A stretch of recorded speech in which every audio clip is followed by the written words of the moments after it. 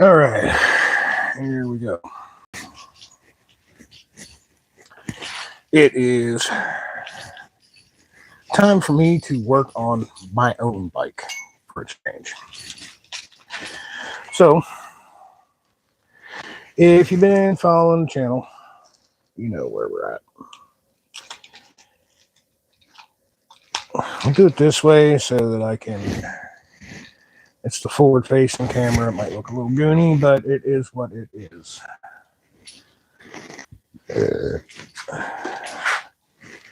This way, I could do a little better job of moderating and weeding up jag-offs because I have a feeling there will be a jag-off or two in the comments. Got that feeling.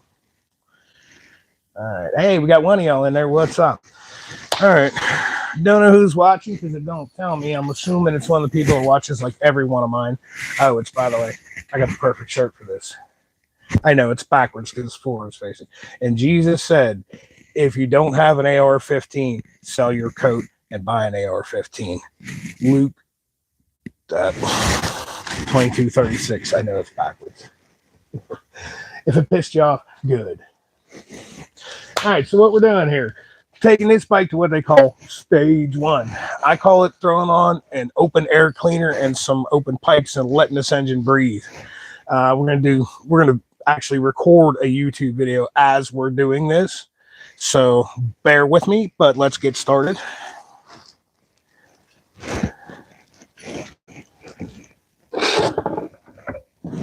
First things first, we got to have a little Black Rifle coffee on freaking standby.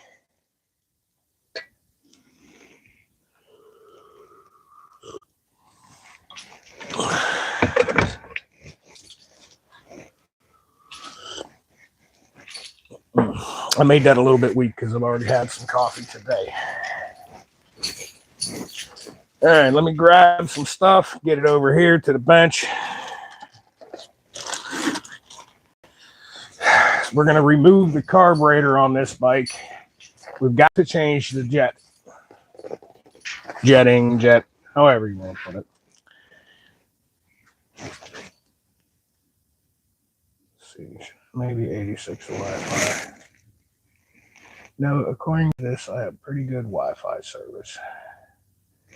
And the mic is definitely working. I double checked it. So you got to change the jets and the carburetor. Obviously, you're putting more fuel and air out. Excuse me. You're putting more air in and more exhaust out. Well, you're doing that, you're going to need more fuel. This is not fuel injected. This is carbureted. Well, a pretty easy way to solve that. Put bigger carburetor jets in there. And while we're in there, I do have a carburetor rebuild kit for this bike. It doesn't need it, but fact of the matter is that'll be the third time that I have removed the float bowl from this. So we're going to go ahead, replace the float bowl gasket, and seriously, a full carburetor rebuild kit for one of these CV40 Key carburetors. A master kit only costs you like $18 if you don't mind waiting a little bit and you order it from eBay. While you're in there, why wouldn't you do it type of thing? You know what I'm saying? So we're going to replace some gaskets.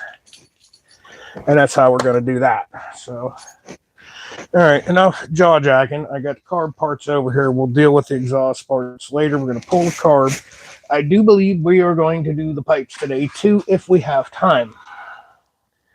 So first thing we're going to do with that is we're going to hit them with a little bit of penetrating oil.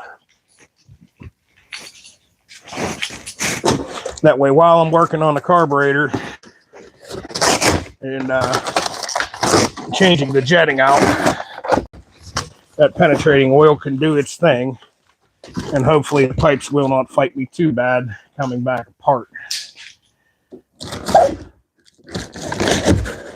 And since we're going to spray penetrating oil, go ahead and throw a layer of cardboard under the bike. Try to keep that stuff off my garage floor. I don't like a nasty, dirty garage floor covered in oil dry and whatnot. I'm not the most cleanly person, but there are certain things that bug me. And when your garage floor looks like crap, sometimes you got to lay on the floor. And when it looks like crap, dude, it sucks. So, all right, where are we at here? Get things started with a little PB blaster. And we'll just get in there and hit up the exhaust studs, just to ensure that they don't fight us too much coming out of it. Ooh, boy, they're going to be hard to reach on this son of a gun, aren't they? Yeah, well, that'll be in a little bit, so let's get them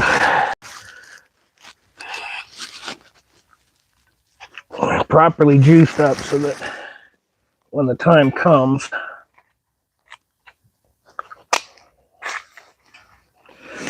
they won't fight us too much. This stuff, like look, I grew up with WD-40, you know, stuff like that, and it works. It does. But when they come around with the PB blaster, like, dude, for real, I remember when, like, you couldn't just buy this stuff. Don't worry about the mounting hardware. Let's do the mounting hardware.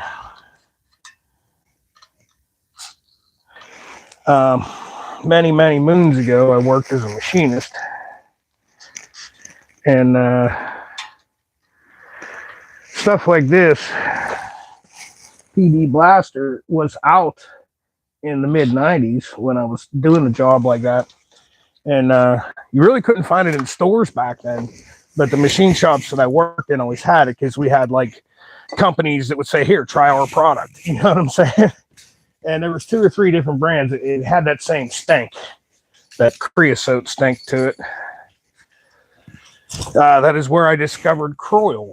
You can buy Croyle anywhere now. Back then, you couldn't. You had to order it from like MSC or Granger, places like that.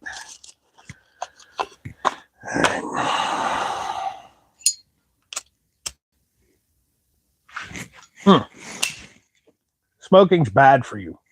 You know what else is bad for you? Watching my videos without liking and subscribing, damn it.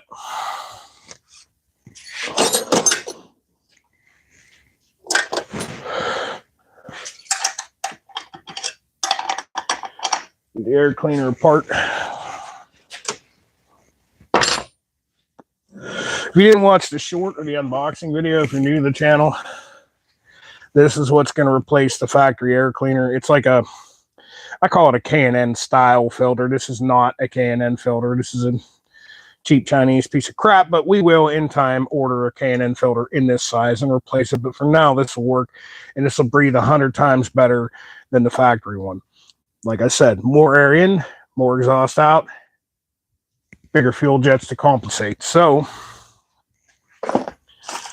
before we even get to installing that, we're going to completely remove the carburetor so we can put bigger fuel jets in it. On top of all that, I need to, matter of fact, let me dig this out right now. I have a magnifying glass over here. The old peepers ain't as good as they used to be, and the numbers on them jets are freaking tiny.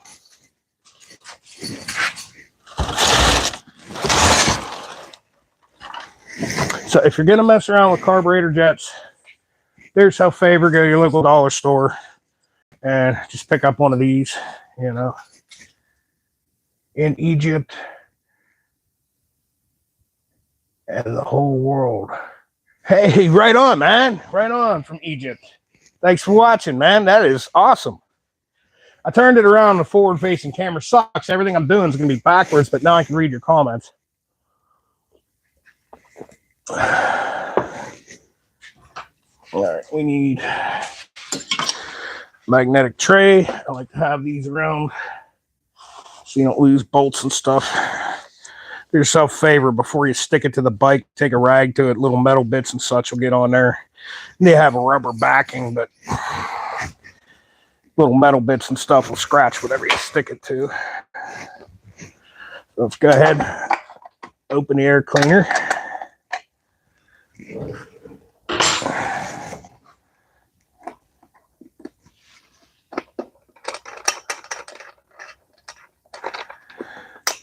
don't know why I feel it's necessary to even worry about keeping this hardware, because, well, I'm not going to use it after this.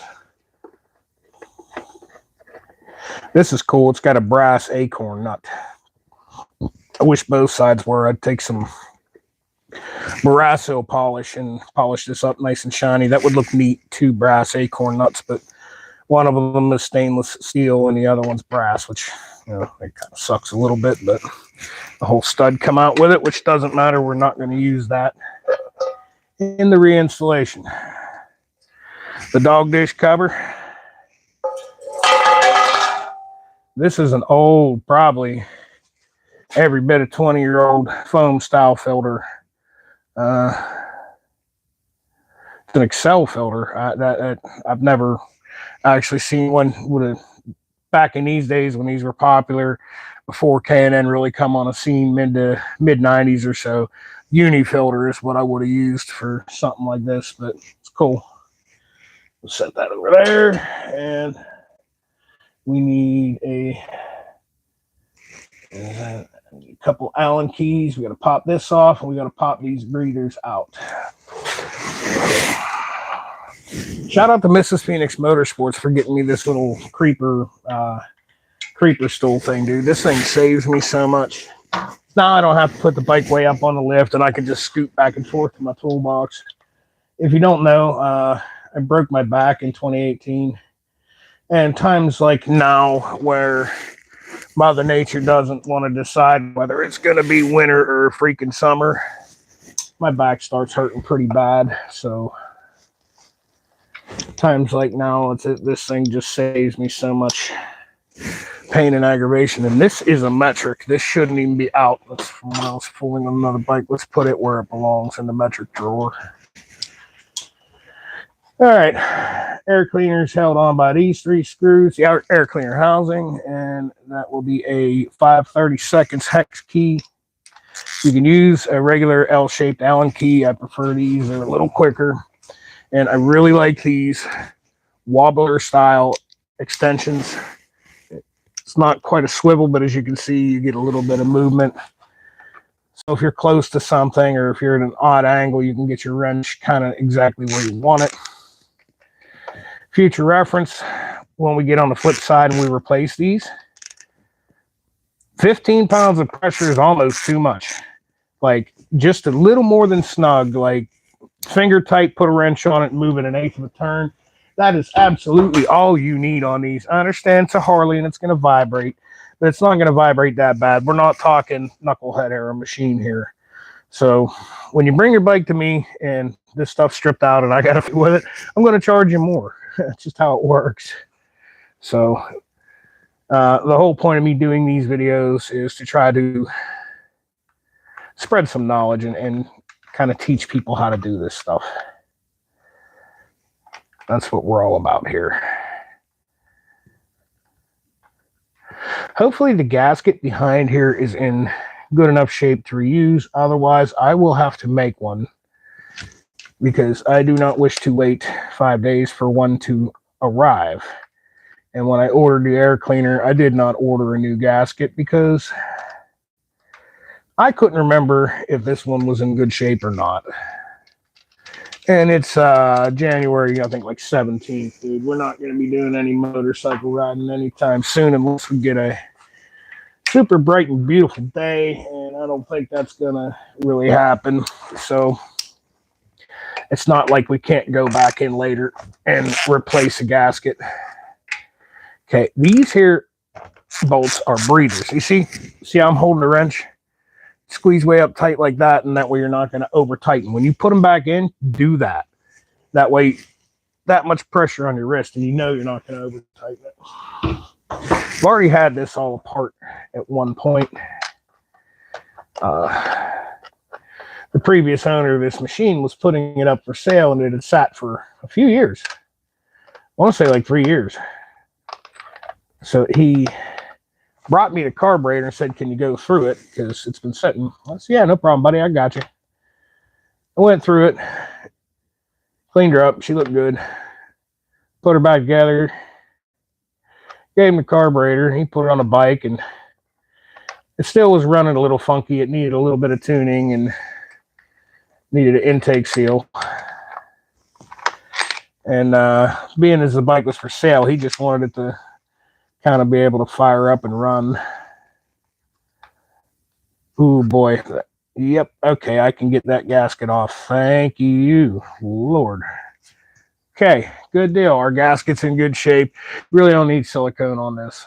But as you can see, it would have been pretty simple, like the back of a notebook. You would take the front of the carburetor and trace around it with a pen on the back of a notebook, and then cut it out with a little razor blade. Cut out the inside with a razor blade, and there's your gasket. It's not holding oil, it's stopping air. All you need is something pliable like cardboard, and that'll do the job just fine. Or, you know, if you want to do it properly, by all means, go order the gasket. But let's show you something right here before we go any further. And this is the important part of the other air cleaner, okay? This is the inlet down here. The whole front of this is sealed, so when that engine's sucking in air, it's only going to suck it in through right here. All right.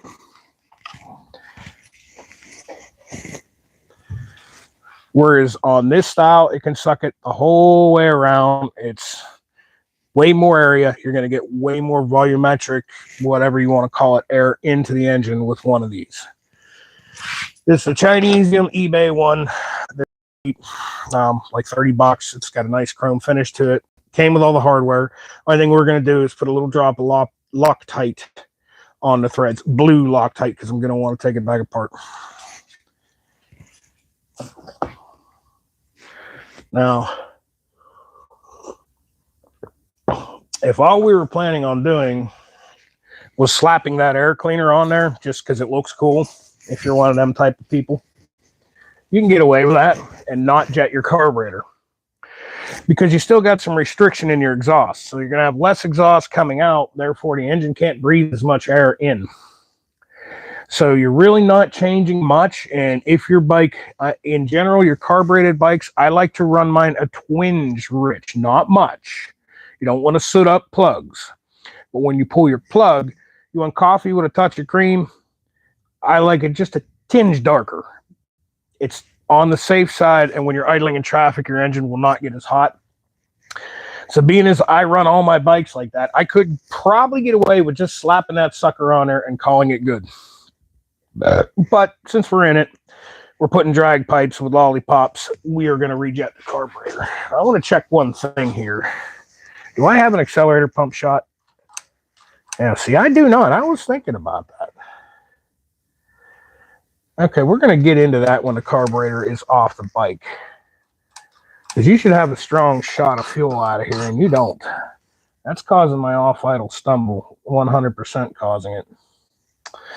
All right, I'm going to need some pliers, and I believe that'll be it. We'll go with you.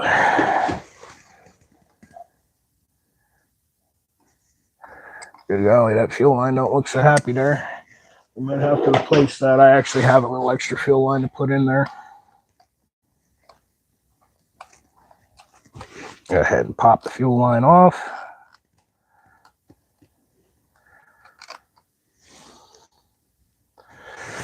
I think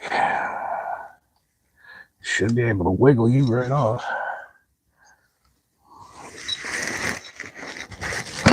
There we go.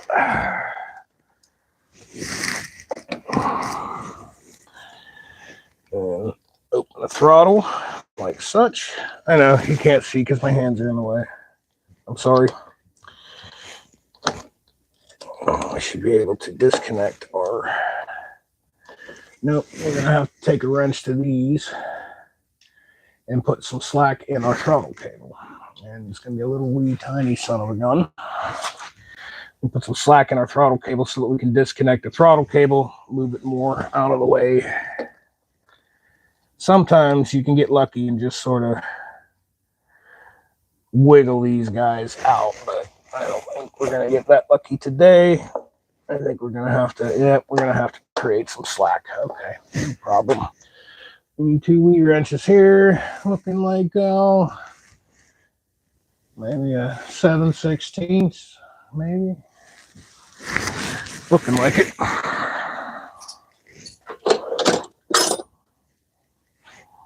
Oh, it's probably too big. Yep, smaller than that. Oh, 5/16 is probably too small. Yep. Okay.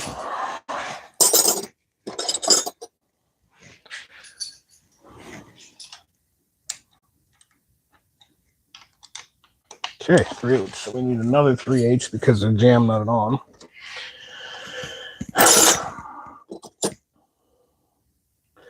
I have to go through and reorganize my my standard wrenches and sockets. You may or may not have noticed that I generally, throughout most of my life, have worked on metric motorcycles. Most of the Harley Davidsons that I've owned were in pretty good shape, didn't need much other than a repair or two to get them doing what they needed to do. Didn't have to do much work to them. So, in general, really didn't grab hold of my standard tools very often. Therefore, they tend to be a little bit lackadaisical on the organizational, if you know what I'm saying.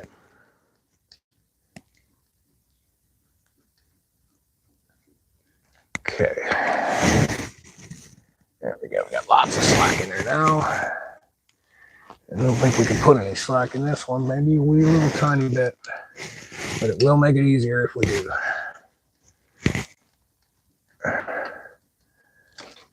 There we go.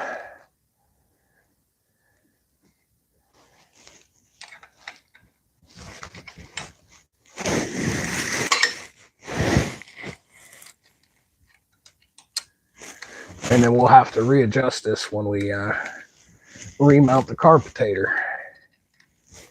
Essentially what was wrong with this bike when it came back, because like I said, the gentleman had just, he brought me the carburetor only. He didn't bring me the whole bike. When he reinstalled the carburetor, he's a busy man with so much going on in his life, the poor fellow. He didn't quite have the intake seal properly seated, which caused a pretty massive intake leak and caused his bike to run like poop, which that was the issue. And he basically at that point just didn't want to fiddle with it anymore. I don't blame him. He really, in his life, he doesn't have time to ride his bikes.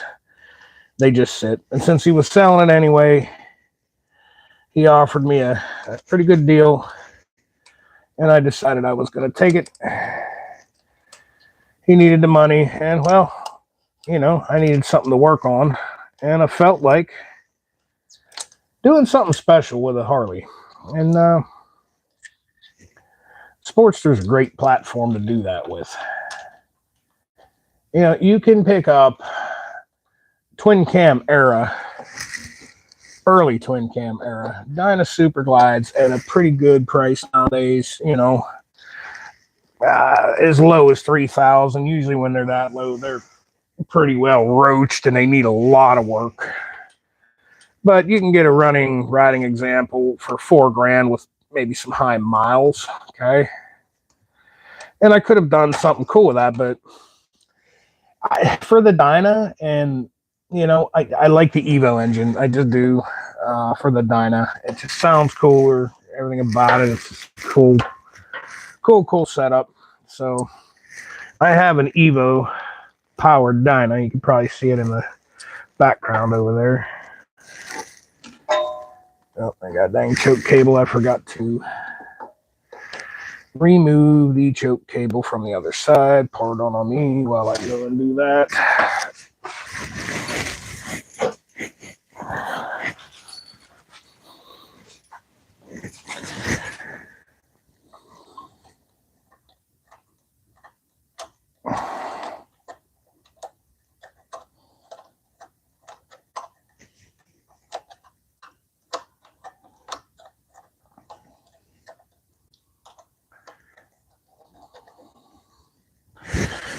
Okay, we need a bigger wrench for that. That looks like maybe a 5/8 or something.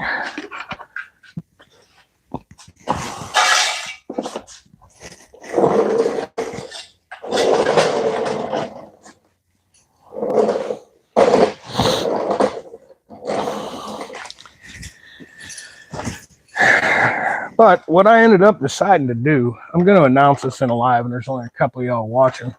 So, bigger than 5/8, bigger than 9/16, huh?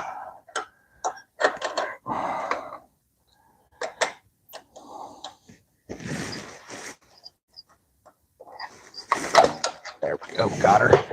What I decided to do with this is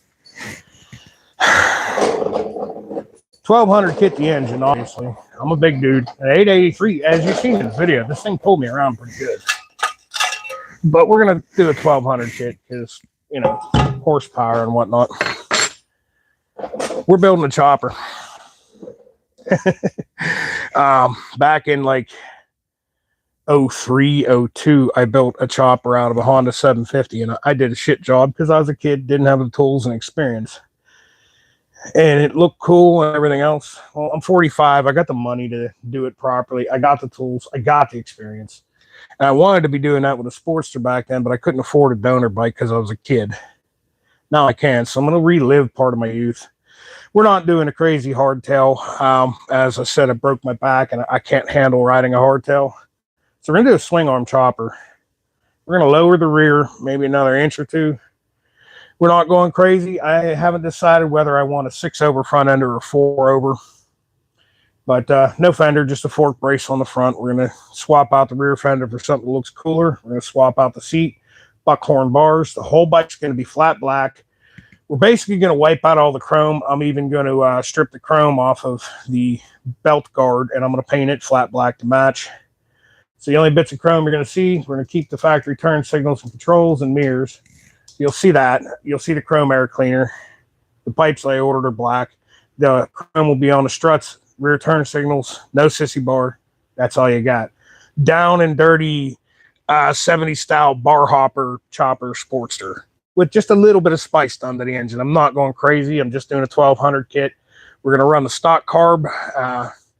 Depending, I might change that out to a Mikuni at some point, but we're going to see how well it does with the stock CV carb. All stuff that you can do at home, and including the price of a half decent donor bike like this, because seriously, they sell for $1,500 to $2,500. I'm going to try to keep the whole thing $3,200 to $3,500. That way you can do this at home. You don't need a lot of money, and it is what it is. 883. Yes, it's an 883. Like I said, I didn't exactly necessarily really want this bike, but I ended up with it. So we're going to do something cool. And mainly, I wanted to help a good friend, and I didn't really want to loan him money, so I bought his little Sportster 883 off him. Couple reasons. Number one, to make videos, and number two, just to do something cool. Yeah, see, that accelerator pump is not doing accelerator pump things. There's no pump shot. The rod is not down in there. That's why. Son of a bee. Well, that's an easy enough fix. Okay. Alrighty. So let's get this carburetor cracked open before we do the air cleaner. And I'll turn you towards our little workbench. We're going to see what kind of jets are in here. Get the light on. I absolutely love this little workbench, man. I really do. It's a cheap one. It came from Harbor Freights. But it like absolutely... No, I think this actually came from Amazon, to be honest with you.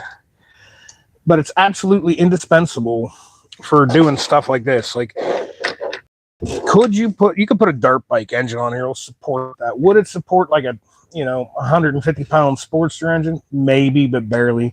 It's not thick enough to really mount a vise to. But for stuff like redoing electrical work, stuff like that, perfect. For stuff like rebuilding a carburetor, indispensable. You got the light overhead, and it's metal, so I can stick notes to it and pegboard if you wanted to hang tools, but it's not quite very sturdy, so I just use it to hang my whiteboard, and you can plug shit in on the sides if you need to. And seriously, I think it was like it was under $200. It's like $1.25 or something like that. Let me clean my magnifying glass because I can't see crap out of it. And we're gonna need it to read those jets.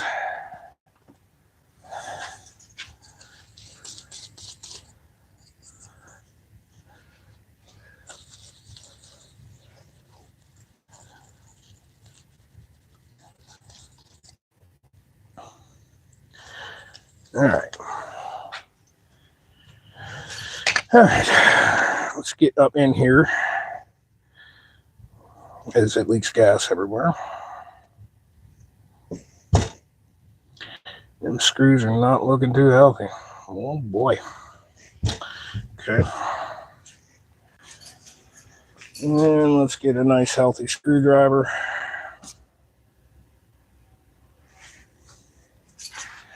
And here's the thing. A lot of folks don't realize, okay? This carburetor came from a Harley Davidson. You see the Harley Davidson logo? Let me find it on there. It even says Harley, but do you see that K right there? This is a Kian. This is a Japanese carburetor. When you take it apart, stock is going to have Phillips head screws. And I have gotten into so many of these over the years that these screws are so boogered up, it's not even funny. That's because it's not a Phillips head screw holding it together. It's a JIS. It's a Japanese industrial screw. This is a Japanese carburetor, guys and gals. So if you take it apart using that, one's going to need an impact. Hold on, let me get a pan here and drain some of this fuel out of this thing. Because it's going to make a mess if I don't. It's already soaking up the rag there. Okay. Drain takes a flat-bladed screwdriver.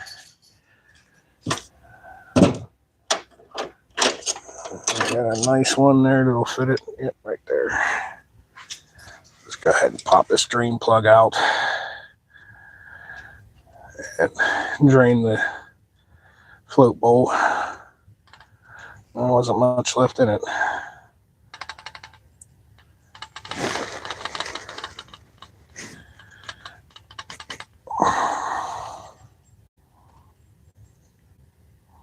Okay. That way it'll make a little bit less of a mess when we get the float bowl apart to pull the actual jets out of it. Okay. It's already soaked down the rag and caused a fire hazard. That's great. I like that. But we live a little dangerously around here. All right.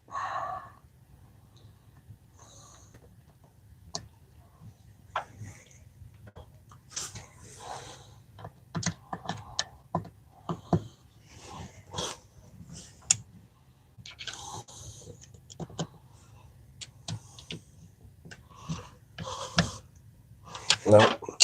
That one's going to require an impact, unfortunately.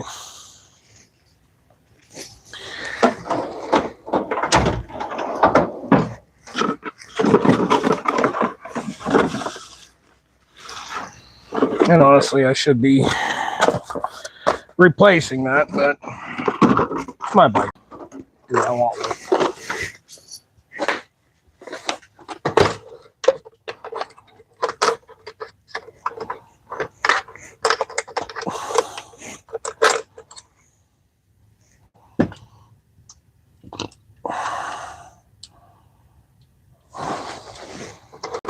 Can I get away with the longer one?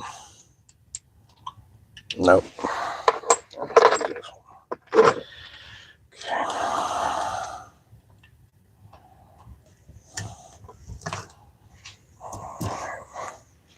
Screw's in terrible shape.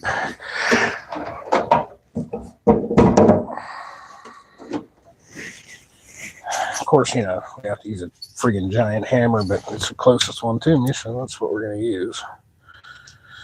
Make sure this guy is. I'm going to set the tight.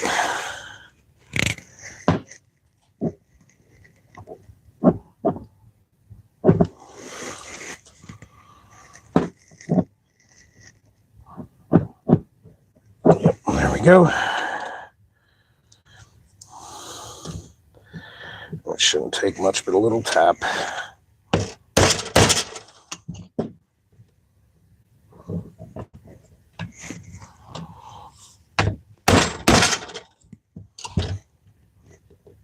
There we go.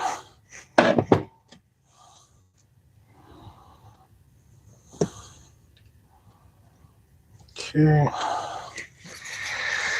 Now, I would like another magnetic tray, and I don't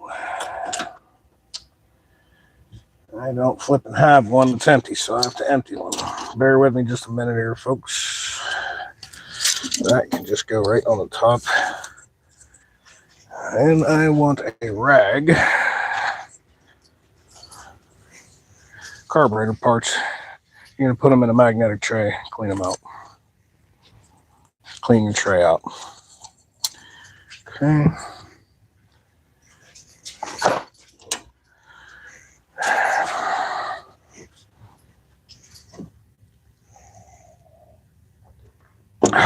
Man.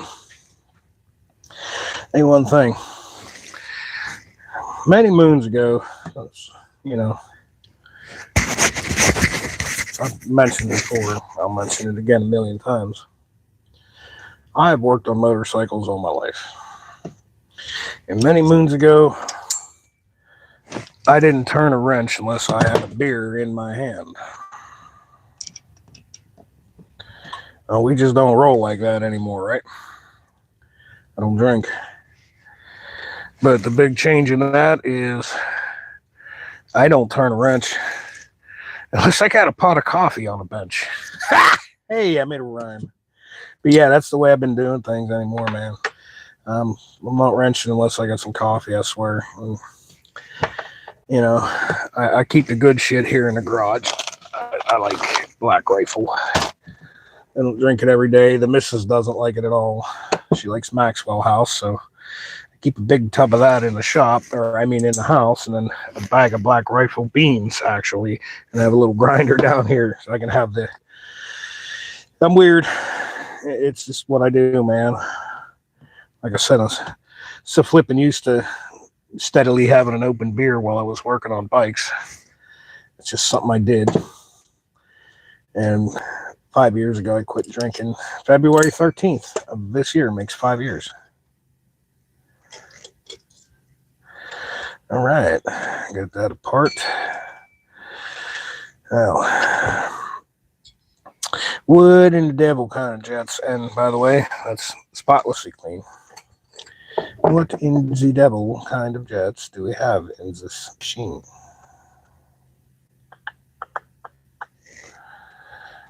Good goonie. I have to reach way down there. I need a wee little tiny screwdriver for that. Okay, let's get the hammer and the impact set out of here. Get going. Go somewhere else, buddy. I don't need you here. You're in the way.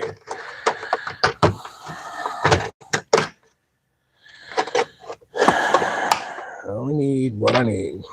Lay it out here. I don't even like this stuff.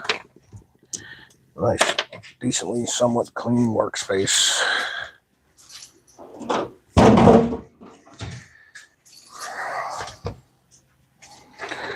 There we go.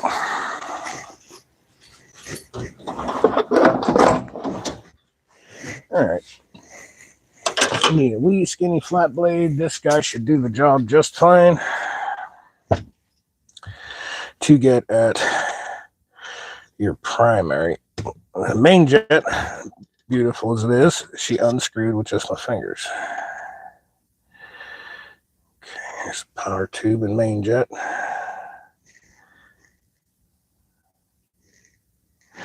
All right, see, the numbers are stamped on the front, and they are freaking teeny tiny.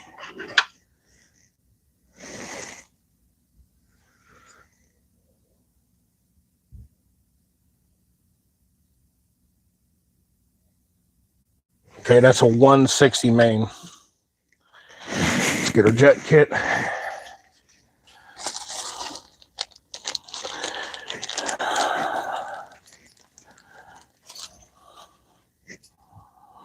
also have to get this little sucker out of here, and that's going to be fun.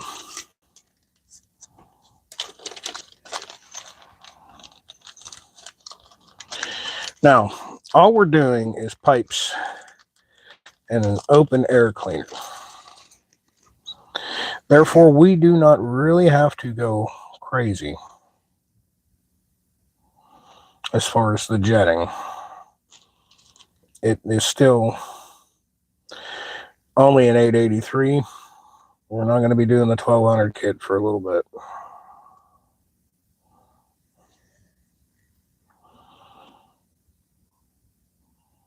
Y'all will have to bear with me a little. I'm going to be quiet while I'm doing this because it's tiny parts.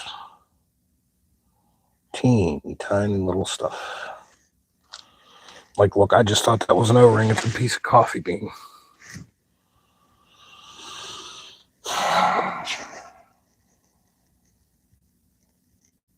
Oh, that's a slow jet.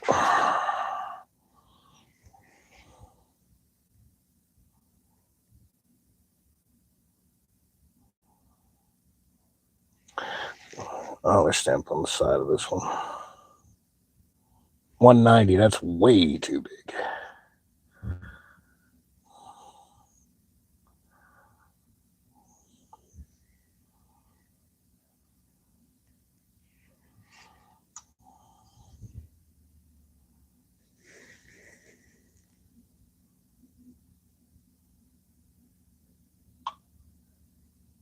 $185.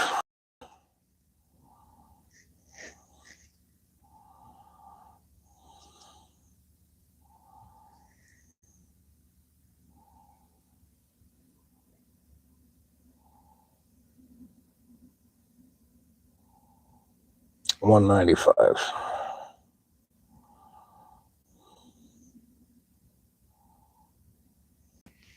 $190.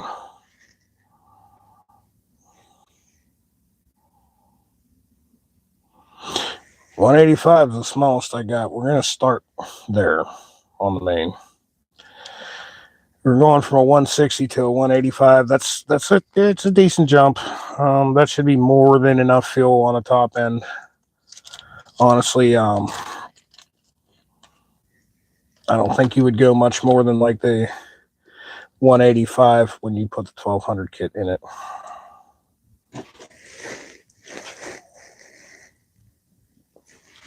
But we're also putting wide open drag pipes on the thing.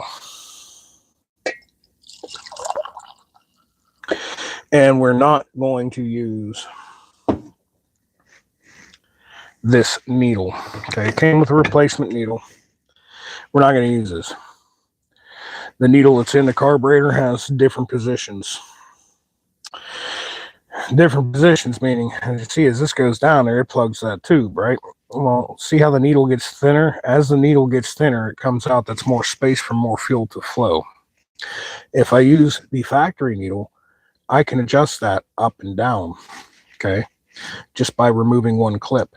So if I put it down lower, it's going to let it get thinner slower as it comes up out, giving the engine less fuel. I have more tunability that way because I honestly, 160, I'd like to go to a 175 main. I don't have it. I have a 180.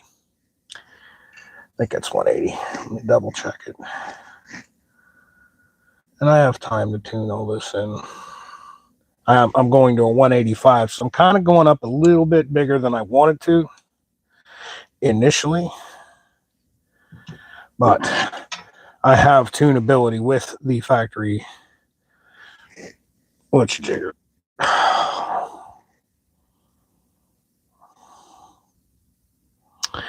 You devil, you're just not going to want to come out of there. I really don't want to grip that with pliers, but I don't really have another way of doing it.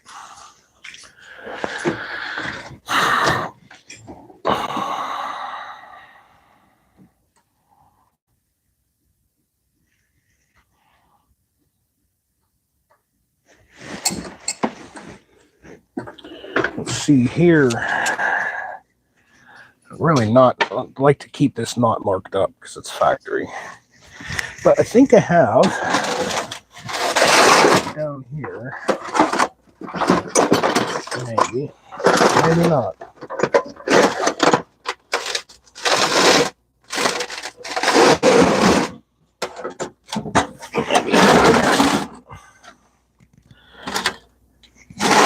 Dang it. Ah, here we go. This will probably work just fine. I was gonna say, I think I had a little piece of rubber, like tire inner tube, but a little bit of dried up electrical tape that's not sticky anymore will do what I want it to do, which is, this is completely not sticky. The other side's covered with dirt, so I'm gonna have to re-clean this before I put it back in, but this will protect this little devil, because I'm gonna have to squeeze it like that. There we go.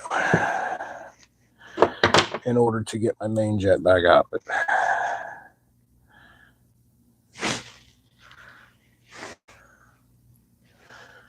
Okay, let's double check this one more time.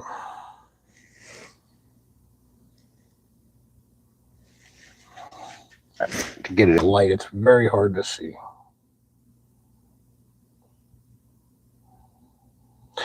Oh, beans. This is a 180. See? Good thing I double checked. That is a 180. 185 is the next one up. Let's jump it to 190. Let's just do that. I'd rather it be just a tinge rich. I don't think we need 195.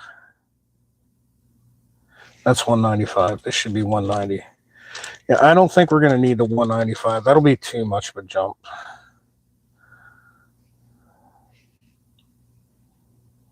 But let's jump it up to 190. We're going to go up 2 jet sizes on the main. For starters, because like I said, we're doing an air cleaner and we're doing pipes, so.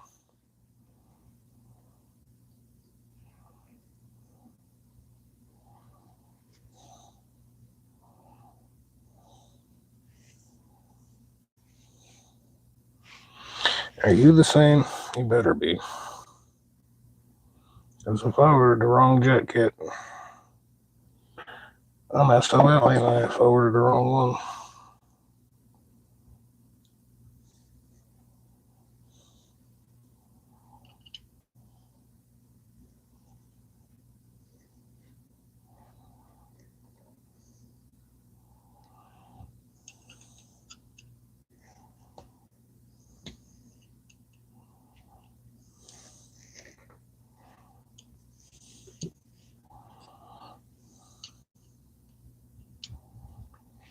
And I need a better screwdriver for this. Here we go. This one will be a little more better for me. Yep, that's perfect.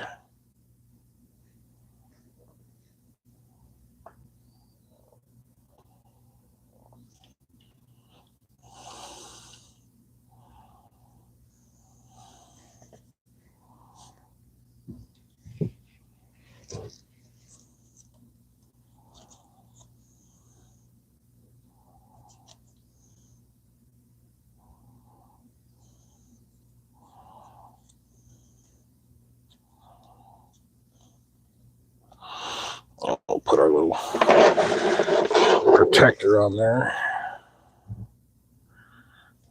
and get a hold of it solidly.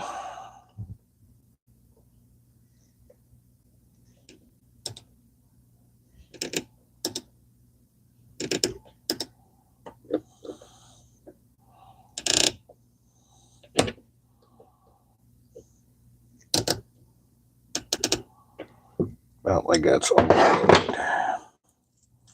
Okay, she's threaded in.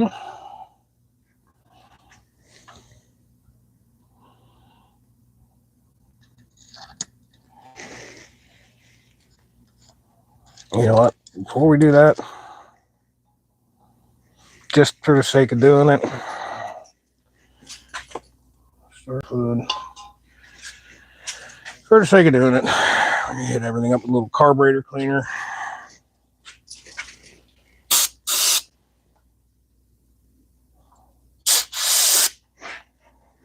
There we go. Makes me feel better.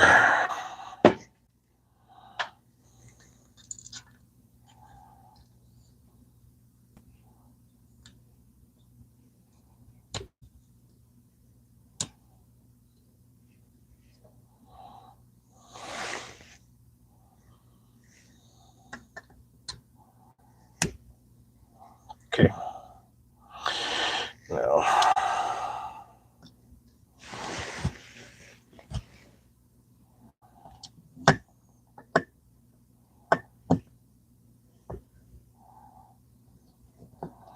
let's see what pilot jet we got. Honestly, that, I don't know, man. See, that 190 might be a bit much. Like, if we were doing a cam and all this, maybe I should go with the 185, because I can always go back in and change it if it's too lean on the top end. And I think I just might get in there and change that out. Let's go one step. And let's go one step, and if it doesn't quite feel good, we can try tuning it with the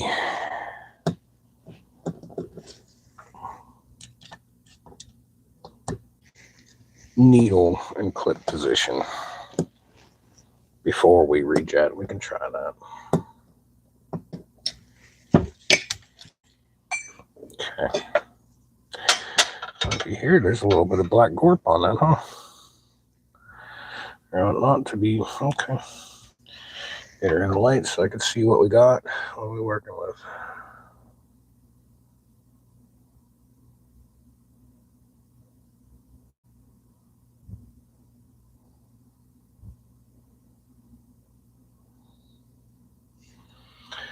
My God, I can't see it. It's stamped on there somewhere in the place.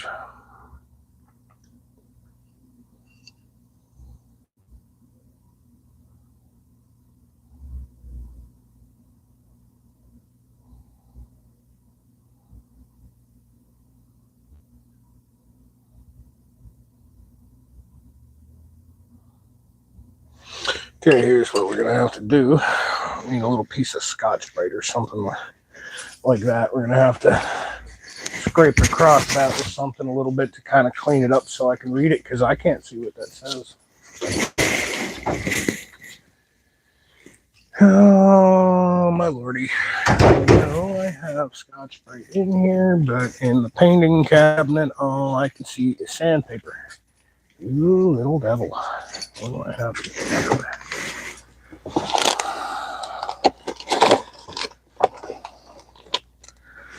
Let's see. I got Brillo pads.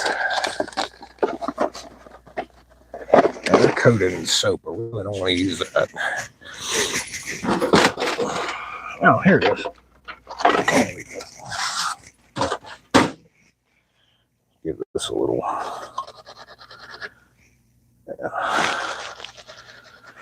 Something I got to brighten it up a little bit.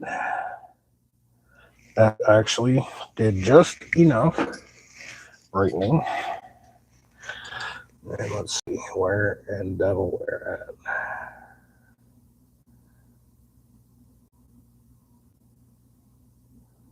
at. This is a 42. We'll see what we have here. Oh, these are stamped on the side, that's right.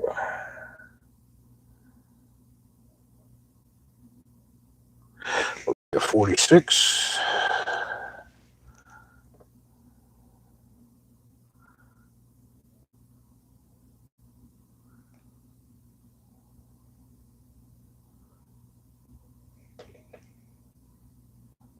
Looks to be a 42. This bike had slip-on pipes and an air cleaner. Somebody may have jetted her up. I believe stock it should have come with.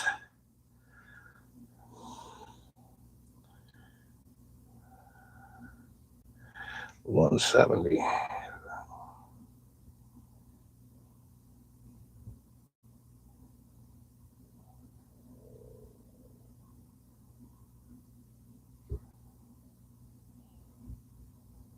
$45.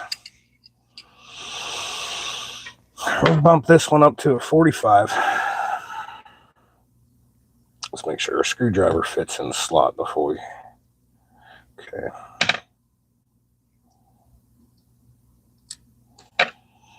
So we'll go a little richer on the pilot.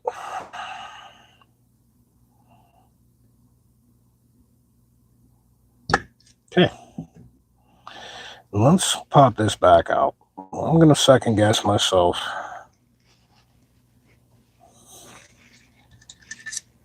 And I'm not going to go as fat.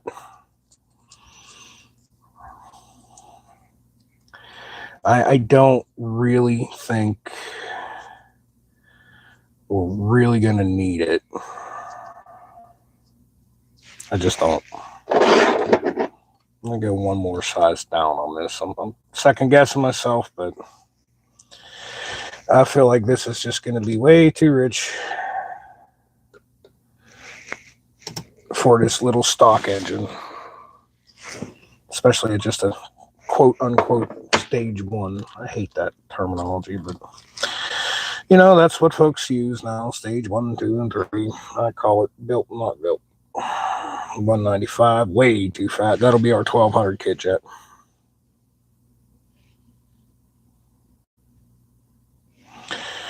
$185. Let's do one more thing before we actually return that, because I do believe the stock jetting on this bike, honestly, if memory serves me, stock jetting should be like a 170 main or 175.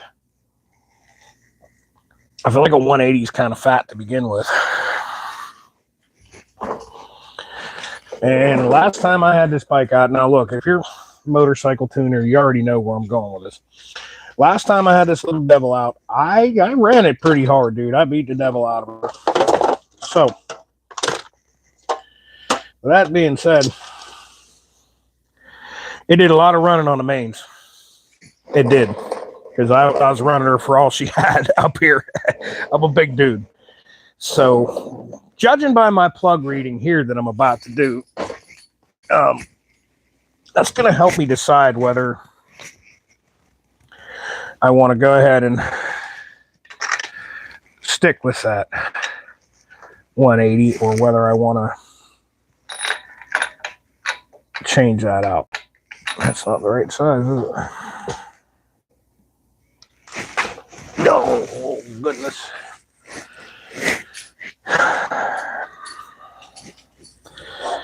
This whole process is kind of guesswork to begin with, so either 5/8 or 13/16.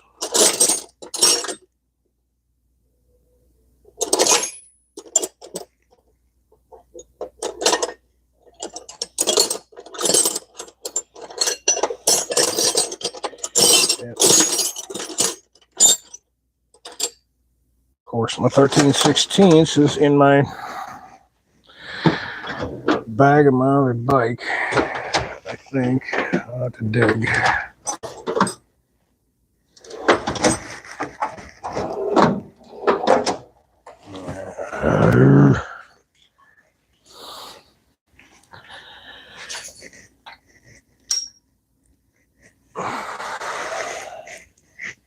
Definitely not 5/8.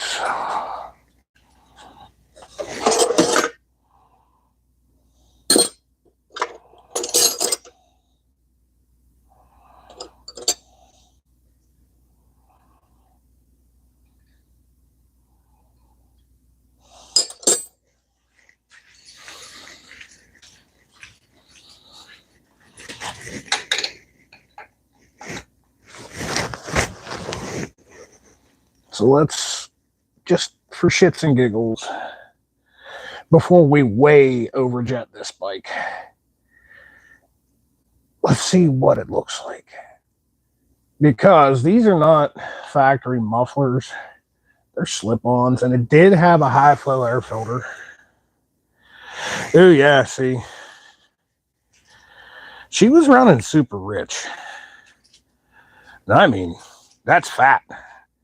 She was running super rich to begin with.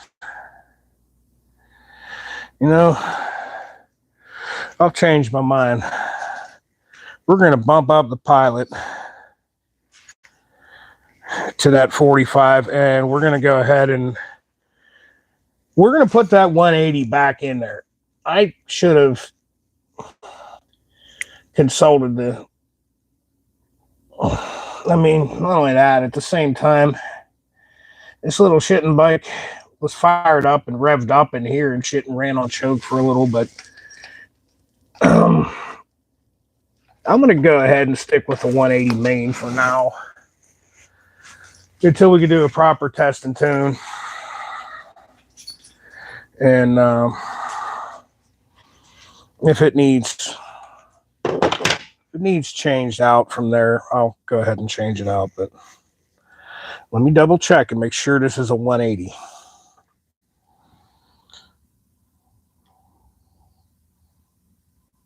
Yeah, this is a 180.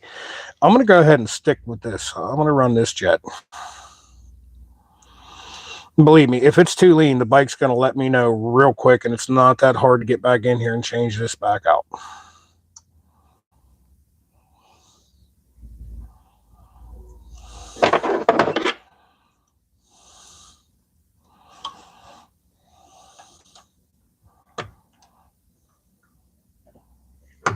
Okay. Over here, give her a shot of carb cleaner. Because stock pipes and a stock air cleaner require like a I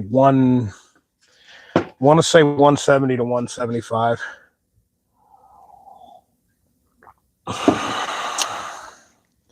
And all I'm doing is putting lollipopped drag pipes into this bike. And an open air cleaner. I really don't think we could go that fat on the main jet.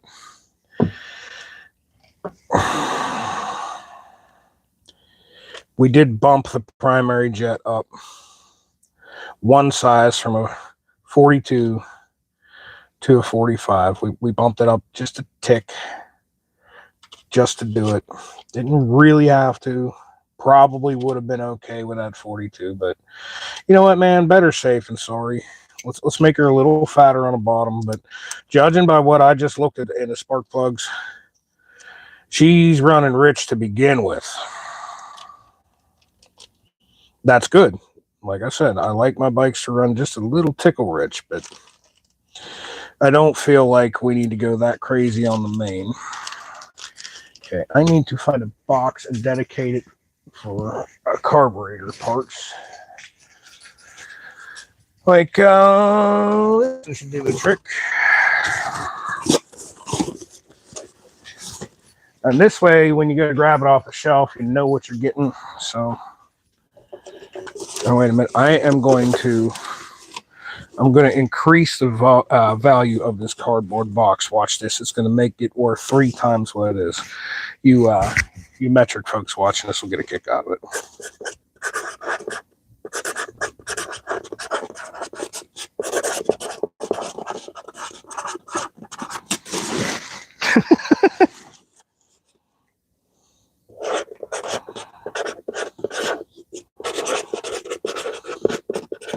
Okay.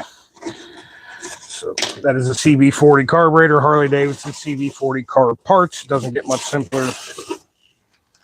So I put the jets in here along with anything else because I do got a rebuild kit. The float bowl gasket actually looks pretty dang on good. It for real, it does. But let's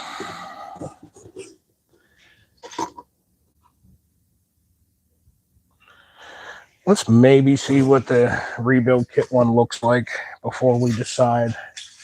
Since I have one here,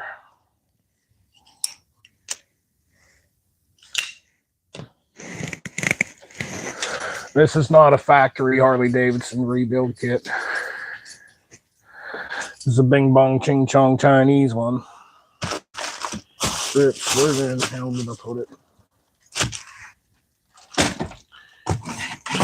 Oh, you devil. I just set you over here somewhere. I'll put you inside here. Nope.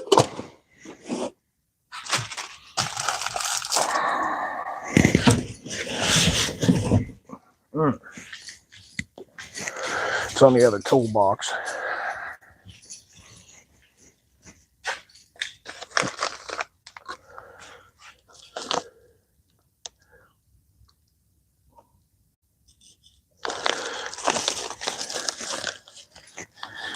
Let's see what we're working with this kit.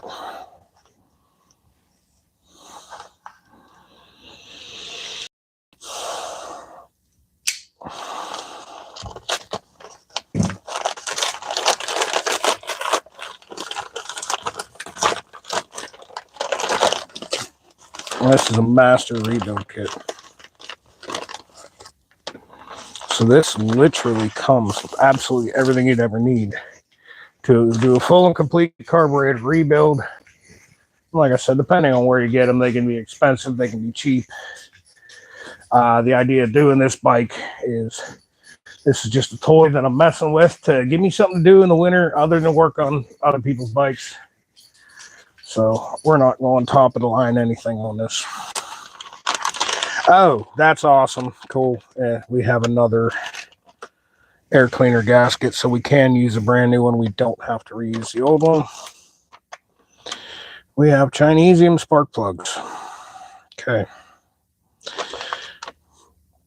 It came with 2 float bowl gaskets.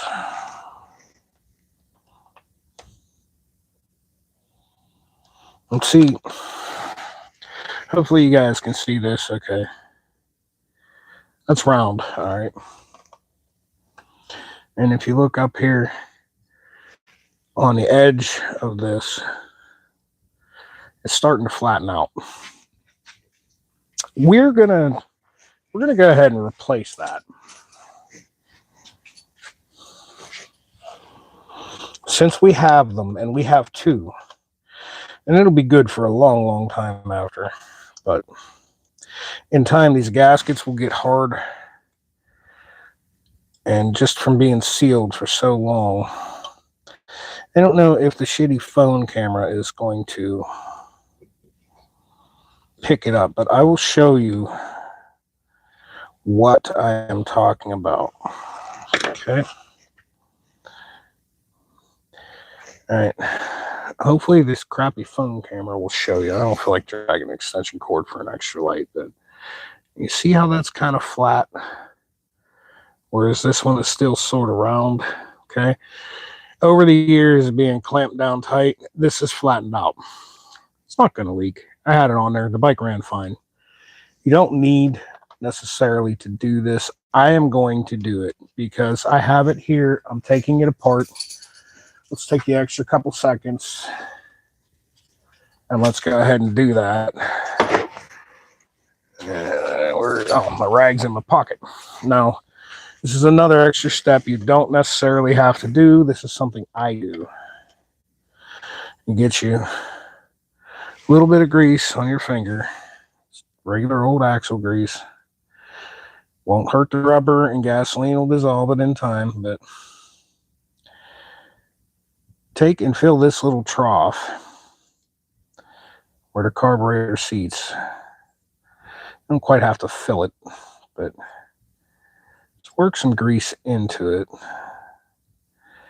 in a few spots. Because when the float bowl is secured up and screwed down tight like it needs to be, this is going to go ahead and spread around and fill this little thing where it needs to be. And then the next time when you take this thing apart, it's going to come right apart and the gasket will come right out. Like you noticed, I had to use a little mechanic's pick to kind of get that old gasket out. I'm going to be for real. God only knows when the pipes and air cleaner were put on this bike to begin with. So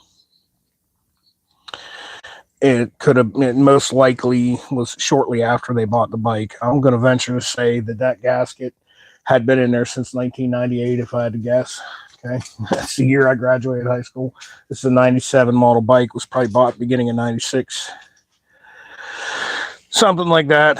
So being as it was in there that long and it's still in usable shape, it'll be a little hard to pick out of there, but it did come out. But 2 reasons for doing what I just did. Number one, when I go to take this back apart, which I definitely will, because when I put the 1200 kit on this bike, probably going to just play it safe and go ahead and put that 185 main jet in there. We're not doing cams, just open pipes. We're going to spice her up a little. But this will definitely come back apart. I may find that I have jetted it too rich on the idle circuit, or the slow circuit, basically, by putting in the 45.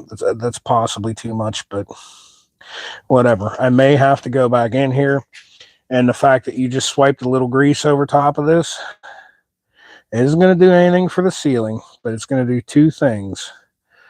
Okay, number one, watch this. That's not going to fall back out.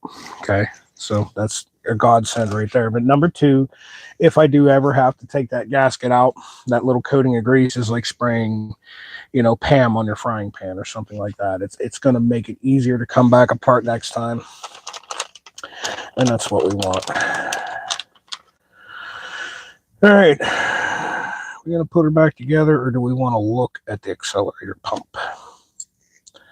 I feel like we might want to look at the accelerator pump, but before we get to that point, let's look at this kit and get our little parts box to put pieces of this kit in there. Sorry, the box is right in the way. Let's see what we got. I get some half decent looking fuel line. That's 2-piece. It's kind of soft, but that's not bad looking fuel line. It's cheap stuff, but came with some zip ties. We have an overflow line. That's just standard overflow line, but it's all the same.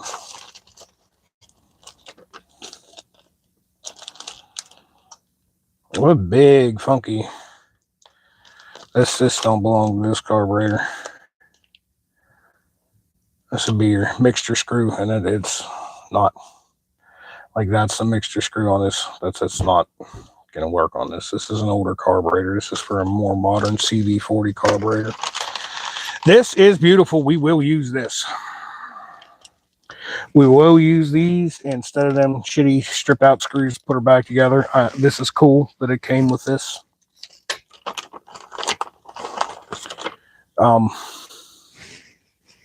No. Simply because it's Chinesium. This is okay for your lawnmower. Don't use this on your Harley. Spend some money and buy a good Wix one. Okay. No, this just gonna, the vibration, the heavy use. I don't trust this fuel filter. No, I'm not going to use that. We have new fuel line clamps, and they're the springy type, which is kind of awesome. Cool. I'm going to put these over here because they're going back into the bag. And like I said, we've got some Chinesium spark plugs. Oh, Lord, is the gap smashed flat on those. Goodness, look at that. Should be about 40 thousandths. This one's set at about 20 thousandths via my eyeball. This one's kind of close at 40. Could have got banged around in shipping. And zip ties. More fuel line, zip ties. More clampulators. You can tell I was watching VGG, huh? Now, this is beautiful here. I like this. We got floats, we got jets, we got a needle valve, we got complete spring kit. We have got a brand new accelerator pump and 86 this. We're not going to need this. Throw it off to the side. Let's get in here and show you something right quick.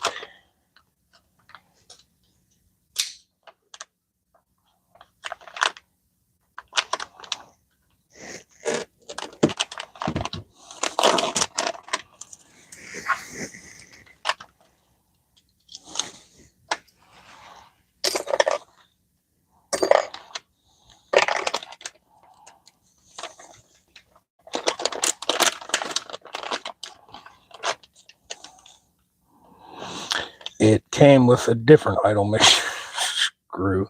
This is actually kind of a cool one, though. We're going to pull that out and look at it, because this one I could reach down and I can adjust my idle by hand. This one will actually probably work. We'll see. Actually, no, I want this back in the bag. Okay, we came with a float bowl gauge. Set your float height. Float height's just fine on that. It doesn't need messed with. And it's a plastic float.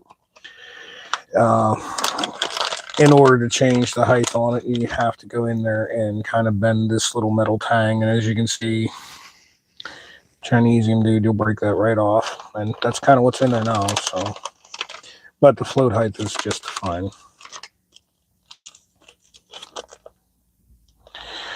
We've got a completely different. Now this would be an idle screw. So this would replace this down inside there like that, where you could just adjust your idle with your fingers. We don't need that. I can use a screwdriver. We have jets. What size jets do we have? We have a main jet. And the size is absolutely not marked on it, which is a little weird. Just saying. We got 3 of them, and they're definitely, that one's not marked. Let's see what these ones are marked.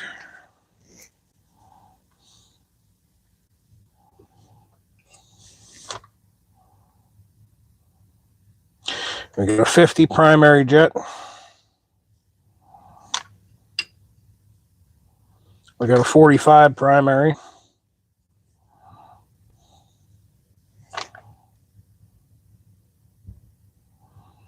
Good Lord, we got a 60 primary.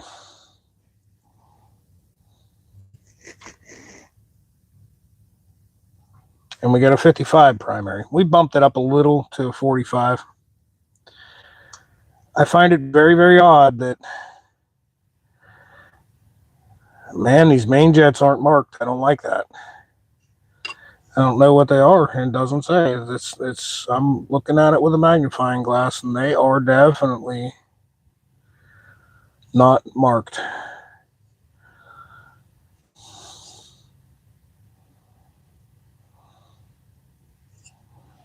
Yeah, none of them are marked.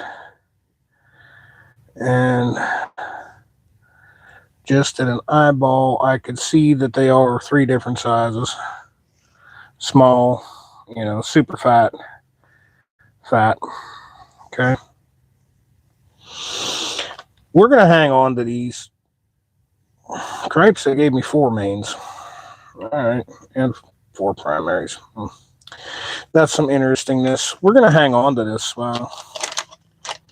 CV40 carburetor was used on a lot of bikes.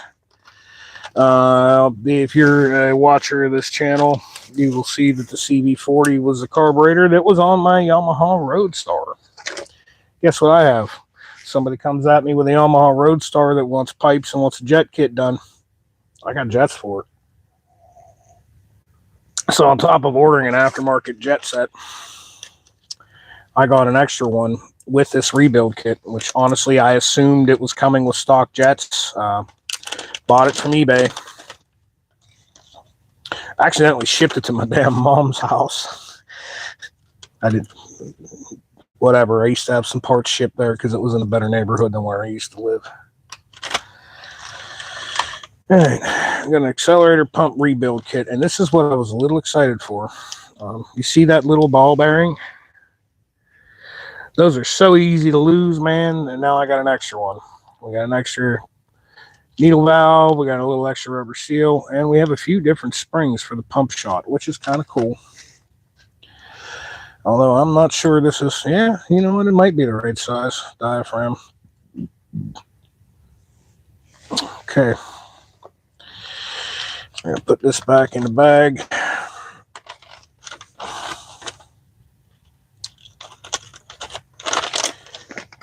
Okay, just for the devil of it, we're going to go ahead and open up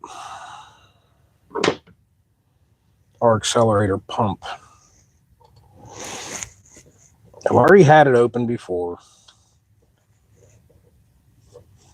I pretty much know that it's good.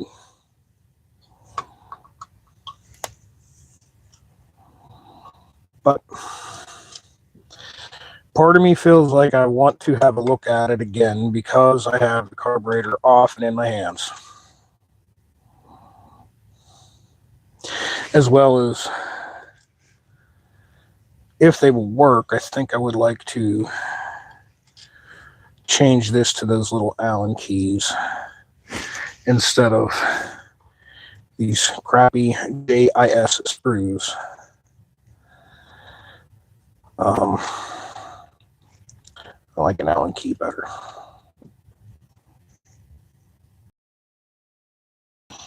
Okay, the O-ring's in good shape. That little O-ring in there, that gets to flattening out. You need to change it. I have one. That's in good shape. We're not going to worry about that. Spring's got a little booger of crust on it. Freaking ethanol fuel. Okay, can we get the pump out without...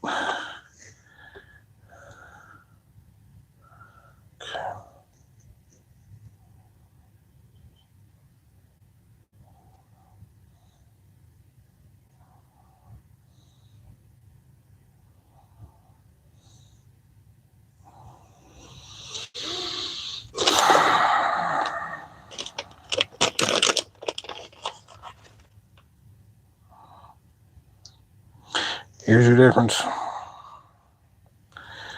It's kind of slightly not the right size. I mean, it sets in there, but that's kind of like not the right size.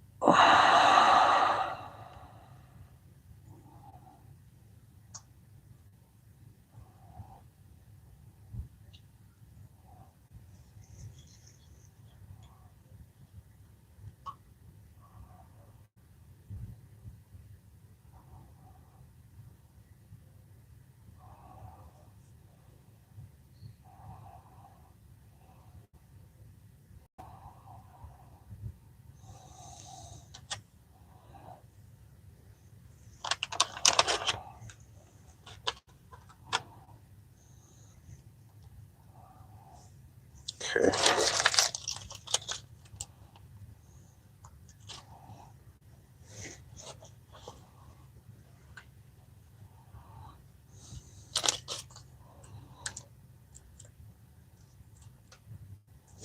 Sorry, folks, I'm getting quiet because I'm concentrating. I try to narrate, but sometimes I really just have to concentrate on what I'm doing. Now is one of those times. Okay.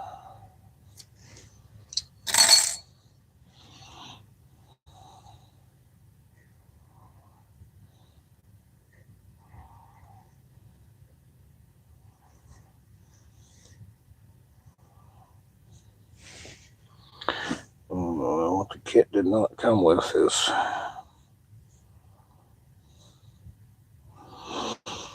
these little spring washers. I don't know how much I like that.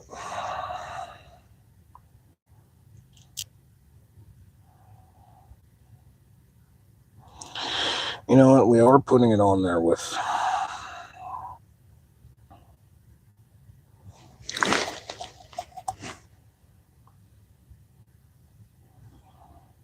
we are putting it on there with things. So.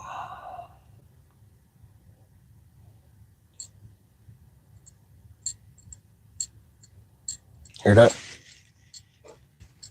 That little teeny check ball inside there.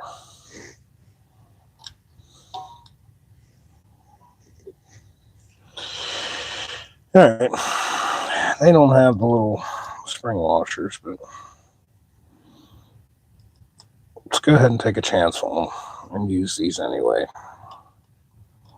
I'd like to see those little spring washers in there, but and that's going to be an all-day fight to get them off those other screws. We're just not going to mess with it. We're going to go ahead and use these teeny tiny Allen heads to reassemble this. We're definitely using the other ones to assemble the bowl.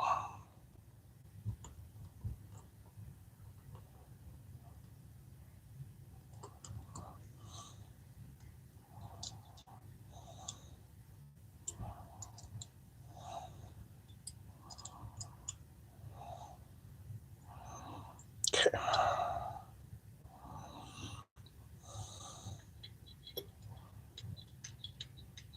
Okay, what we're going to do, we're going to go ahead and test the accelerator pump. So I'm going to need a wee little bit of gas, which is there any in this can? Can I use carburetor cleaner? I can probably use carburetor cleaner. Can I get it sprayed in there enough to... No, do it right, dumbass. Hold on, let me leave the microphone here. I'll run outside and grab my gas can. Keep it outside. I don't necessarily like the gas inside the garage, you know.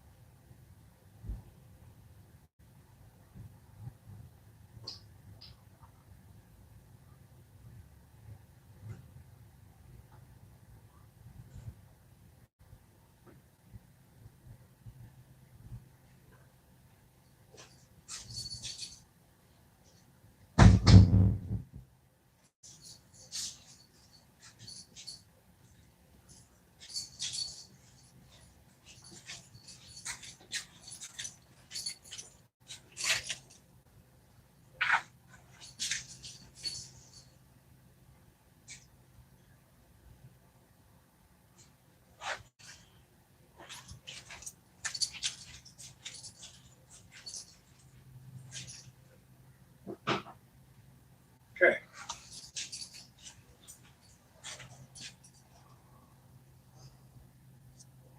Put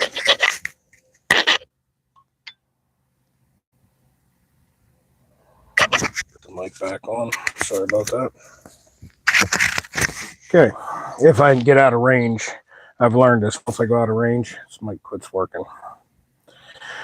Let's depress here on accelerator pump. Let's see, is it working? I got air bubbles.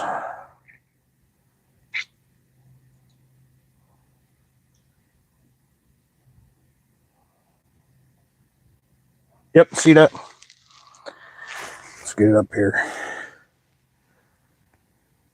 See that? Good. Beautiful. That's all we needed. The accelerator pump will now work.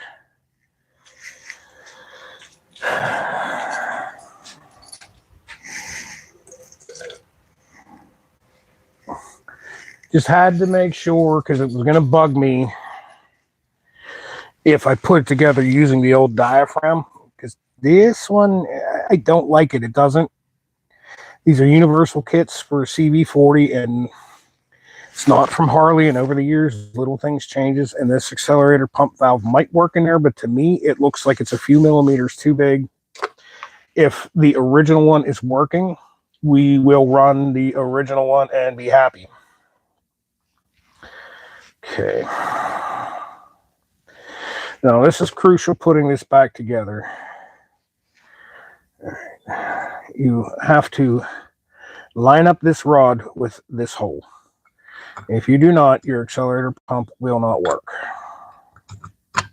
Okay. Now, we'll take our little Allen keys, and we're going to put it back together with these Allen keys that came with the kit. And hopefully they are the right size.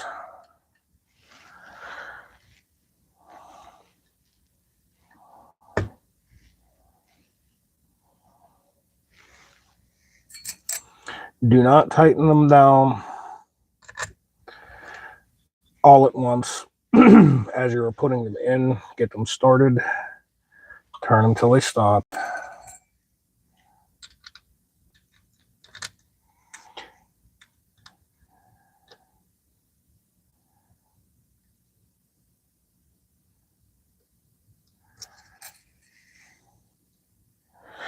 Because you do not want to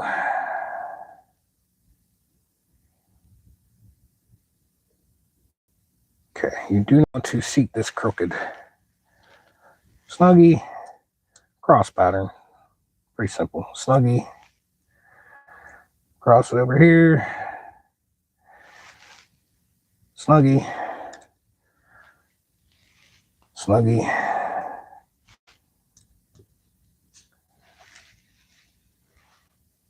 Snug. Now, because I used a new gasket, it's gonna take just a little extra crank the first time until that gasket seats. Snug. That's nice.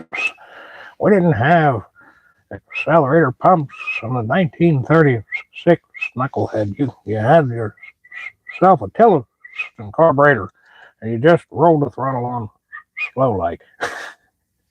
Old timers, man. Look, dude, back in the day, no, they had essentially the old Tillotson's old school carburetors on Harleys were not much different than a freaking lawnmower carb, to be 100% honest with you. Okay, now putting this back on the bike is kind of crucial. One little point. You don't want this on the carburetor. Okay. Now I'm going to do the same little thing. I'm going to just add a little grease on here so that when I take it apart, she'll actually come apart. Because I didn't order a new seal. This one is new. This is what it is.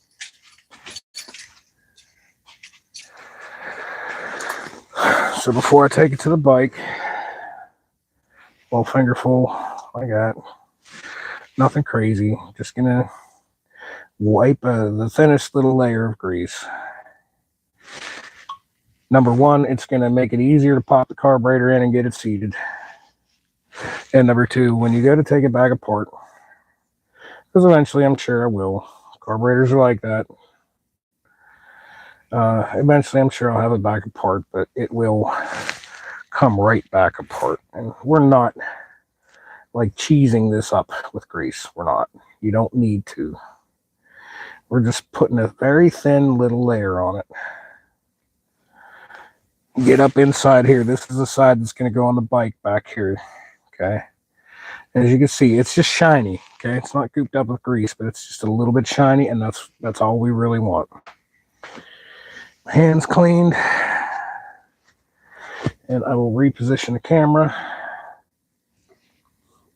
I'm glad I investigated that.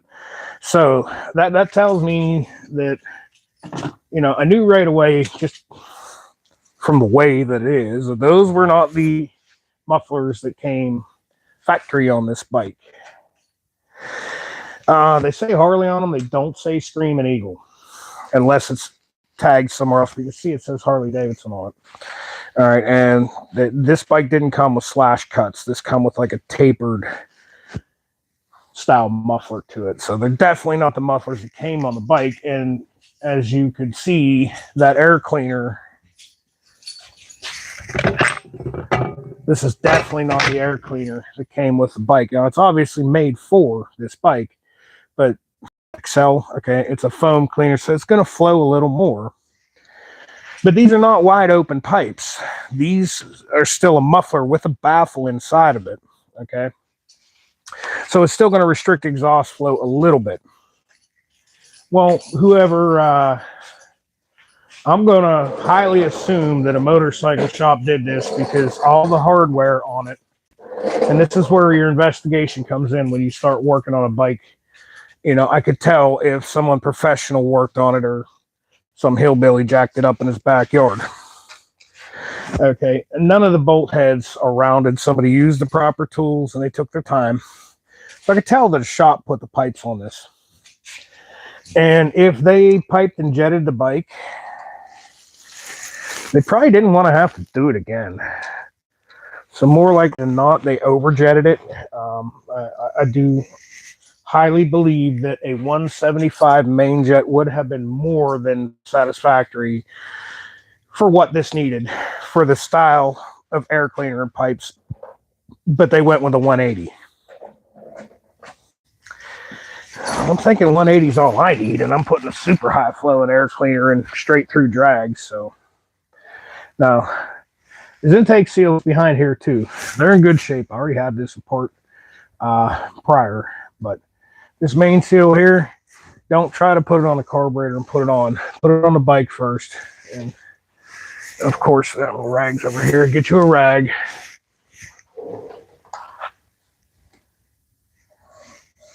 And just be sure that there's no dirt in there. Just, you know, intake, right? And like I said, we put the thinnest little layer of grease. And go ahead and get this pushed on and make sure it's good and seated. Right, like that. Good and seated in there. When my buddy put the carburetor back on the bike, it wouldn't run right and everything. He got fed up and said, dude, do you want to just buy it? And that was his mistake, was this wasn't seated. That little lip was kind of goony, and it was allowing air to come into the intake, and it just, she would not run right for him for the life of it. And that is essentially how I ended up with this Harley. So he was going to sell it anyway. He just needed it to run properly, because a non-running Harley, somebody like me will come at you and super lowball you, and I'll say, well, dude, it doesn't even run. I don't know what I got to put into it, and I'll take it for half of what you're asking, or you won't sell it.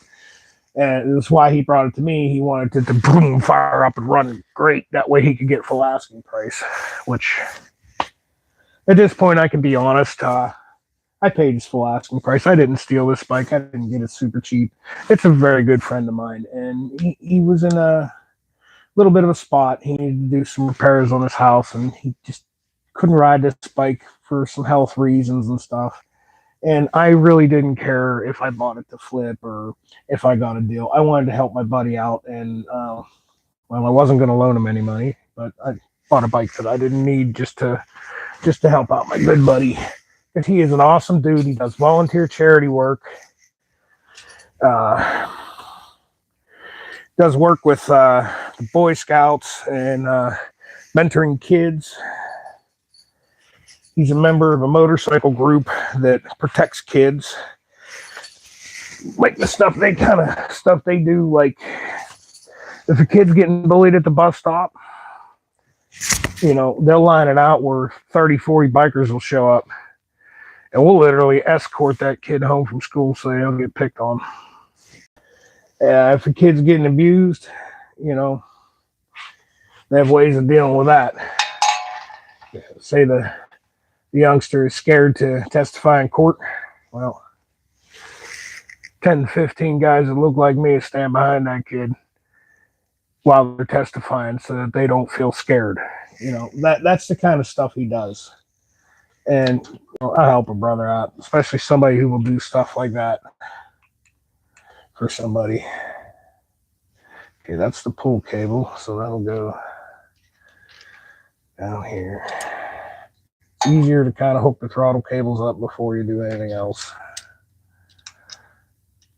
That's the push cable. It'll go up in here like that. Am I doing it right? Oh, I'm not doing it right. What do we got here? Pull cable, push cable. Okay, I had it right. Oh, man.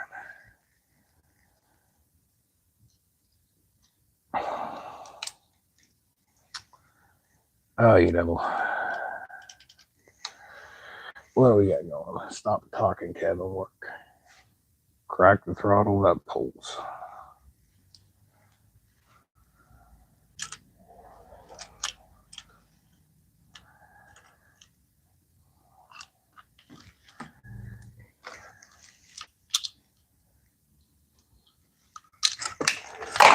Ah, you bastard, you. Pardon my language.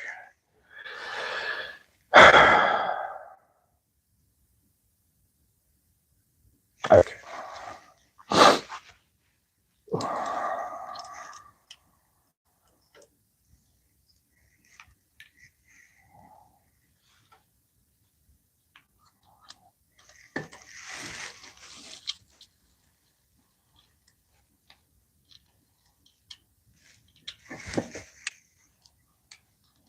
Okay. See, sometimes you got to swear at things before they work right.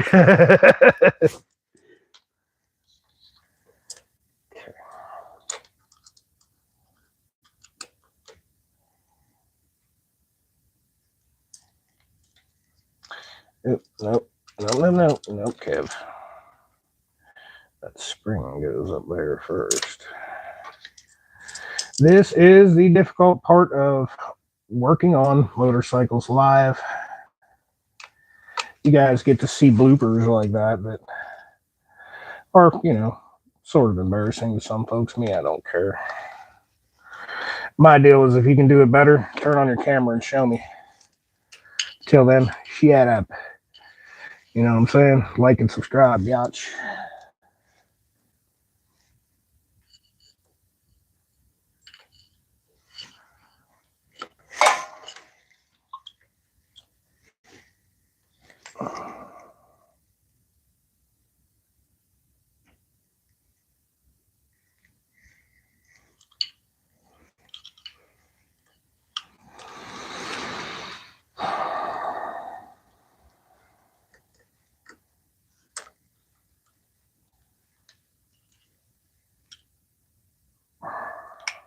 Okay. There we go. Now we're through swearing at things.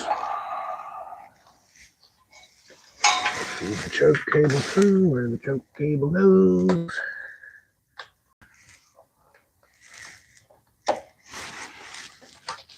Hook up a vacuum line for the petcock. We're going to change that out too at some point. Part of the build is, as I said, when I was a younger man, I tore up a Honda 750 and a little Honda CL350 to build what I thought was some kind of chopper custom build. And man, it looked like a kid did it, and I was a kid when I did it. So, but we're not doing this bike dirty like that. We're taking our time with it. So instead of, I want to go flat black, and instead of stripping off a factory paint job, it's got a pretty good booger here, but I want to do this bike so that I can put it back to stock. I may just buy a separate fuel tank, a King tank. It holds like a half a gallon more. It'll cost me like $200, but that way I can shoot it with paint. We're doing a different rear fender. That way I don't feel bad. I can put all these parts in a box. And if I ever want to put this bike back to stock, I can very easily do so. And that's the idea behind that. Okay, sorry I know my fat ass is blocking this, but it is what it is.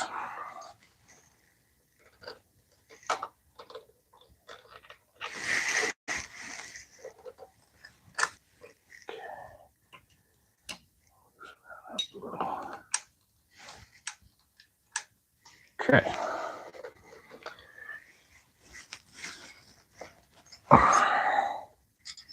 Carburetor seated in there all the way, I'd be all right.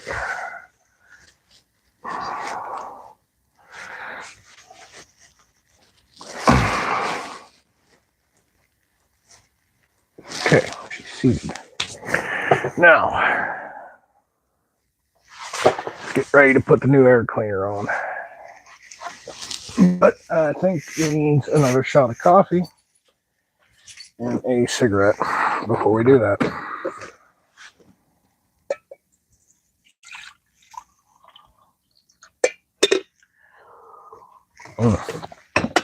Black Rifle is the best. Hands down the best.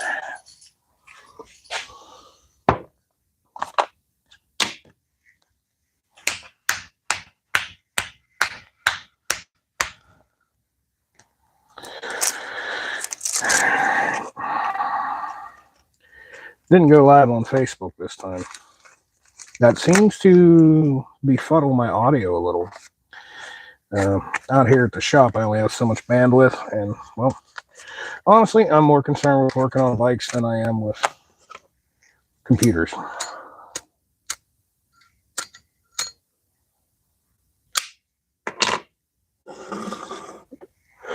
So we haven't installed the repeaters to kind of strengthen the Wi-Fi down here yet, but it's coming.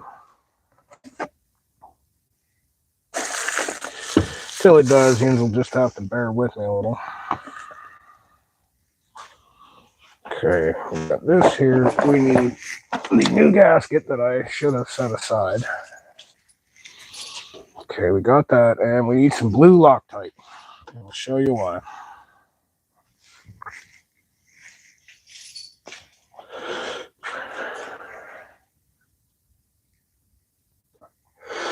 I'm 100% sure that this air cleaner will not vibrate itself off. Okay, but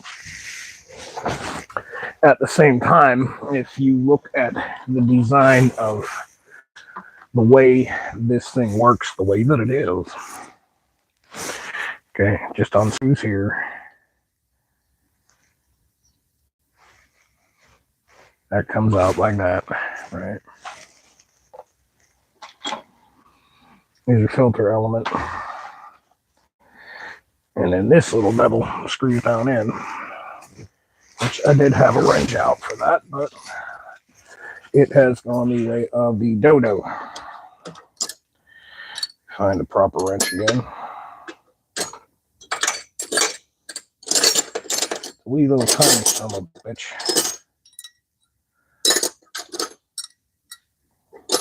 Of course. Damn it, I really need to reorganize my damn standard wrenches.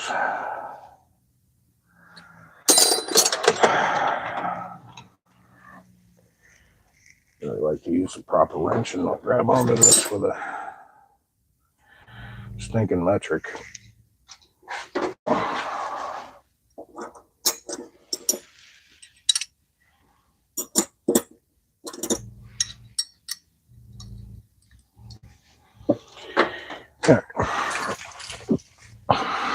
Now, I don't trust these threads in here. Okay. And another thing, this doesn't come with directions at all. You just get the parts. It's kind of self-explanatory, but one thing, see, this is longer than this. And I didn't try this before, but I'm going to do it now. I'm going to screw the short side into here. Ooh, it doesn't thread in all the way. And I'm going to try to put this together right quick and see, is this going to screw up tight? Because it did screw up tight the other way. It might not this way. It might bottom out, so let's check that. Yeah, see that? That's no good. You need a tight seal. So that answered the question that I had. So I've seen a couple people in videos with these and they're revving their bike and the air cleaner's turning. It shouldn't. That needs to stay sealed. Okay, so that answers a question on my live that a lot of you may have that I should have done in a video, but honestly, I just want to work on my bike today. I don't want to make videos. When you get these kits, the longer side threads on this stud, the longer side goes into here. The shorter side goes into your filter, and it doesn't look like it would be that way. But I promise you, that's the way you want it. Because if you put the longer side in the actual housing, snug it, it's going to come back out because I'm going to put thread locker on this side. Not so much on the front side because you can reach down and hand turn it if it does decide to loosen, but in here out on the road I may not have a teeny tiny wrench. But let's just show you this. Okay.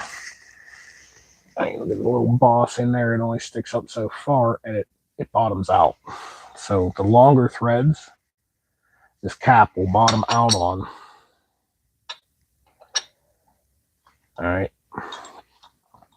And when you go to tighten this up, there you go. You see that? That's tight.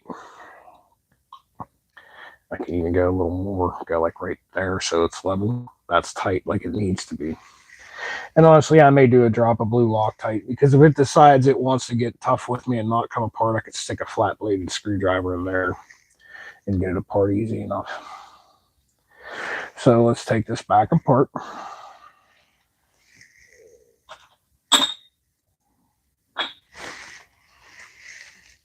Get our wee little wrench.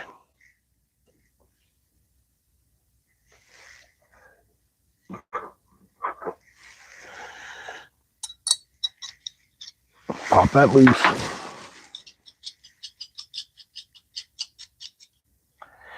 And just to save our butt later on down the road. And I do want it to come back apart. This is why I'm using blue Loctite and not red. But just to save our butt later down the road, we are going to put just a drop of blue Loctite. You don't need much. A little goes a long way.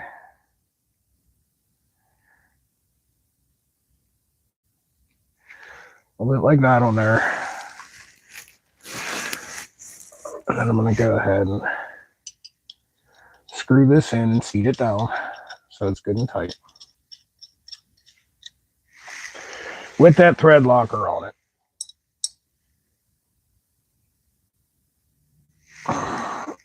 This is chintzy metal, so tiny wrench.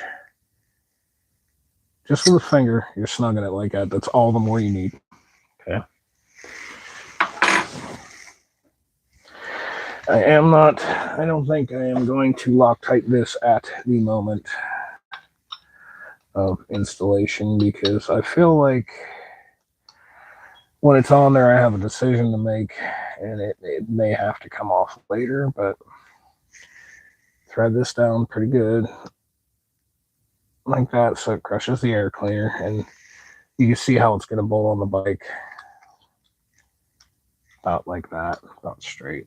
And that's snug. Let's press against there. That pressure should hold that tight. But when it's fully installed and the pipes are in, I may go back in here and just put a little drop of Loctite on that. I might. We shall see. Let's put the cap back on our Loctite.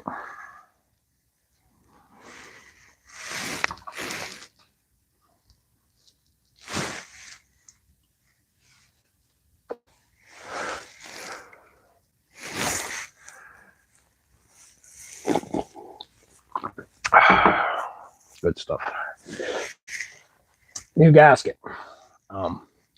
We are not going to goop this up with our TV. We do not need to. What we will do, and I preach this all the time with your other gaskets, and of course it's across the room, so I have to get it. I am going to swipe a little grease on the back side of it. That way, when I put it on, I'll hold this right in place where I need it to be, and I won't have to fight with it.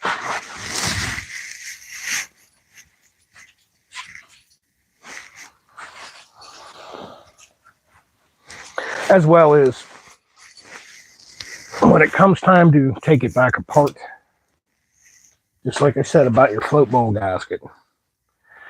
When it comes time to take it back apart, which you will, you'll have to change the air filter element, you know, or we're definitely going to have to rejet this when we put the big bore kit. But when that day comes, it's just going to be all that much more easier for us. So we're not doing much, just a little bit on your finger. And go ahead and spread it around like that on there.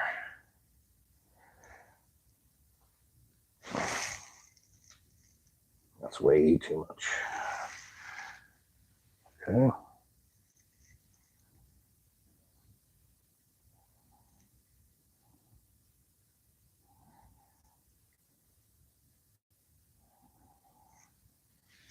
And you see that one hole, they didn't knock that through all the way, so get a rag and wipe the grease off my fingers, grab my little mechanic pick, and pop that little piece through.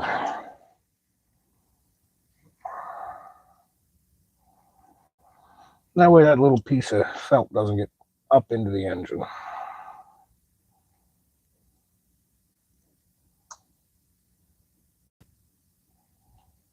Okay.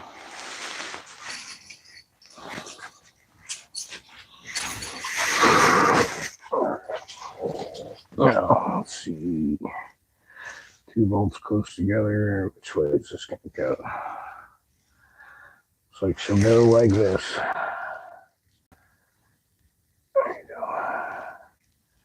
And because we put that little dauber of grease on it, it is just enough that the gasket will stick to the carburetor housing.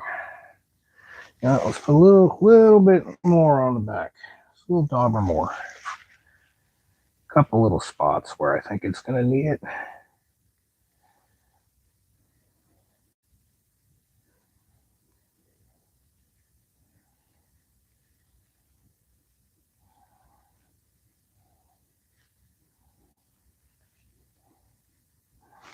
There we go. Yeah, see that? See how nice that holds on there? Okay. That's going to make your life so much easier, because you can imagine that thing floating around while you're trying to put your air cleaner on and how much of a bugger that would be. So, peace on the streets, my friends. Peace on the streets. Damn right, man. Way whiskey. Hey, what's up, dude? How you doing, Wayne?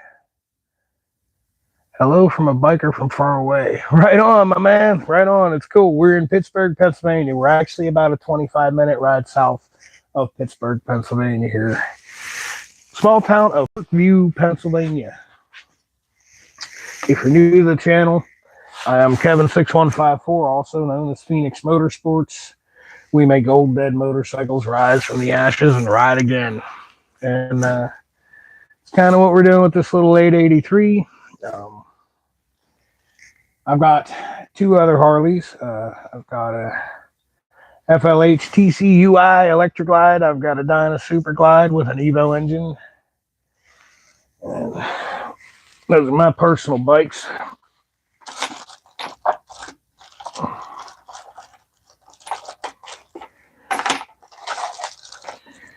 And like I said, this dang on thing, man, it just doesn't come with any directions whatsoever. So you kind of got to use your best judgment on how to do this. But I can tell you right now, in the back of here, all right, these are your breather bolts. It's going to go in your head.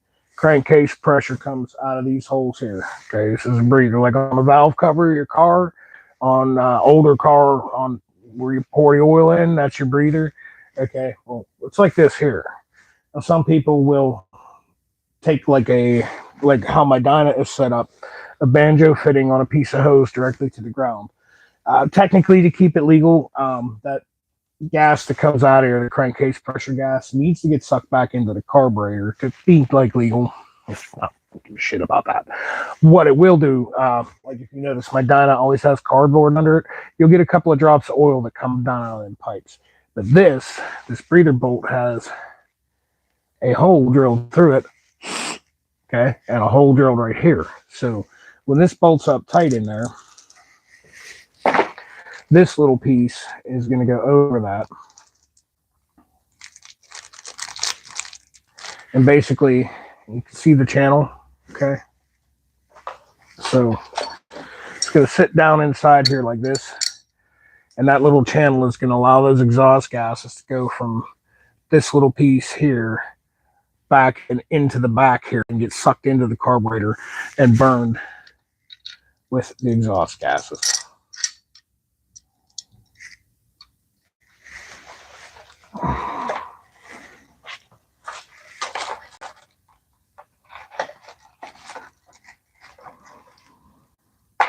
So let's go ahead and get these guys in place. Wonder if a drop of grease will hold these in, make my life easier, because as you can see, that'll fall right out. I don't think grease is actually going to hold that for me though. Probably not.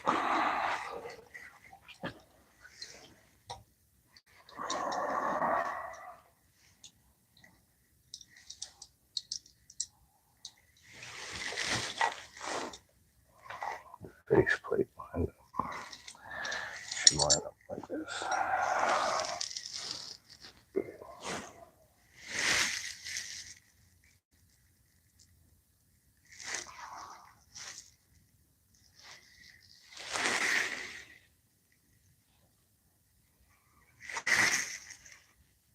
Son of a basket. I don't think this is going to work. It's not relieved in the back here where it needs to be. Oh man, that kind of sucks. Yeah, that's just a carburetor there. I don't like that. Don't like that. All right. Well, let's get it screwed onto the carburetor and figure it out from there. For real, I'm not sure this is even going to work. That's kind of a bummer and a half. Like, yeah. This piece here sticks out a little further.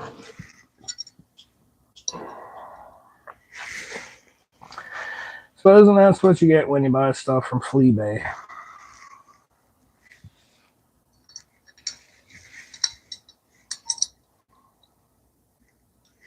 These screws even the right size? Actually, they're not. They look too fat. They look too fat. No, that's... Yeah, it definitely fits.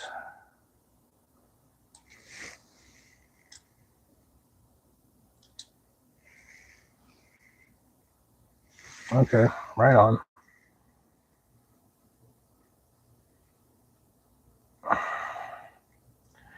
Man, I'm gonna be super bummed out if this thing don't fit. Because I really like the way it looks.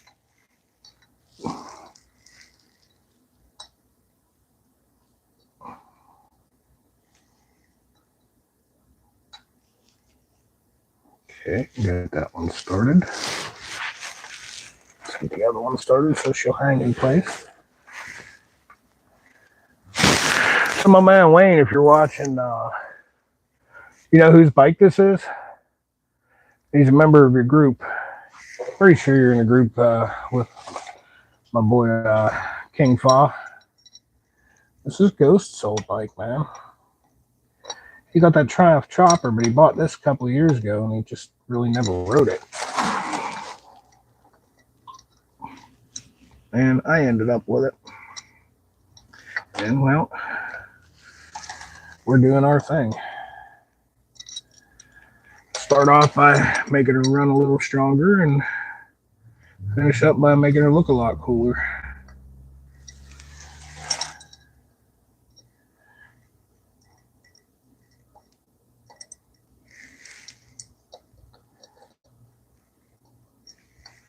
Brought this up early on in the video, but this bike is it's gonna get an extended front end, man. I'm gonna build a little baby chopper.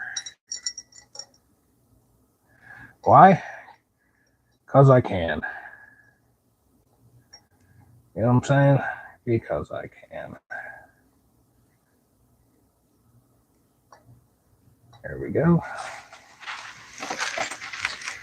Boy, I'll tell you, that's close clearance on that thing, and I'd like to see it with a little more wiggle room, but we'll get her screws started in her, and we'll see how she does. I don't know if this is going to work or not. This is an eBay air cleaner. A good Arlen Ness one runs you like $300, you know what I'm saying? Didn't really want to go there. Could have, but it just wouldn't fit in with what I do here on this channel. And honestly, I like this little bike, but I don't want to put, you know, $6,000 into it to turn it into a little street freak chopper. Like I was trying to keep it, you know, 3,500 or so, and that would include a 1,200 big bore kit and possibly a performance carburetor.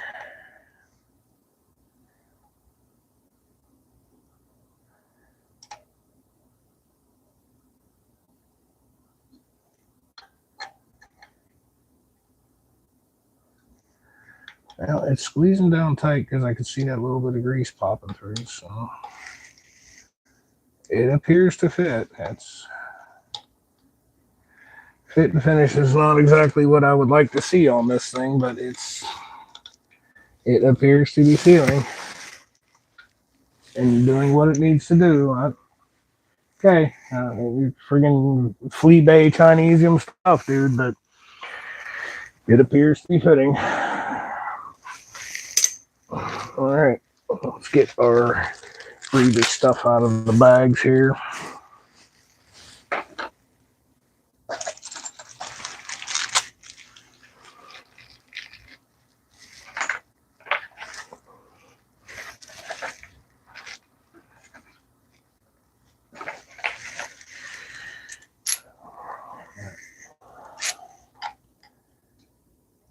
Ooh, boy. Oh, man, I don't know. That's... Shoot. This is going to need some washers to actually work. This will work, but...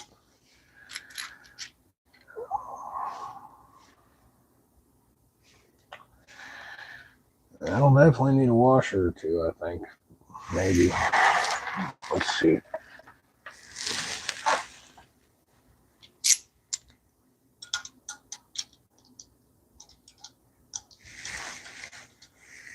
Oh, you know, of course, that's why that was doing that. We got to take them loose again. That's exactly why that was fitting a little funky. And you need a little bit of play in this because those are going to take up that gap. There we go.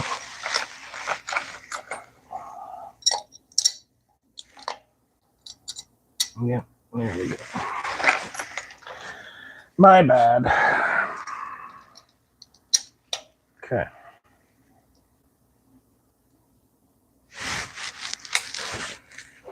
And like I said, no directions on how to install this thing. But that's the difference between like a friggin', you know, a $300 Arlen Ness big sucker intake and a, you know, pardon me, $30, $40 eBay one. That's the major difference in that.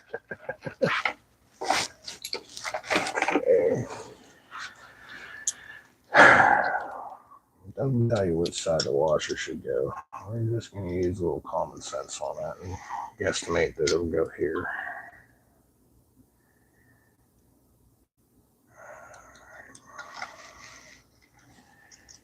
Man, I don't like that. That's like that needs some washers. That's going to be a loosey-goosey, funky like fit. I don't like the fitment. Yeah, Yeah, that's not going to work, is it? That is not going to work on the bike. It's not going to work at all. Oh, man, that really sucks. I like the look of this air cleaner. I really did. But it's just not going to work. It's not made right. Damn it, dude. That really sucks.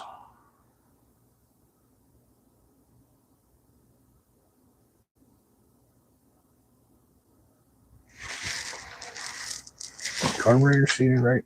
Maybe not. That was the problem. Carburetor ain't seated.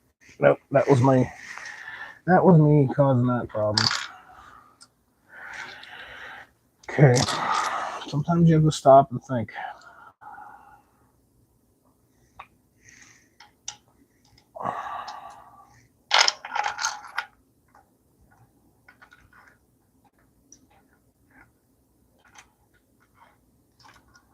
Okay, the next thing, are these even the right thread? They're not. They are not. I don't think they're the right thread for my breathers. Let's grab the stalkers and see what they look like. What do the stalkers look like?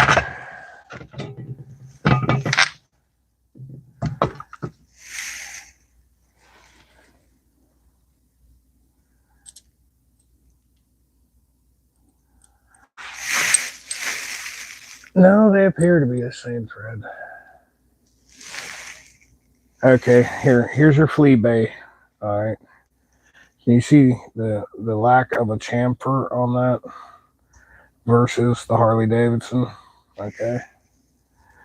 That's your issue, why it doesn't want to start in there. These are straight through breeders. They are close to the same. And I probably can use these and just breed out of there. Let's go ahead and take this over to the grinder and let's put a little extra chamfer on that and then clean it out real good. And we will see if that works. But like I said, this is what you get when you buy Chinese parts. Sometimes they're good, sometimes they're not, and they did a really crappy job of putting a chamfer on this, so let's clean that up.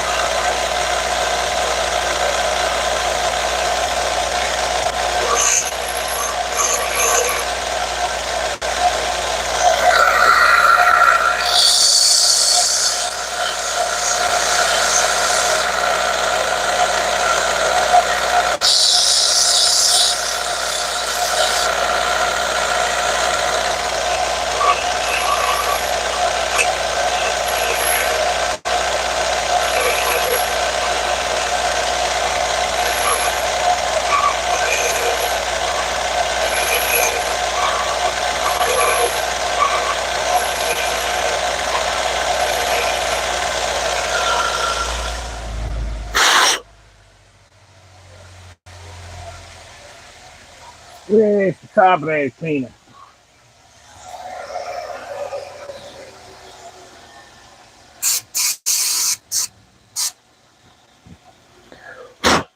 All right.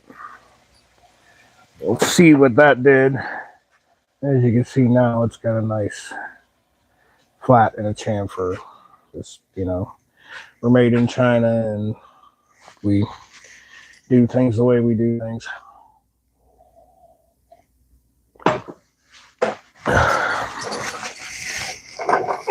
Let's see if this will thread in.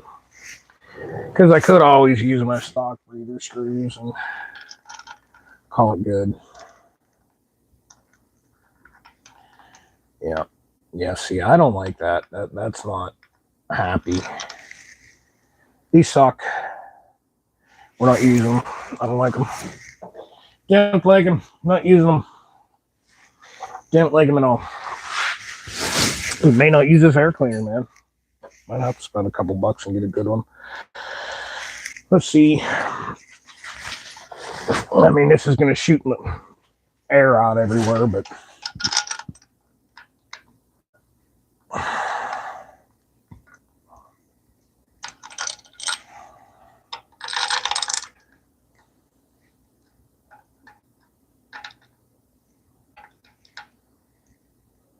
dude, why are you fighting? Are you crooked? Is that the problem? I don't like it. Don't like it. Not the way it needs to be. Like, these are the stock ones. Okay, and they came right out. Why is it not wanting to thread back in? Because these are what just came out of there. Like 100%, these are what just came out of there.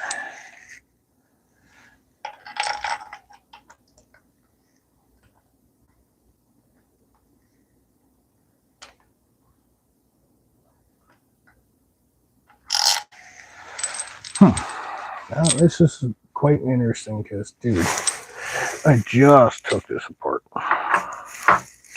And this stuff just like perfect. So let's go ahead and take this cover back off.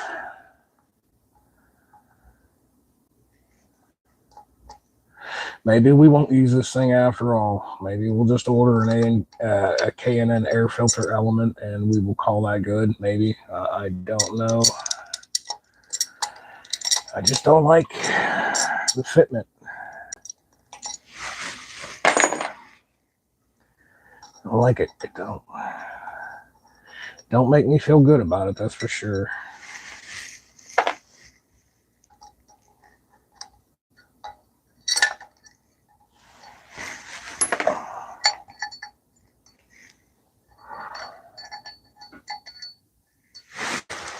Okay.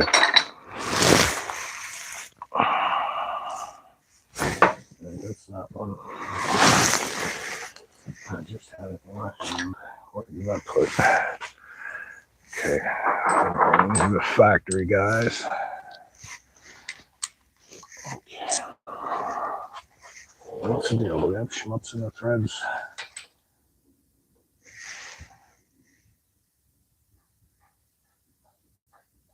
Yeah, see, that thread's right in.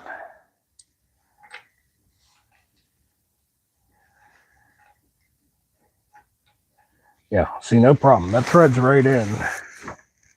Which tells me, like, as much as I absolutely hate to say this, this piece is definitely not. I mean, it looks like it. All right, let's pop this out. Okay, and let's try the piece of shit that came with the stupid kit. Let's see if it threads in nicely. It should. Yeah, see, that's going in. Okay. It's definitely going in. Okay. All right.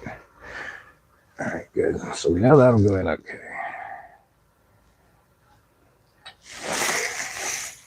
How about the other one that I did not grind down? Because the chamfer looks like crap on it too. Will that go in? Yeah, that'll go in. I shouldn't have to chamfer that. This one was machined a little better. Fucking Chinese parts, guys. Fucking Chinese parts.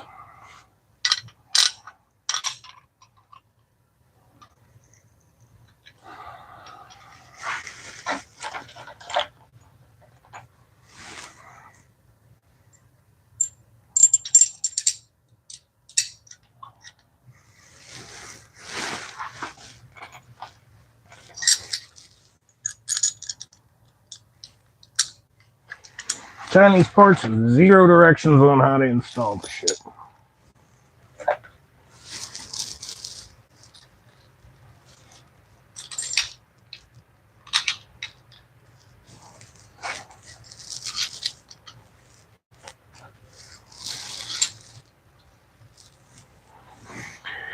I do believe this would be how you'd want to do this. Let's try it. I mean, it kind of looks like it wants to go. Okay.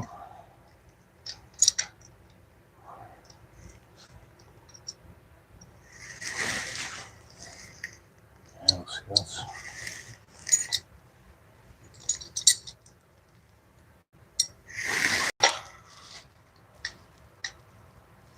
Yeah.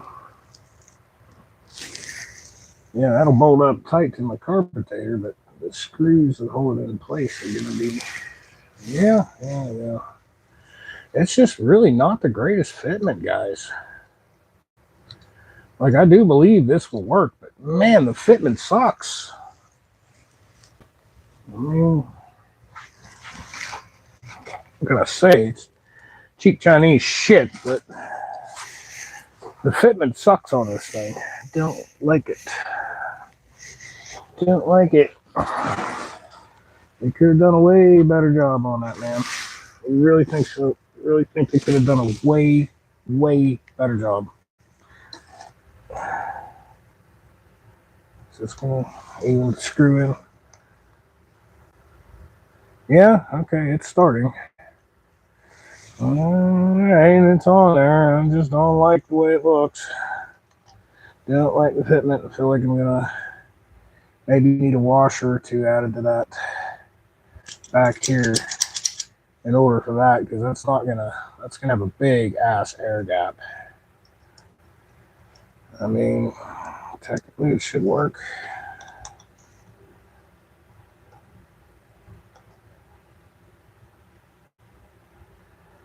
But not the way I would like to see it work. Like that needs a couple of...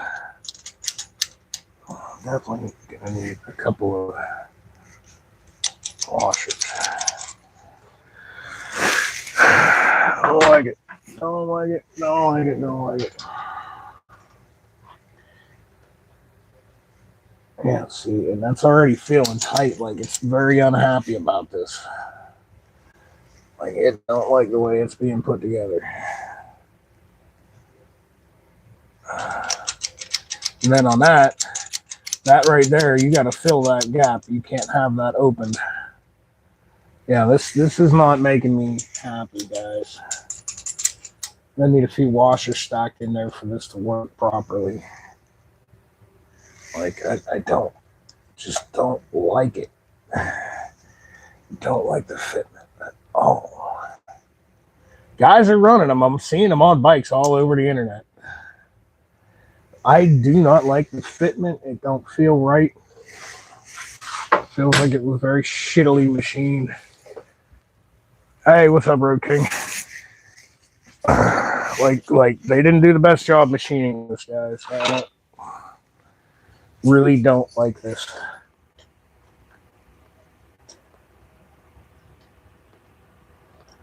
Go ahead and snug it up and see how it feels.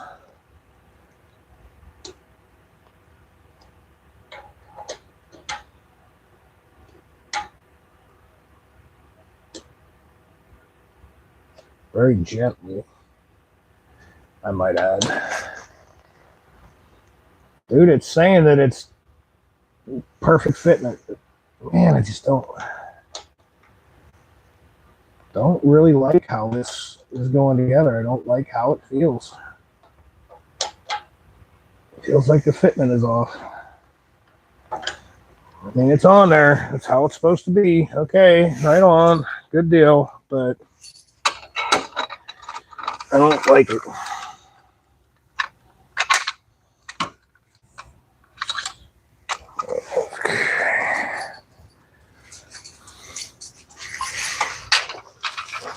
I'm going to go ahead and go with T-handles for this because I have a better feel plugging stuff with T-handles.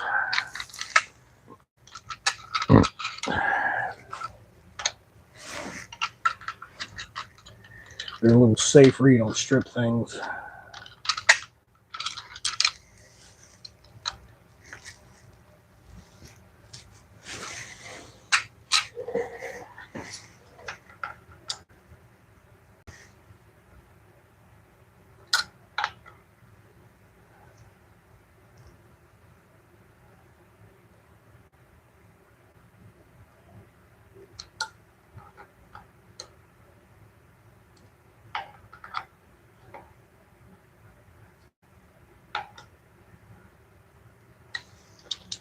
Like there shouldn't be, this side's tight, there shouldn't be this much play over here.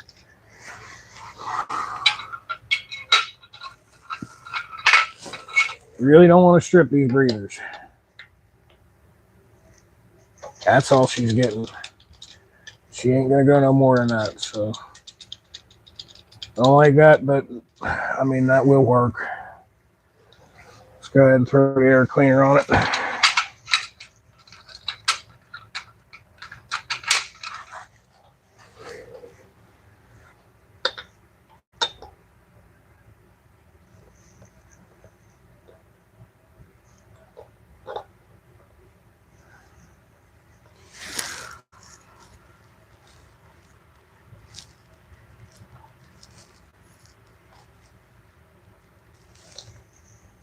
Yeah.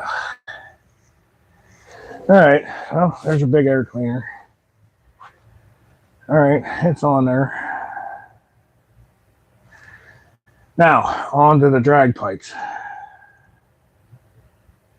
I don't know. It's on there. It's doing its thing. I don't like the fitment. Like, that was a mass-produced cheap piece of crap, and guys are using them all over the place. Man, no. We'll see how it goes down. We'll see what it does. Maybe we'll change it out in the future. In general, I don't like it. I like the way it looks. I don't like the fitment on that particular air cleaner and the backing plate. Maybe it'll be okay. I mean, let's go ahead and wasn't going to do this because I do got to pull the exhaust apart and I don't really want to heat it up. But I mean, you'll know as soon as the bike fires if it's happy. You put the choke cable back where it needs to be.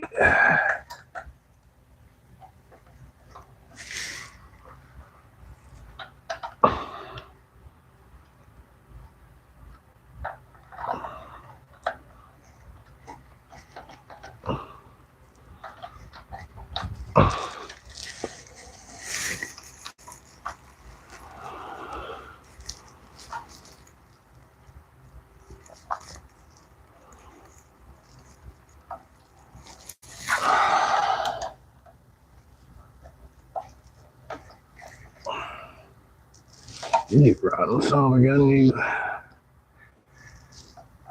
Come on now.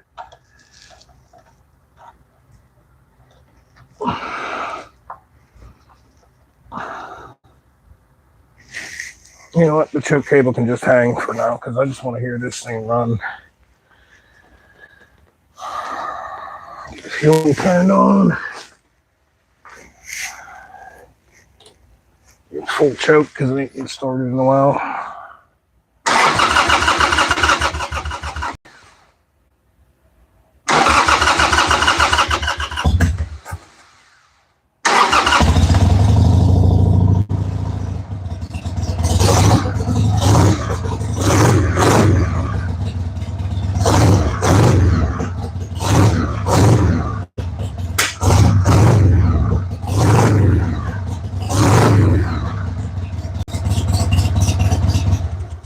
All right, apparently it likes it. We'll run with that. We'll run with that. It definitely smells rich. And that is okay by me. It can run a little rich. I'm not going to be upset by that. Because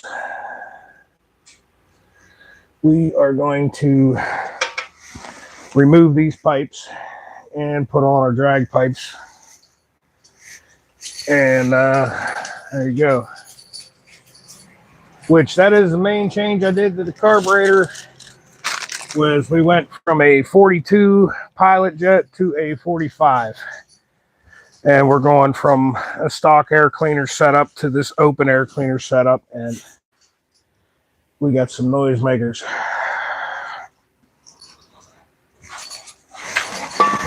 As well as, as well as we're going to have to get back up inside here and tune out our air mixture a little better. But honestly, you really can't tune it until you have the exhaust on it. But I saw what I wanted to see.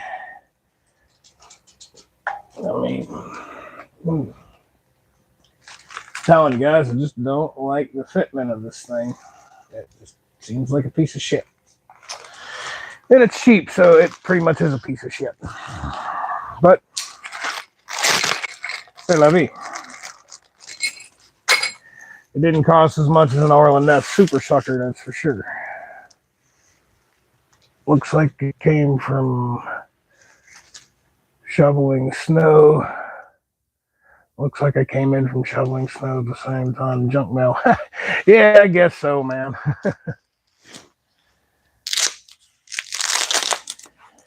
We didn't get much in the way of snow over here, dude. We got like 1.5 inches, something like that. It took literally one swipe down the sidewalk. I didn't shovel the driveway to the shop because we're not test riding this today. The roads are clear, but they're completely and absolutely, utterly covered in salt. I don't want to deal with it. And I'm pulling an extra shift for some overtime tomorrow, so today is the only day I had to work on my bike. Work on this bike anyway.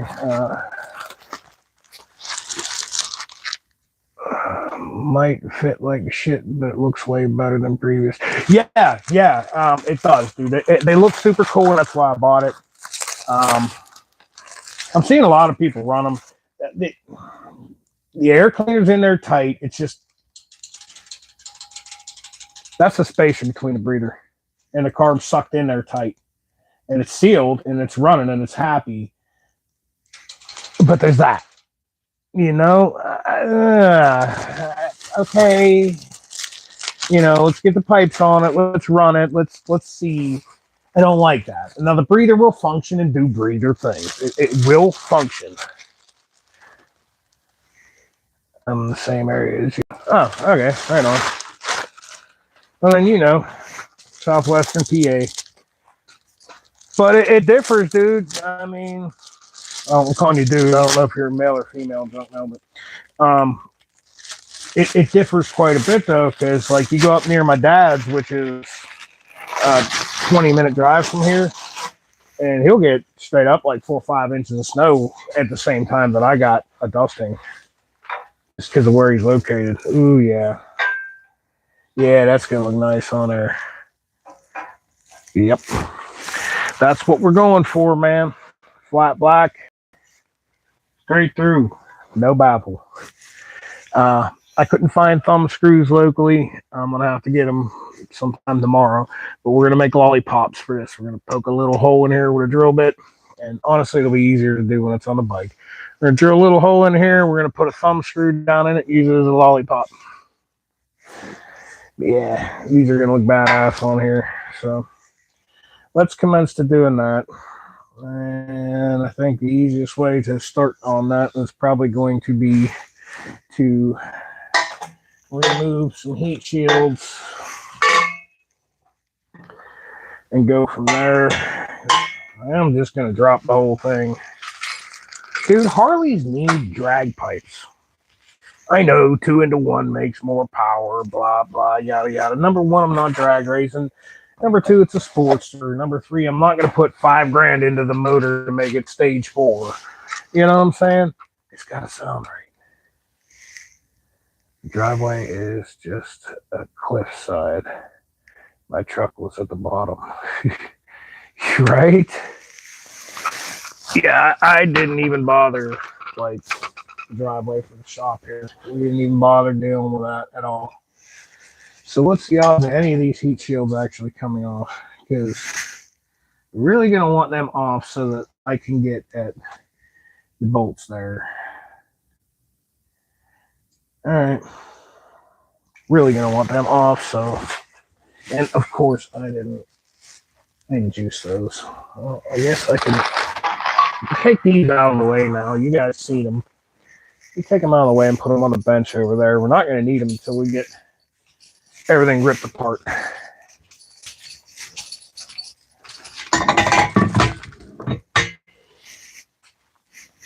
You have to excuse me for a second. I got to remove my mic. And since we don't have a regular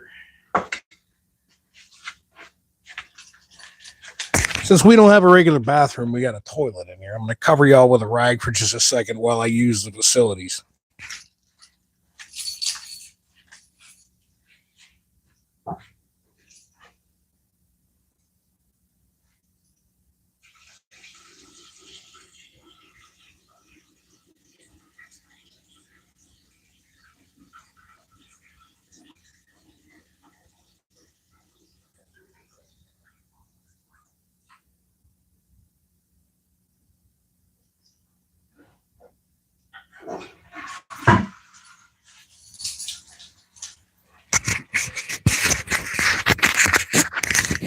Okay.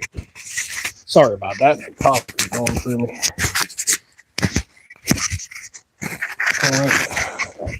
Mic didn't want to stay on. There you go. We're back. I figured that was the most polite way to handle that situation. What time we got? 2:30. All right. Well, I've already got it set in my head that I'm going to wrench until maybe 4:30 today. Because I am making pork chops for dinner. Those of you who don't know me know that in this household, I do all the cooking. Because I like to do it. I love to cook. I tried to do a YouTube cooking test. Man, that came right out. Unbelievable. I didn't thought it was going to be a fight. I tried to do a YouTube cooking channel. Nobody watched it. So right on, you guys want to see the fat man mess with motorcycles, so the fat man messes with motorcycles instead. Junk mail, if you're just tuning in, we had the carburetor off this bike already to see what jets were in it. They had a 42 in the Pilot and a 180 in the main.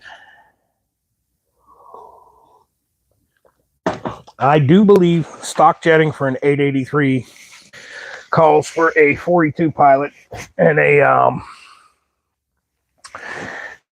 42 Pilot and a 170, maybe 175 main. So we didn't change the main jet. I was going to put a 185 in it, and I decided, nah. I pulled a plug just to do it. And sure as shit, she was running rich. This bike does have slip-on mufflers, and from the looks of things, it was done at a garage or a bike shop, and you know, they did a good job, but it didn't round any bolts, any kind of crap like that. And I'm assuming they jetted the bike. Now, it also had a older high-flow air cleaner, just a foam unit. So they didn't exactly jet the hell out of it, if you know what I'm saying. But they bumped up the main. And in my opinion, they bumped it up a little too much for what it is. Because last this bike was out and running, I ran the hell out of it. And it was run on the main a good bit. And them plugs are dark. Very dark. It's running super rich, so I think that's going to be plenty fine to run a 180 main with drag pipes and an open air cleaner. But for shits and giggles, we went ahead and upped the game a little bit on the primary jet. And the idle mixture, that's going to get tuned in once the pipes are on it and it's warmed up properly. Because with this particular stinking setup here, with this cross pipe. Your idle mixture is way back here. It is such a bugger. You burn the crap out of your hand. With the pipes I'm putting on, you won't have that cross pipe. Subsequently, you won't have as much horsepower. That cross pipe helps in the mid-range, but we're like not doing this for that. Like, you know what I'm saying? We're doing this because we want this bike to look cool and sound cool and have just a little more giddy up and go. And on the top end, it most definitely will with open pipes. Especially once we put the 1200 kit on her.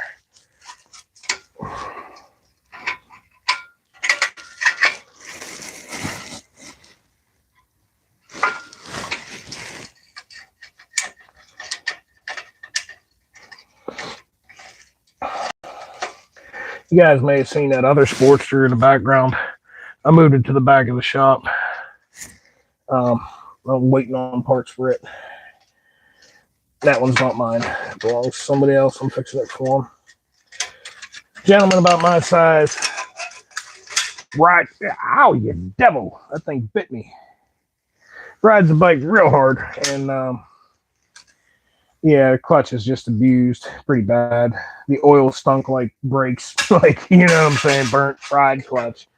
She needs a clutch. So, waiting on the parts to come in for that. Let's get this other heat shield off so that we can more easily access the bolts at the heads.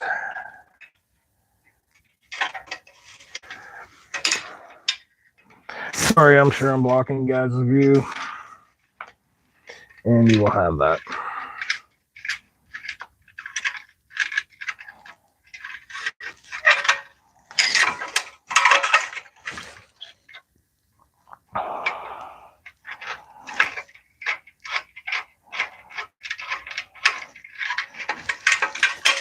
Okay. This one off down here. I mean, honestly, these don't have to come off, but it will make it so much easier for me to access the bolts right at the heads with these off. One thing I did not do, and I probably should have done, I should have ordered exhaust gaskets for the exhaust ports. I honestly should have. But we're going to try to reuse what's there if it's in good enough shape, because we are putting open pipes with no resistance. I don't think we're going to need them unless they're falling apart, at which point, well, I guess we're just going to stop what in the hell we're doing and come back in a few days when the parts come in, and that's fine by me too. All right, that's out of the way. All right, now,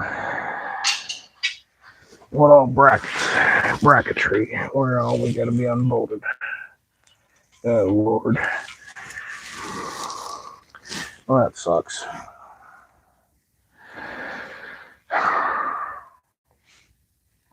All right, so let's get, where the hell?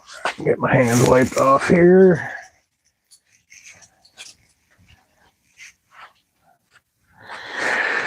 All right, now we got to go to the floor. Some of this extra shite off my fingers. And this right here is the beauty of this. Mrs. Phoenix Motorsports got me this for Christmas. This thing is super cool. You pull this pin, you do that, and it goes from a little stool into a creeper. Ain't that cool? Because I'm going to have to lay on the floor for a little bit to access these other bolts.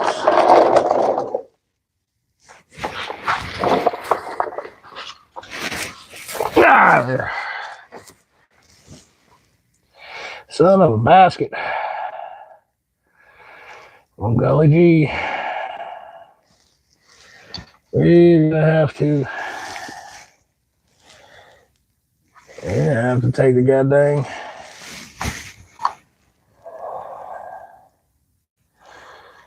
Unless I got a ratchet wrench that'll slide all the way up in there. I had to take the brake pedal off of her. I really didn't want to do that because it's up in there tight. That's gonna be hard to deal with.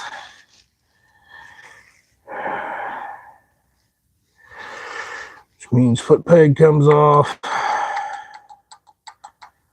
Looks like this will just slide right off here once. So I just screw in. I don't know. Okay, what's back here? One little clamp. What's up on there?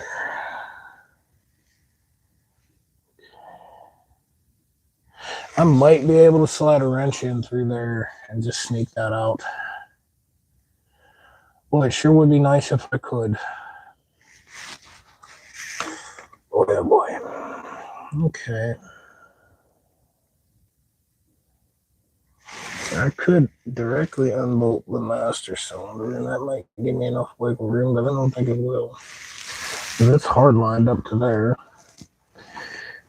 And do a, yeah. I think it would be easier to actually remove the foot peg. We have a little cotter pin that has to come out here. And at that point, you could turn this around backwards and I could slip a socket on that. Because that appears to be a lock nut and it's going to fight the whole stinking way. Back here, it appears that we can just get a wrench on that. All right, let's see where we're at tool-wise. Not ready. What do we got here? Oh, I'm too old to be down on the floor like this, guys. My back hurts. Let's grab a whole bunch of wrenches. So I'll have to keep getting back up and down.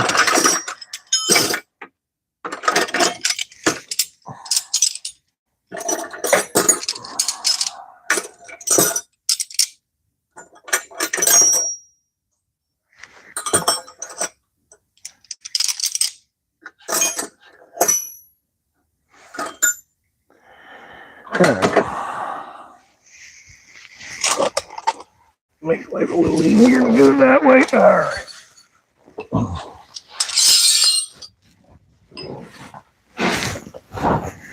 See, to be quite honest with you, I'm really good with my money, like budgeting and stuff, okay? And I budgeted for a motorcycle lift for the shop.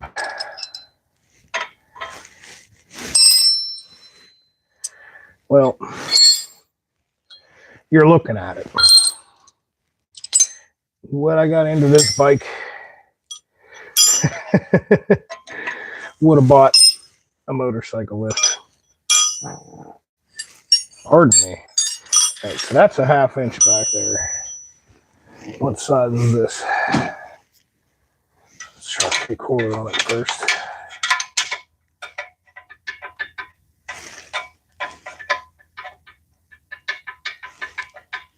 I guess what size we need.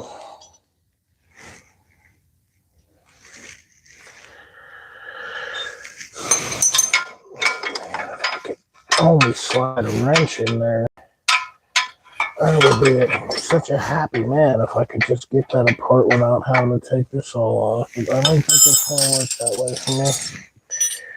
It's just not in the cards. All right. Get that little stinking cotter pin out of there. And then pop this pin.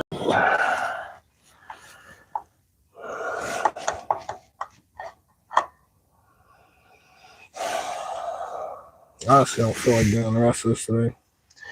I'm in one of them moods.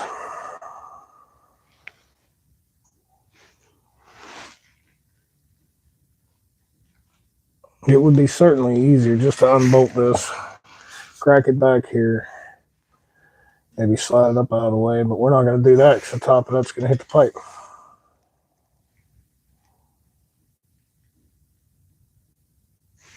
And you're simply not going to slide a socket in there. All right. Quit your whining. Make it happen. We're going to have to get that cotter pin out. Get out of the way. And I can't hardly even see the goddamn thing. Where's my pliers? Of course. Tell Miss Phoenix Motorsports you need a lift for your birthday. Well, I have the money to get it, right? But I am a weirdo that if I don't have, let's see, read the rest of the comments. Hey, what's up, David Peters? I am a weirdo that, like, if I don't have, seriously, minimum like 4 months, 3-4 months income, gross income, if I don't have that stashed, I start getting nervous. I'm just weird, dude. Those of you who know my story know that at one point in life, I was literally like homeless, man. So I am a money hoarding, money stashing weirdo son of a gun. So I put money away for the shop, but at the same time,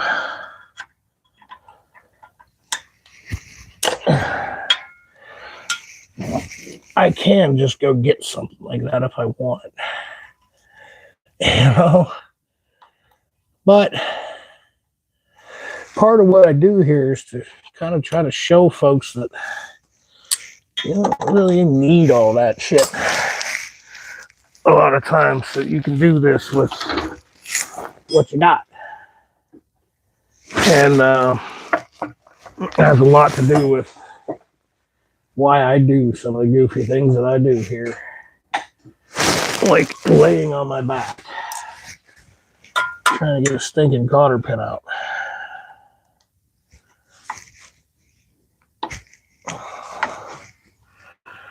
And I got it to budge, but I can't get it out.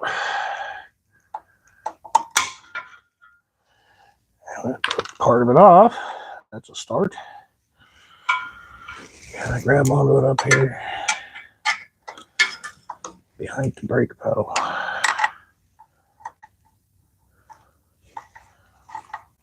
There we go. Right up. Mental note: we need a cotter pin.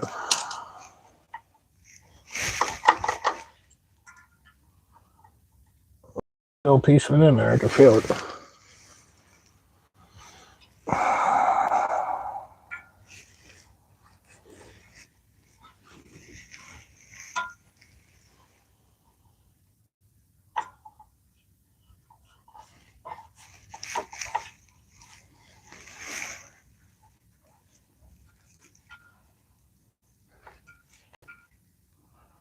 There he is.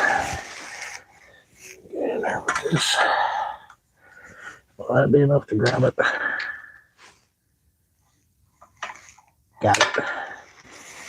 And here's the other half of that,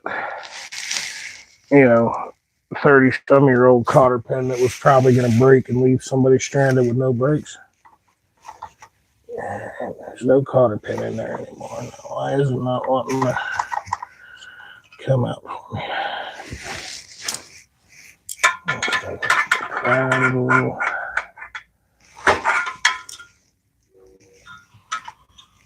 I'm sure you guys are like me. You watch guys work on their bikes and it all looks so easy. Till you get in there and start doing it. And then you find out, mother effer, like, yeah, it be like that sometimes. You know what I'm saying? It be like that. In the words of my good buddy, name shall not be brought up.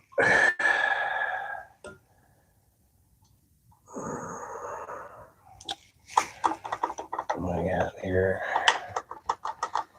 How do we get you out of there, you devil? Can we maybe adjust you? I need smaller wrenches down here. Every wrench I grabbed was too freaking big, and the one size I needed was 1/2 inch, and that's a size I didn't freaking grab.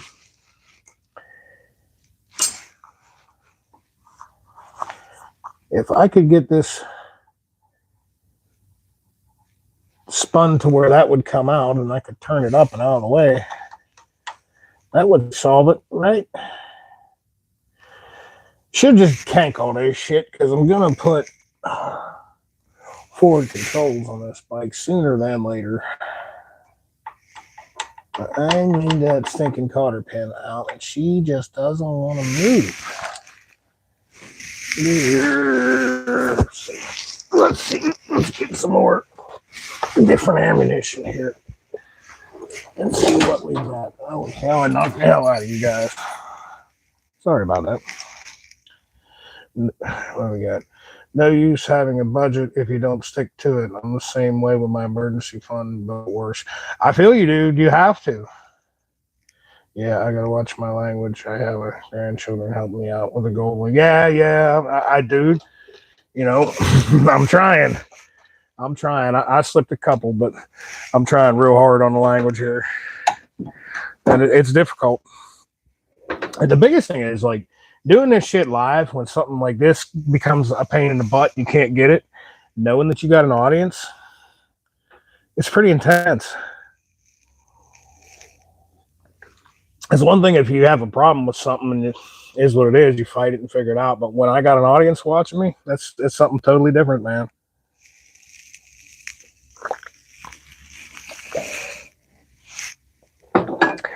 Like a few years ago, that just wasn't going to happen. The man I am today can handle stuff like that, but the man that I used to be, no way. I couldn't do this live with an audience like that. No. By the grace of God. But that's where we're at. All right, let's see what we got here now. Oh, goodness. Oh, goodness.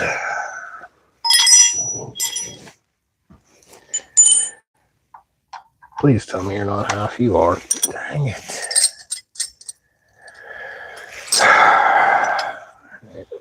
This pry bar on this thing. It's actually a brake tool for GM, but it's going to work as a pry bar today. Nope, it's not going to come out that way. It's going to fight us. I don't have a wrench fucking handy.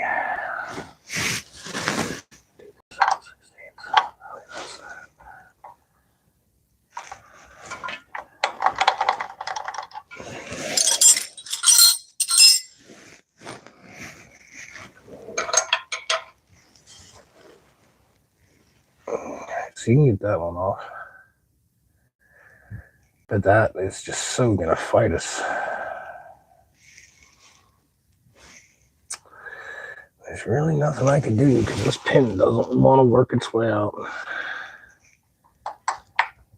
And my 1/2 inch wrench has gone MIA in either way. That's just the lock nut on that. So what can we do to try to give us some leeway here? Don't want to do this, but you know what? It did confirm that you do need to completely flush the rear brakes so I can make my life this much easier and unbolt the master cylinder from the bike, because this all needs flushed anyway. We can do that. We can just unbolt that from the dang on bike completely. And then we'll have enough wiggle room that with that unbolted, you can take that back. But with this rear pipe off, I could take it all the way up and around and just get that with a socket. So I feel like that is my easiest option, would be to just remove this rear pipe first. Then we'll get this off or at least swung out of the way where I have room to reach behind her and get this pin out. Yep, that's the way we're going to handle this one, ladies and gentlemen. That's how we're doing it. All right. This is the shit that you don't normally see when someone's working on something old. This is the stuff you don't normally see. When you got to fuss and fight with something that just doesn't want to go your way and doesn't want to work.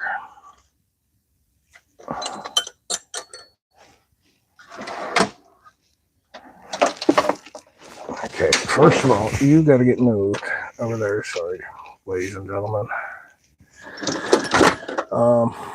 Yeah, a lot of folks, they want this to look easy and yada yada, and nothing worth doing is easy. I'm going to tell you that right now. And you can't always make it look easy. Sometimes you've got to fuss and fight to get something to work correctly, and that's just the name of the game. And it's real easy to turn your camera off and fuss and fight and then turn it back on and make it look like, well, I did it. But like, I challenge anyone who is doing this kind of stuff on their own and doesn't do it every day for a living, just works on their own bike. I challenge anyone to try to do this live and make it look easy, because you're not gonna. Some stuff is just a pain in the butt, and that's just what it is. And sometimes you're gonna have to fight with things to make them work right, and that's part of the game. If you're not prepared for that, well, you're not prepared to never call yourself a mechanic, let alone a motorcycle mechanic. Can we, like, maybe disassemble this whole thing here?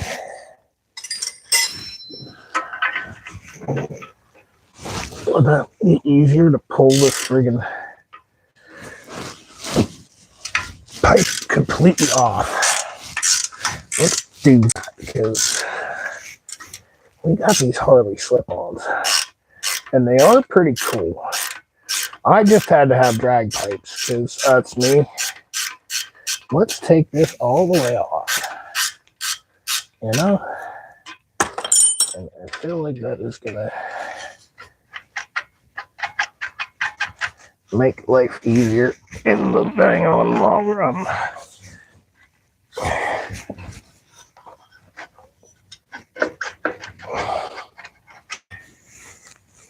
Oh, good Lord, there's a big restricted baffle in here. No wonder this thing don't want to make that noise. Jeez, oh man.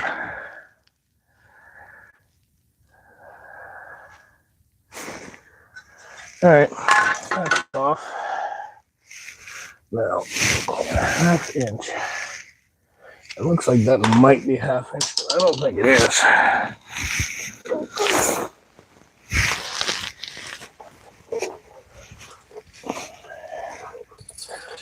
I think it's a little smaller than ½ inch. So let's grab this wobbler extension.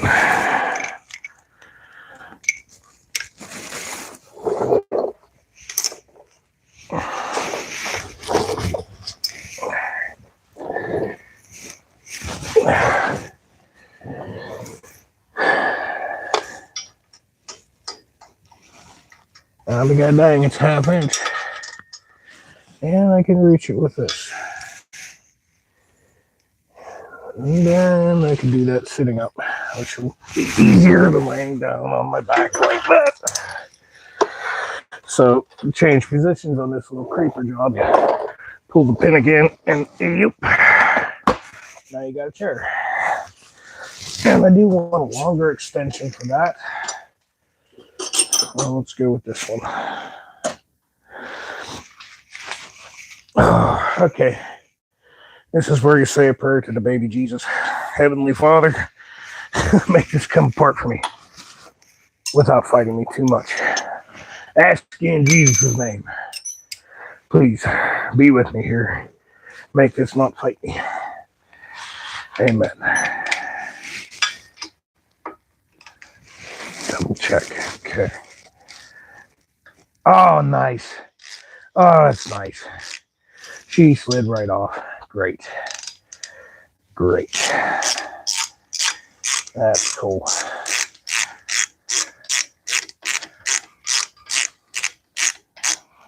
Okay.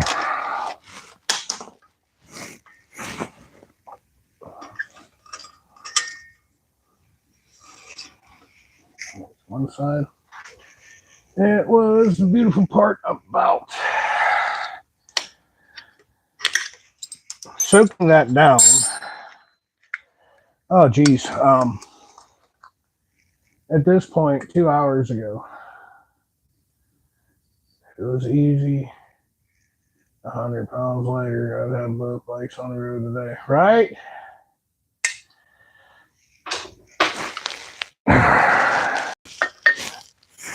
But that is the beauty of PB Blaster. Like I was telling folks before, like I remember when PB Blaster was a like an experimental thing, and not everywhere had it. Like you had to get it out of MSC and Granger catalogs and stuff. Now, and of course, that's gonna be on there so flipping tight. Both bolts off, and it's not good. Oh, no, she came right off. That's gonna be another problem. I didn't order clamps. I'm gonna need clamps unless I destroy these pipes. Trying to get the clamp off. I don't think I want to do that. Cross that bridge when we come to it. I'd rather just order.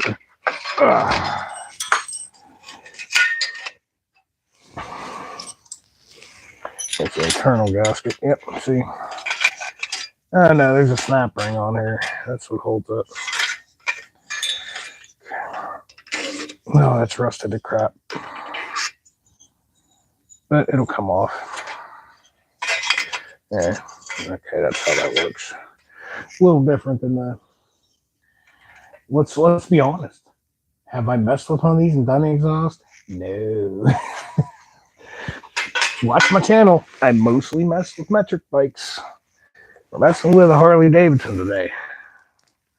Okay, that exhaust gasket feels good. I don't think we're gonna have any issues with that whatsoever. We're gonna reuse that one. Why change it if we do not have to? You know what I'm saying? It's like that, guys. If it ain't broke, why are you fixing it? Of course, then again, the exhaust wasn't broke. Maybe it was. I wanted it louder. All right, let's grab real quick before we go any further.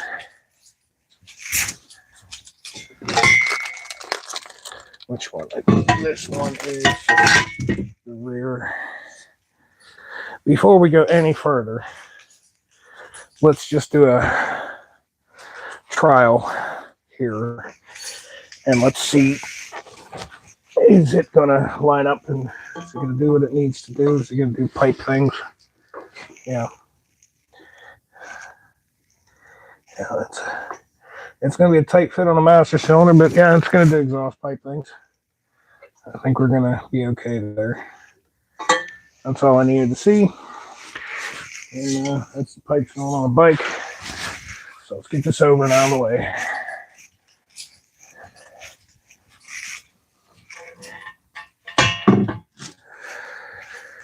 All right.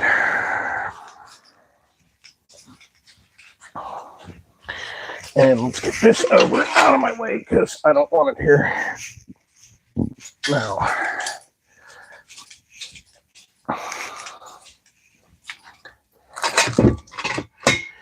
our next devil to fight is that little cotter pin came out, but the pin that holds the master cylinder and makes it do master cylinder things is refusing to come out. So what we are going to do to work around that is I think we're going to take the master cylinder off the bike. It's still going to be attached to the foot peg. But by removing it, the whole thing up, which will take the pedal down and out of the way or in either direction. We're basically going to remove this so that we can work this out of the way and get that pipe off. And with this removed, I got a little more room to access that pin. If I can get it down here or at least have the pipe off, I have more room behind it to try to work something in there and hammer it out. That pin is not budging. It's been in there probably since flipping 1998 when these pipes were put on this bike initially. So, you know, she's just not going to want to behave. So let's see here. What size Allen key is this? That would be this size. Let's start by unbolting the master cylinder, and we will see if we can get enough play to do that without disconnecting the lines. I don't think that's going to be the case. I think I'm going to have to disconnect it, which if you're just tuning in, I had mentioned earlier, I am 100% okay with just ripping the master cylinder off and draining it because it needs flushed. And this motorcycle will need rear brake pads. And before I do any serious road ripping, being as that we're going to flush this new brake pads, we're going to completely take the caliper apart and we're going to flush it. We're going to clean it all up. We're going to make it 100% sure that it does brake caliper things. All right, I'd like to take this out of the way too, and then I should have enough flex with the flex line that's up there that I should be able to just flex that down and out of the way to access that bolt. And we can keep our feet moving in the right direction, and maybe we'll hear this thing putter putter putter over today with some drag pipelators. Maybe, just maybe not, I don't know.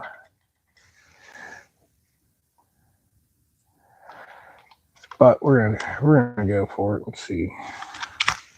You know, no, of course. Man, I'm telling you, I really need to reorganize my standard tools now that I'm messing around and working on Harleys.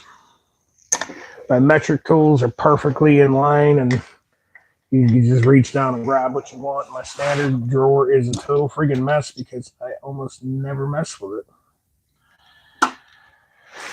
Because, you know, metric bikes, my Harleys are in good shape. I don't work on them that much.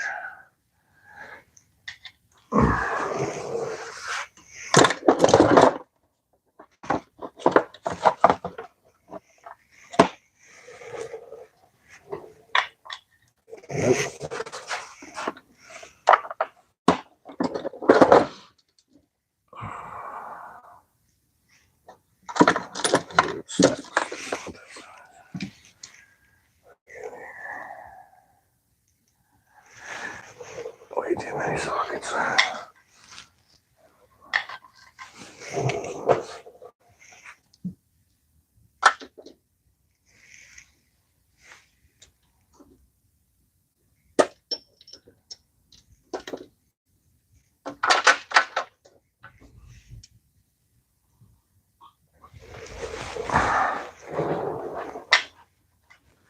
Bingo.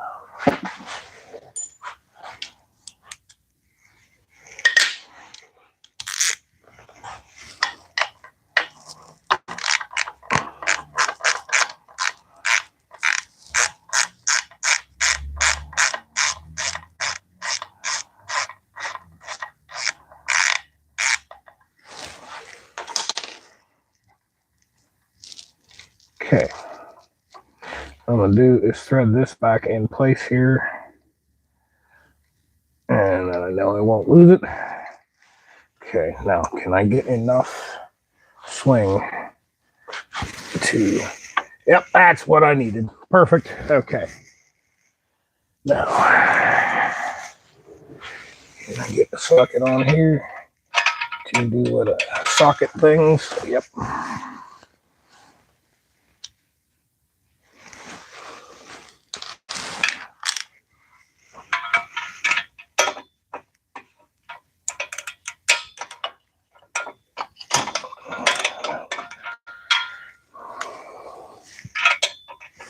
That bugger is probably going to be tight as all get out. I need the shortest possible extension I got because that sucker is probably going to be tight. I want a short extension on that.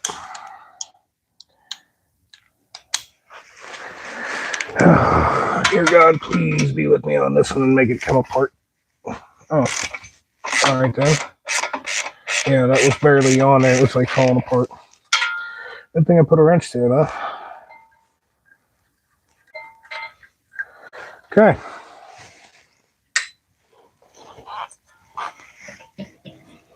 All right, the next thing will be these 2 1/2 inchers over here up on the head, and hopefully they don't fight me very much.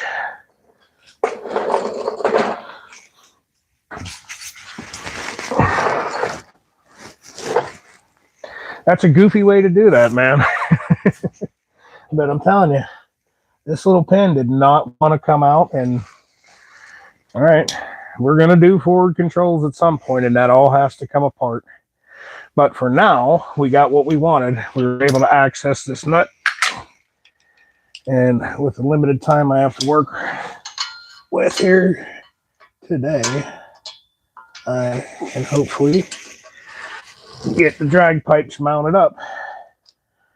Since we've changed the jetting in the carburetor, all you newer viewers, I'm seeing people tuning in.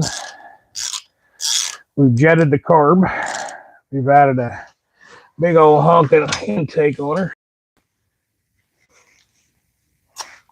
Oh wow, is that gonna really be that much of a devil? Yeah, man. That's gonna suck to reach. Can I reach it this way? Not quite, huh? Bend the friggin' horn out of the way, and then ain't gonna work anyway. Why don't we do that?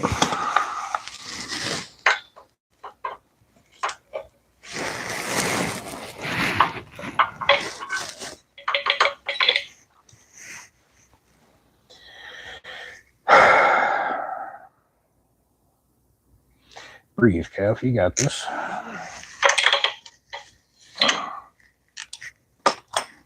I almost need a swivel. What the hell holds this fucking horn on here? I'll bend it like that.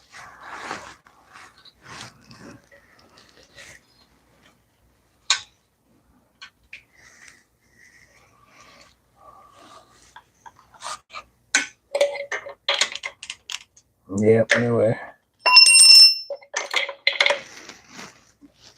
Get a ratchet in through this side and onto it. No way. Get the ratchet in between here and onto it. Probably not. I'll have to try to do that with that wee little tiny stub bolt that I got.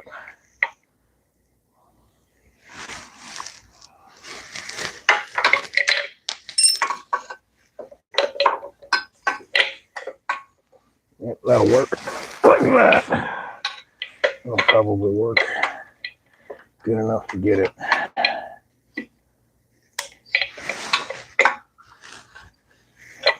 Alright, I really need to just take this horn off of here. I don't like just rip it off like that on the He-Man style. What way you want to do stuff?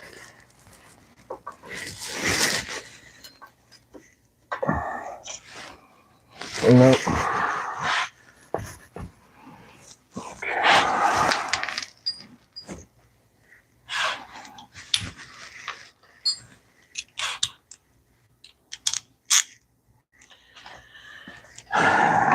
Well, that'll allow me to work in here.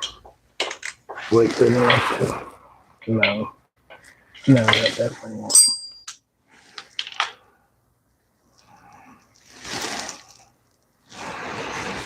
Okay. Plan B. Really didn't want to use this. Yeah, that's not going to work either. Yep. I'm going to hit it from this side.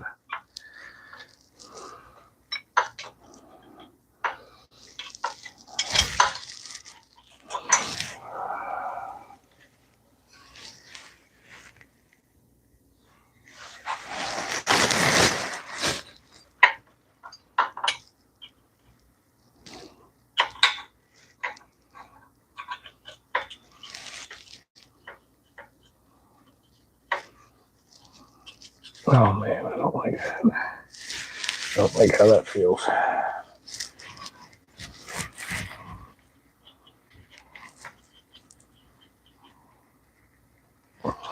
Yeah, no, I don't trust that. I'm not doing that way.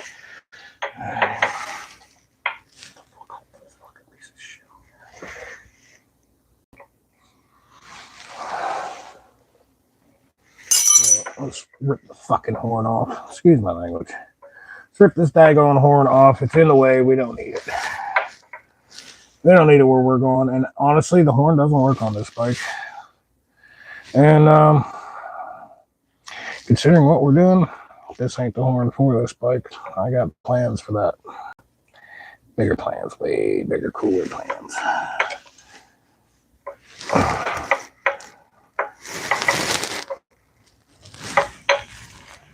What the hell size socket was that?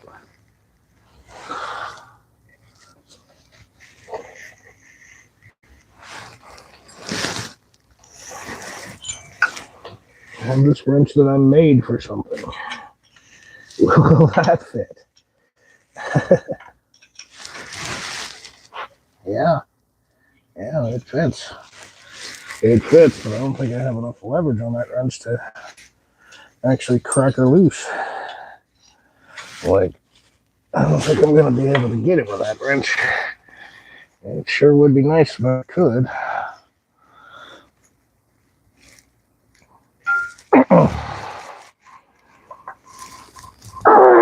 Nope.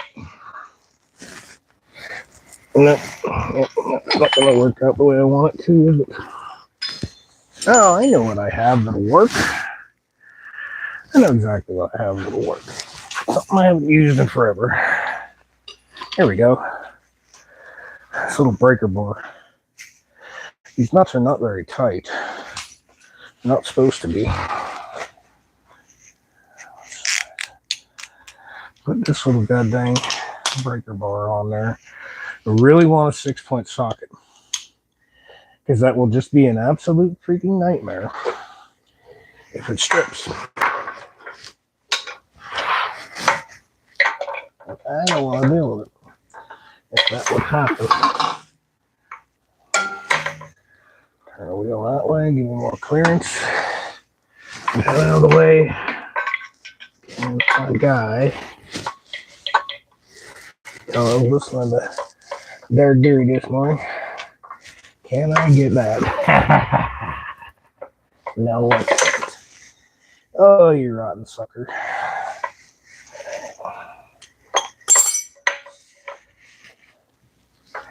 Keep fighting with it. You will get it.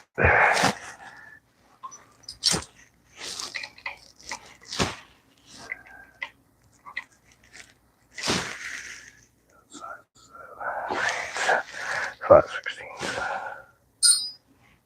Watch me not have it later.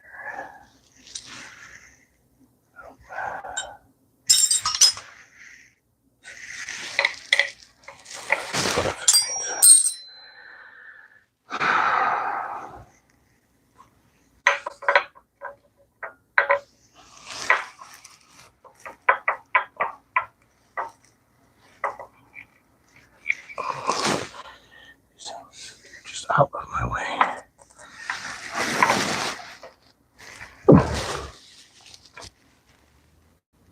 Okay.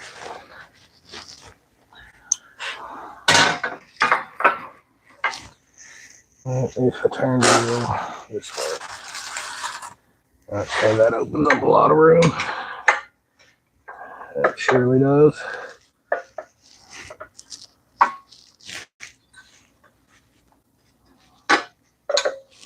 Like just enough.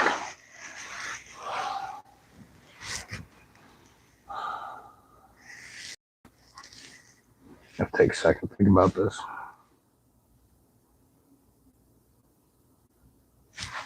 There's no socket that's gonna do that. Don't want to swivel on it. There ain't enough room for a ratchet. Even if I try to come in through here with a ratchet, there ain't gonna be enough room to do that. Is there? Yeah, see, that's going to hit right there. All right, Harley people, speak up. What's the trick to getting the front exhaust stud off of Sportster? I'm sure there's some kind of trick that I don't know about.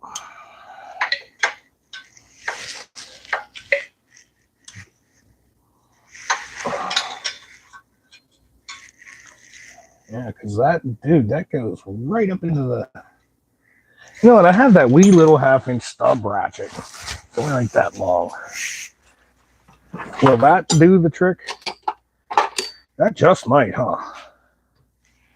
Like this little guy, that might fit in there. I mean, you only really gotta, like 15, 20 pounds is all tighter because you're jamming it into a gasket. Would that be enough to just sneak in there? Oh my Lord, it almost will, huh?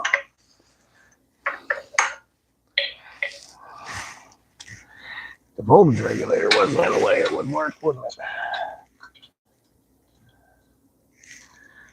Got the heat shield off.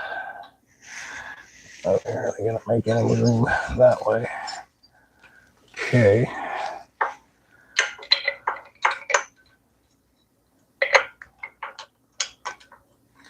See, that's still... Oh my, that's still gonna fight me. Dang it. Dang it. If I can get the thing to turn a quarter turn, I am completely home free at that point. That's all I needed to do is go like a friggin' quarter turn, and I'm home free.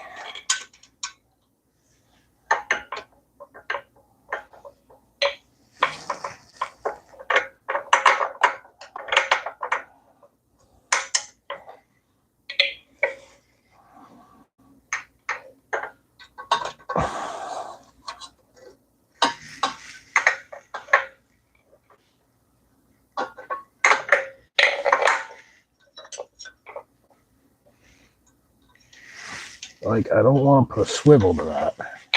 I don't trust that.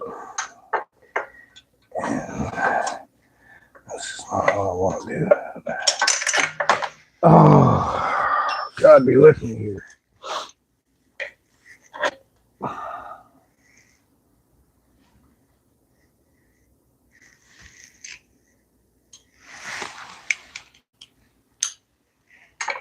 I ain't giving up that easy, though. We ain't winning today. We just ain't winning today. You're coming apart. Nope. Like it's loose enough that I can actually wiggle it.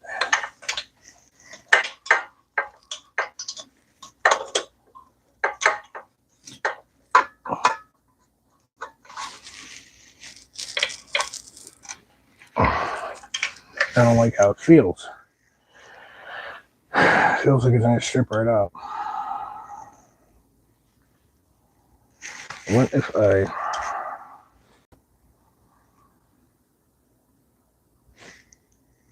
Like, I really do not want that to strip and have to fight it to come apart.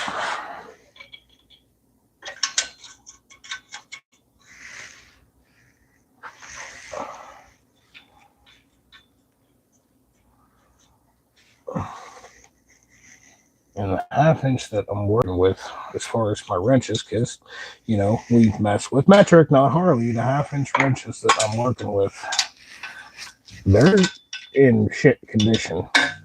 And the one I have that will fit this is not a good one.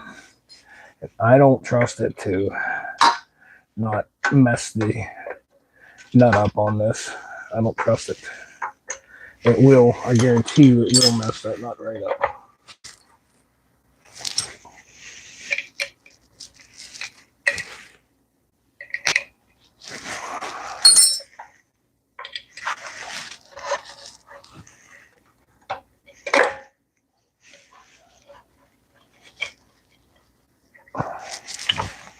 The horn the hell out of the way. That'll help. Yeah, I just don't trust this 1/2-inch wrench. It's a chintzy, crappy one. I don't think I have a better one. I have a good high quality little stub wrench that I made to fit into a tight place, but I can't get enough leverage on that.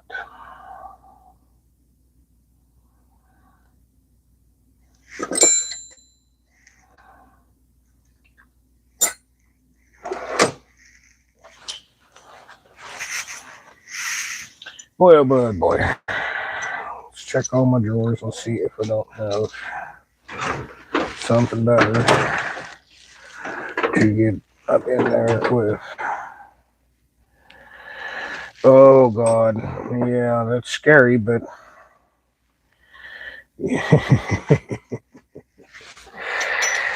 I could try a 13. That is scary though. I've got a couple of 13s. Man, I don't like the idea of doing that, but that's a possibility. I don't really want to take that chance today.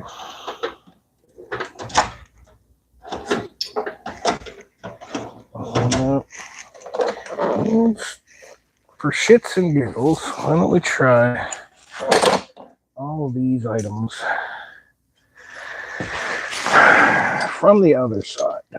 You know, maybe that is the ticket to try to get that bowl out from this side. Maybe that's what I'm doing wrong and why it is fighting me so stinking hard. You know, maybe. Like, see the stub ratchet. It'll almost work from here, won't it? Yeah, clutch cable's not in the way, but, you know, maybe that's the ticket. Taking it apart from this side might be the ticket. Let's tighten, loosen. Can we get on it? Yep, just enough too. Nope. Nope. Damn it. Clutch cable's in the way.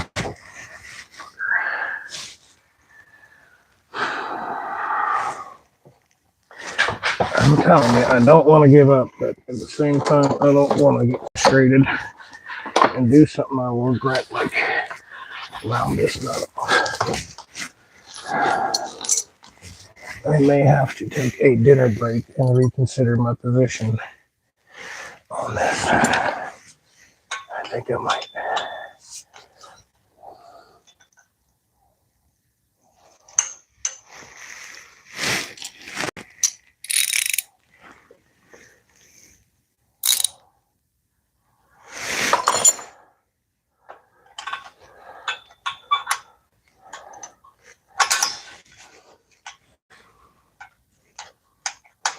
Oh man, I don't trust that wrench on there. It's not a good one.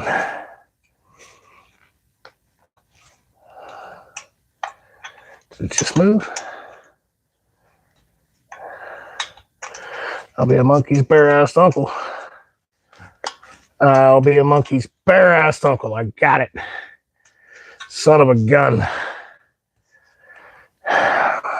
Really need this clutch cable out of my way. But it's not in the cards for today, is it? This way would be loose.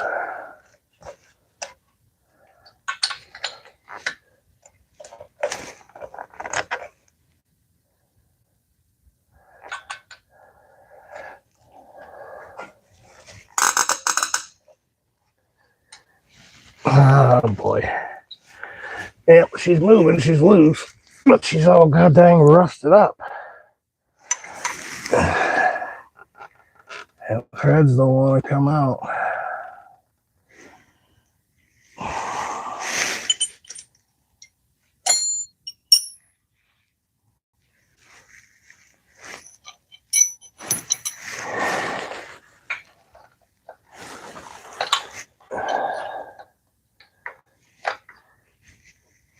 Oh, come on, please, you dirty, dirty thing, you.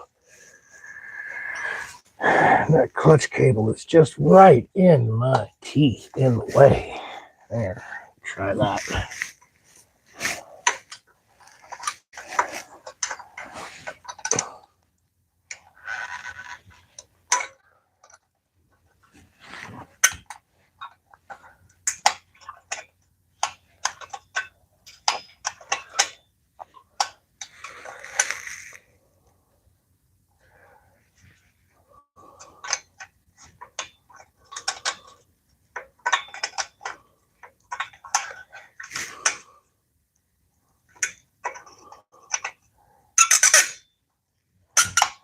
It's gonna have to work it back and forth. You see what's going on with her is the threads are larger than they should be because they're freaking coated in rust. You know, and it moves pretty freely now, but once you get a couple of turns, it's biting into that rust, and then it's just freezing up on it. It's going to want to take the whole stud out with it, and well, that's not what we really want to happen.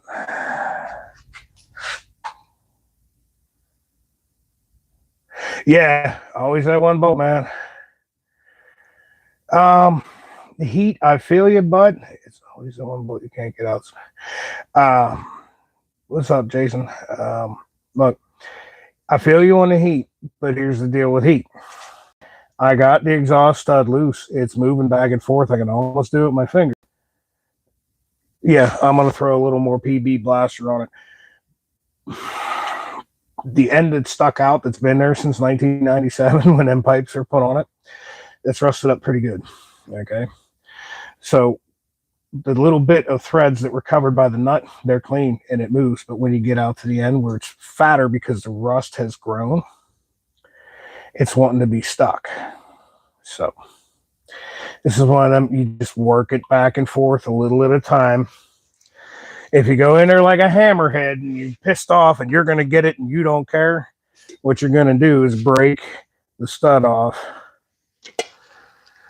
You know what I mean? Break the stud off in the head. You're going to make yourself a huge job. It's a pain in the ass. You're going to have to pull the engine. You're going to have to pull the head. Well, not pull the whole. Well, yeah, actually, because if that's stuck in there, you break the stud, the exhaust will come off. Other than that, you're going to have to pull the engine, pull the head. Easy. We don't want to do all that. So what we're going to do is we're going to juice it up one more time. We may call it quits for the day. I doubt it, but we call it quits for the day after we've juiced it up and come back later and let the juice do what it does. I don't think that's going to cure the problem.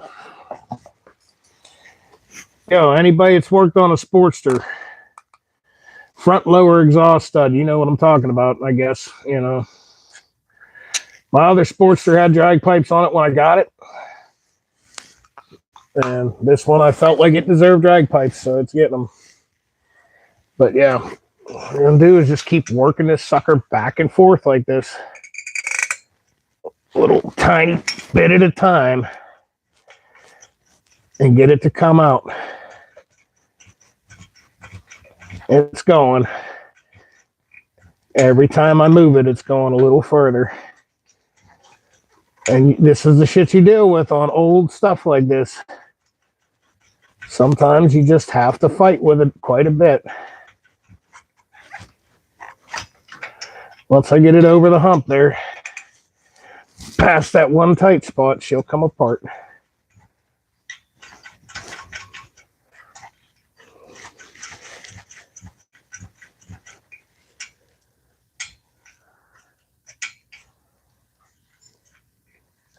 I mean, part of me just wants to be a gorilla and force it, but that's how you break stuff.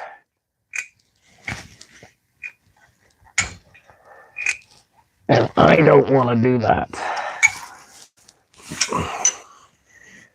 I almost want to put heat to it, like I almost do, but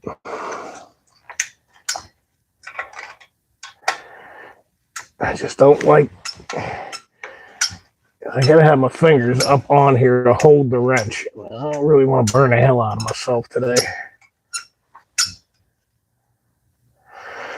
Another bite on it.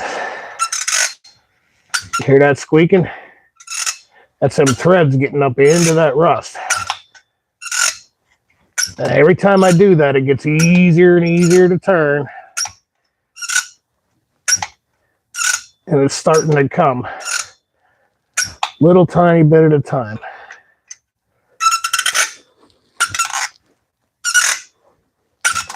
Just keep working it, it'll go. This is one of them where you got to use your brains on it, not your brawn. Use the brawn on this, you're going to break it. But I know that's what that is. That old exhaust stud is good and rusty. And the bits that the nut covered are clean, and it's moving freely on that. But once you get up into that rusty part, she just don't want to move. Maybe she's starting to come now. Yeah, okay. Please don't be fighting me too much.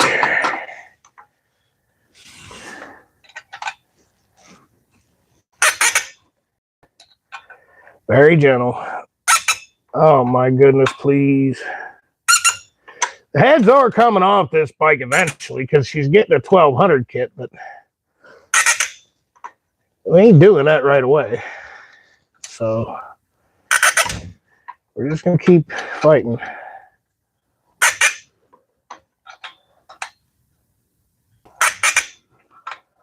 Okay, let's work it backwards a couple of turns.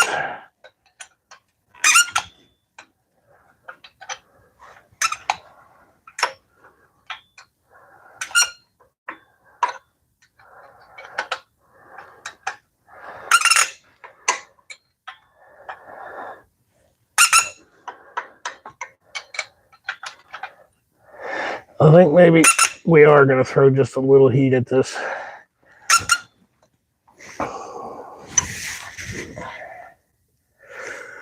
Nothing crazy, just some MAP gas torch. We're going to warm it up. That'll swell the nut up a little bit. And thing is, I'm going to burn the hell out of my hands. What do we got? Sounds like she's in there good. Yeah, it is, man. That's what we got here. Yeah, exactly, dude. Would be in for a bigger job, but yeah, that's what I'm doing, back and forth just a little bit, and it's starting to go. Like I said, it's working its way down the stud, but then it gets to where the rust is, and it doesn't want to move. So a couple turns, then back a couple turns, and it's slowly eating that rust. I'm going to throw a little bit of heat at it. Because the only thing I could fit in there is a little 1/2-inch wrench. There's just enough room. So I kind of want to hold the box end up onto the nut while I'm turning it. I don't want to burn the hell out of my hands. Let me see. I'll see if I can get you guys over here so you can see what I'm doing. I can't really have the camera like all up in my way.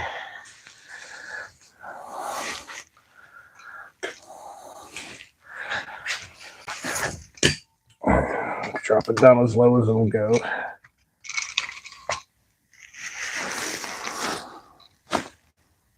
Get a little bit of a better view, maybe.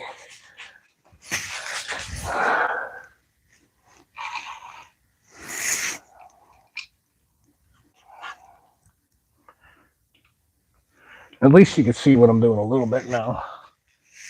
I mean, I want to make a decent video for you guys to watch and whatever.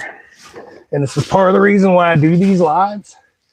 Is some of this stuff is a total pain in the butt. And when you watch guys on YouTube working on their bikes and cars, sometimes it looks so easy and then you want to do it and whatever. Now, I'm just a regular Joe. Like you guys. But I've been doing this a very long time.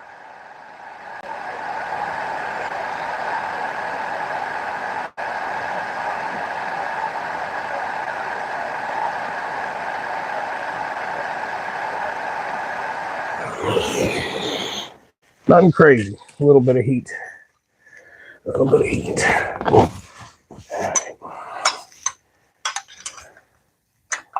See, that wrench only fits one way.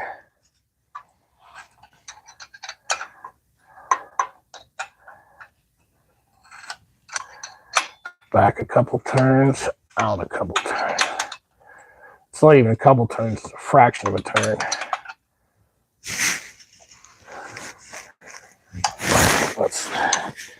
Since we put heat, let's put juice.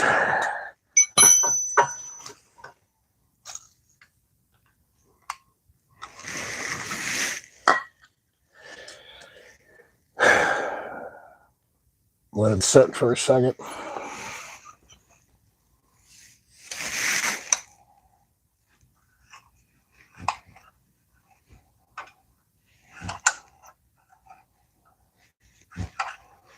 You can hear that, I'm sure. Hear how crunchy that feels in the mic? Ooh, that heat and then juice did something.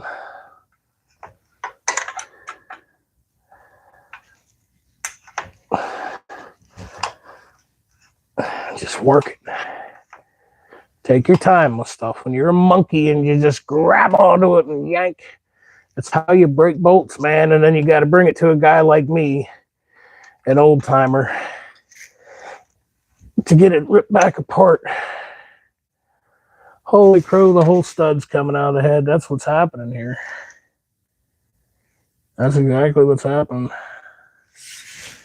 That's quite the devil. That's not what I wanted, but I don't think the nut is coming off of the stud. I think the stud's actually coming out of the head.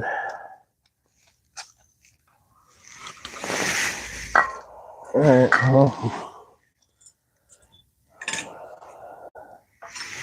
some more juice. Let's work it back and forth a little more. It's in such a goddamn awkward place that I can't feel with my fingers, really what's happening. Yeah, no, the stud's staying put, I think. I can't see it. I'm going by feel. I have my finger on the back of the wrench here touching the stud, and I can't tell if it's turning the stud out or turning the bolt. All right, we did juice. We're going to do heat.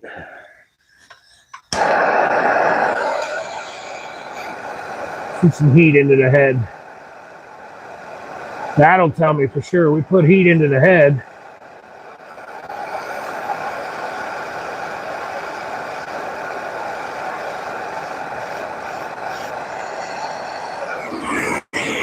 And it starts turning easier, then I know it's a stud coming out of the head, and I think that's what's happening here.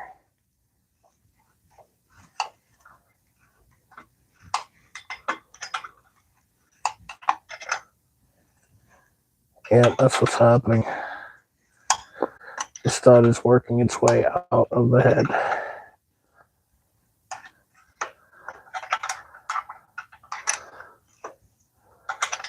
Alright, well, if that's the case, let's get her hot and let's shoot her. Get the whole thing getting hot.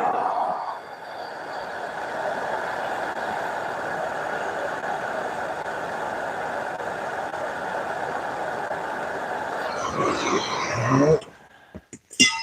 Heat, juice, heat, juice, heat, juice.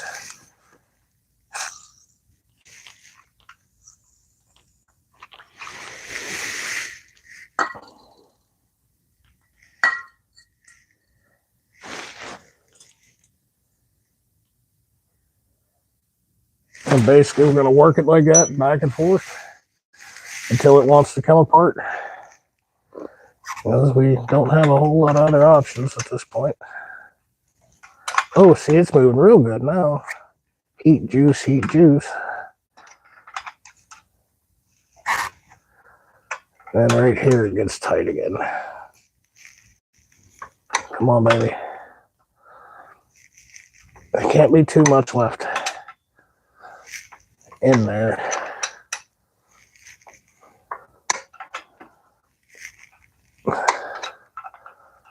And a couple turns at a time.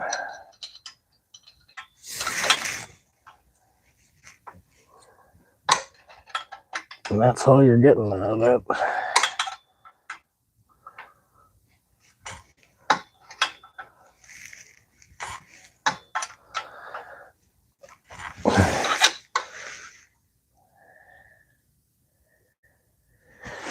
Some more heat to it.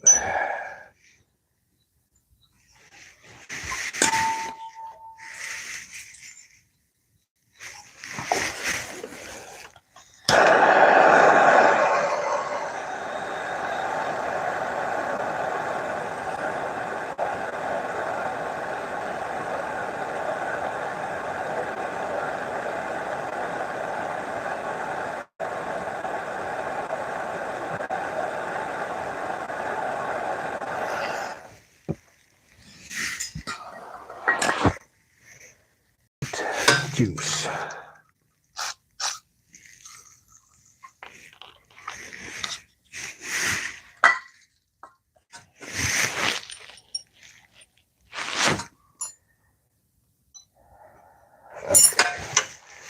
Set for a second. Let's see if she moves.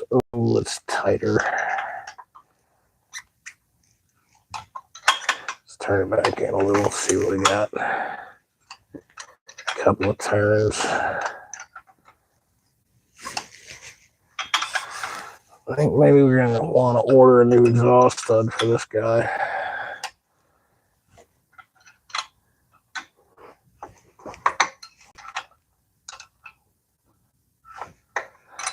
Hey. Yep, she's going.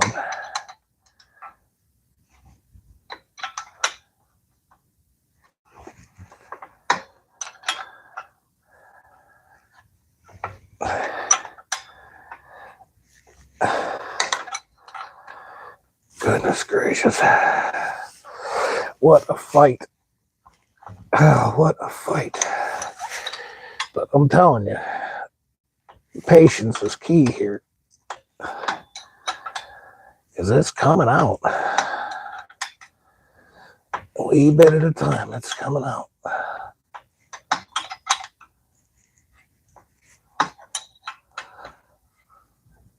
By hell, I've almost got it.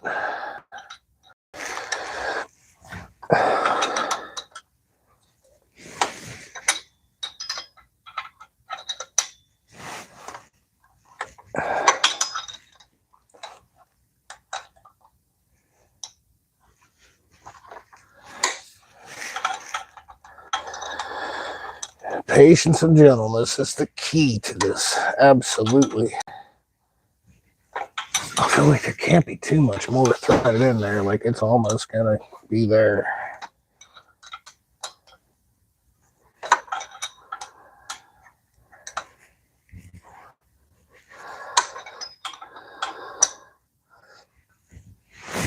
Okay, it's getting real tight at that point. Let's do another heat and juice. Heat.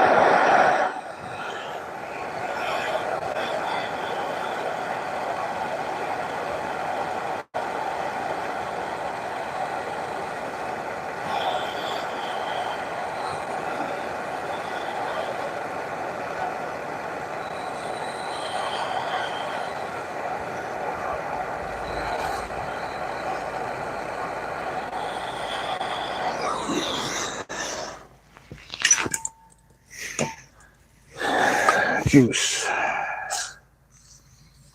Yeah, we got her good and hot that time, didn't we, fellas? Ladies and gentlemen, I don't even know who all's watching me. Can I see you? I'm too close to the thing, I can't read it.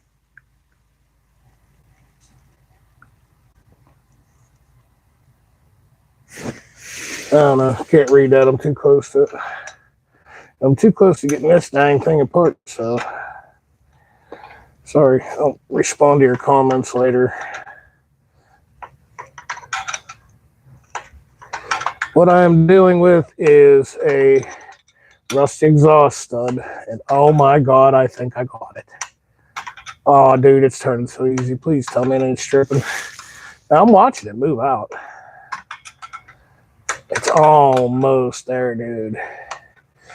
Dude, come on. A little more, baby. A little more. Patience. Come on, Kev. You got patience. You've done this before enough times. Not on this bike, but on about 30,000 other ones that you've worked on over the years since you have motorcycle ADD and you have to buy 4 new bikes a year, like the punzanoon that you are. It helps to talk to yourself when you work on bikes. Dude, oh, yes, yes! Ha ha ha ha! You rotten devil! I got it, and I didn't strip it. That's right. Who's your daddy?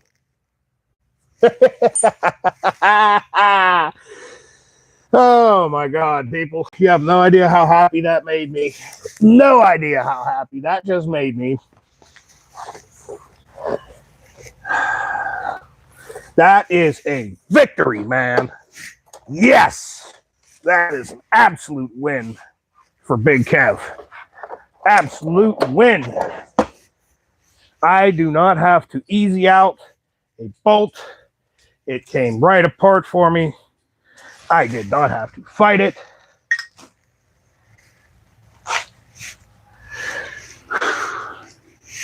I did not think that was going to go that well.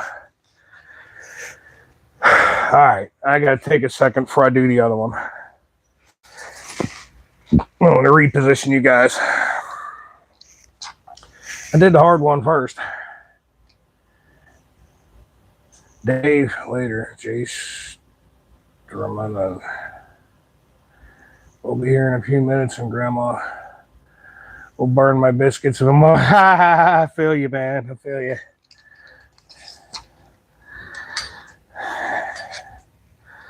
All righty. Get you guys set back up here. We're going on 4 hours. That's one of my longest lives ever. And what we're doing is taking exhaust off this old Sportster so that we can put drag pipes on it. And if y'all will pardon me, I need to take a little boys' room break. Let me get some of my crud off my hands here.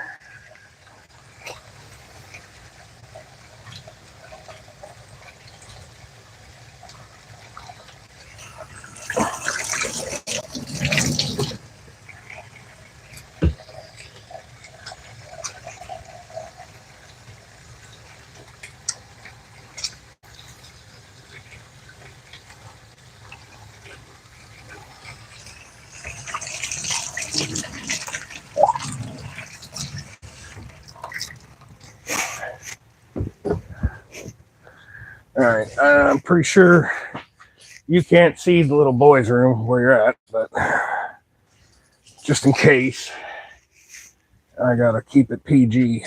There you go. I'll be right back.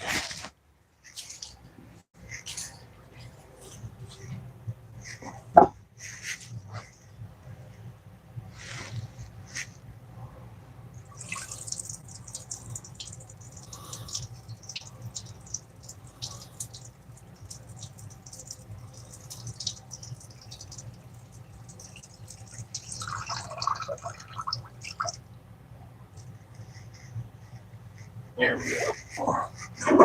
10 times better. Whew. All right. I'm back. Sorry about that. All right. Get you back into position. I need to take a second on that one. I thought for sure I was going to be trying to fight out an exhaust stud.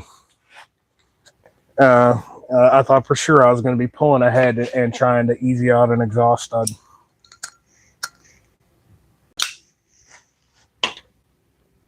The fight ain't over. There's one more. It's in a much easier to reach location, though, so it shouldn't be too bad. Time that we got 4:03.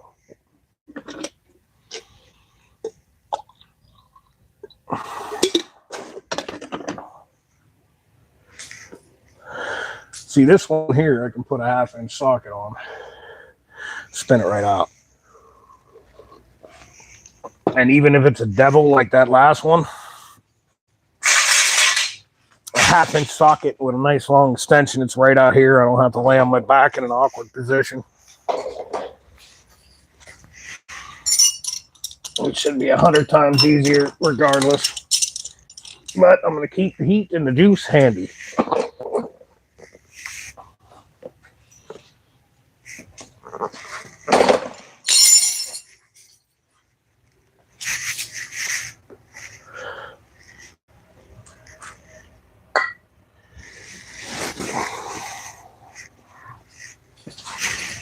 I wonder if I should start off right away with some heat. I feel like that might be the way to go.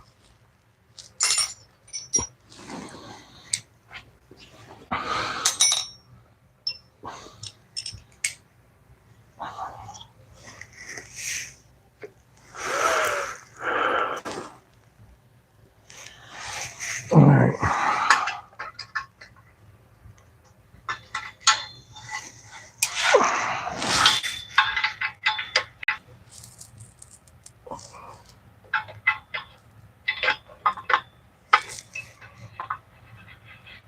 Yeah, that's right. I got this one partially loose one already. Okay. There you go. Exhaust removed. Whoo, lordy. All right, now I have to come over here to the bench. Fight's not completely over. Gotta get these snap rings off. But before we go there, let's go ahead and just hold this pipe up in place and see if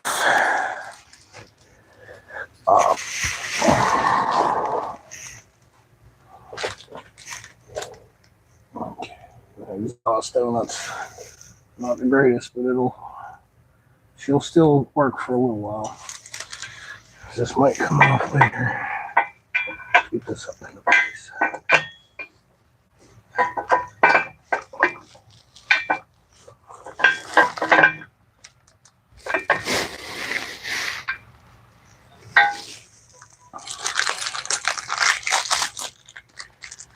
Comes with this drop-down bracket.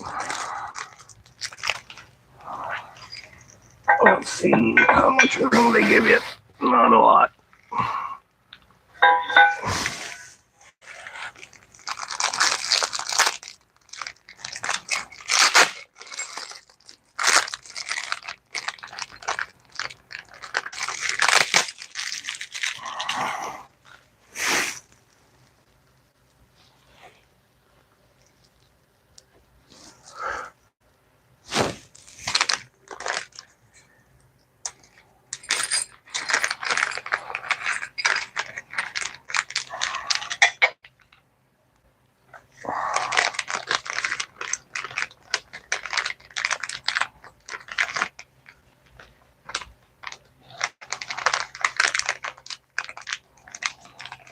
Okay, we're just going to, the whole stinking thing's going to have to come apart anyway. So what the plan is right now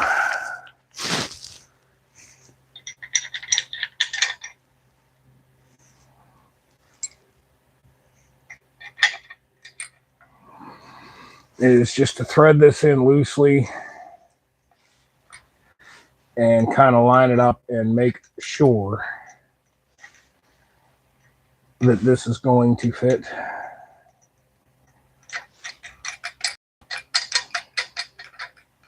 You're gonna have to slide everything around to get it in where it needs to be, but before we start fighting those snap rings, we're gonna ensure that this is gonna fit where it needs to be to do what it needs to do.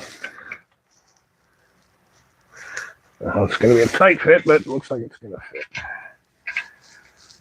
That goes over it like that. Tell me that ain't there. Yep. Yep, we're gonna have to waller this hole out on here a little bit to make that fit. Because that Chinese piece of juju is not gonna go over that.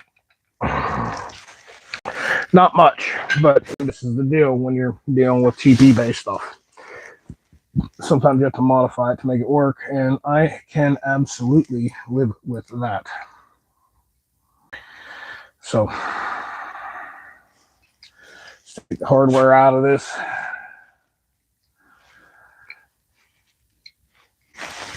And we'll need a drill. To get the hardware out, you'll see what's going on here.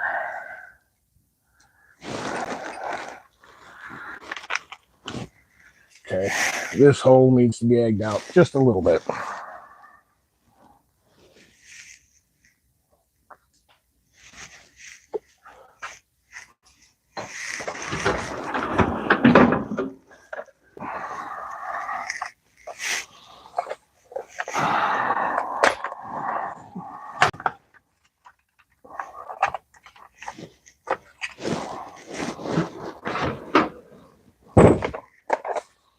See what we got here size-wise so that we're not taking it too far and making a sloppy fit.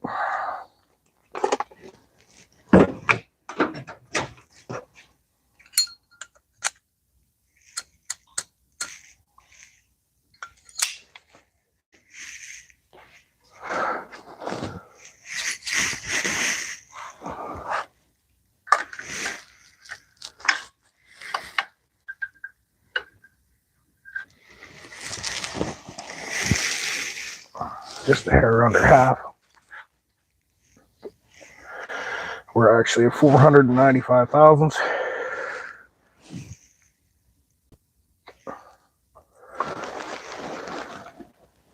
I'll end up with the bracket. My goodness. I just had it in my hand.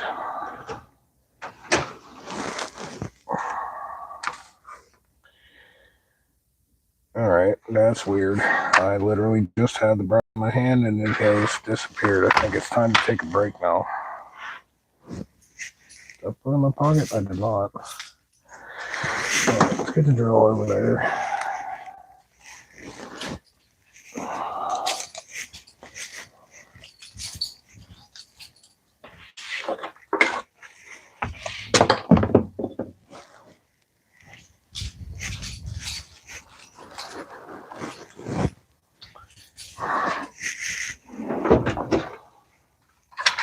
Take the bits over there. It has to be in this vicinity. Dude.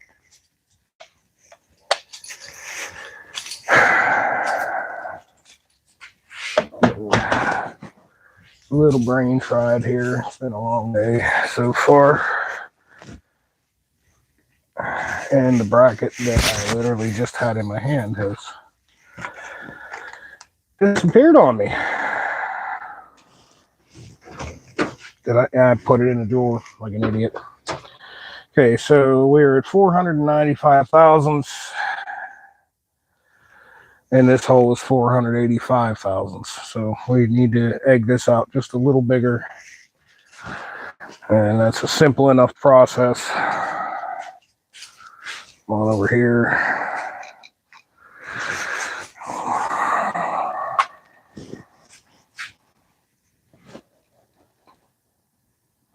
Y'all don't need to be looking into my toilet, right? That's why I got to cover the camera with a rag when I need to use the facilities.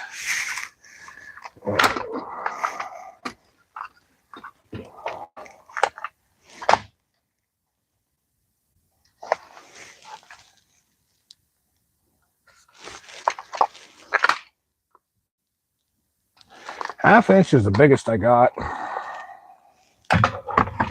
And you know what? It's not even going to fit, is it? Yeah, that's right. I only got a 3/8 chuck. All right, so that sucks. So let's go with 3/8, and we're just going to waller it out till it fits. Because that's how we do things sometimes.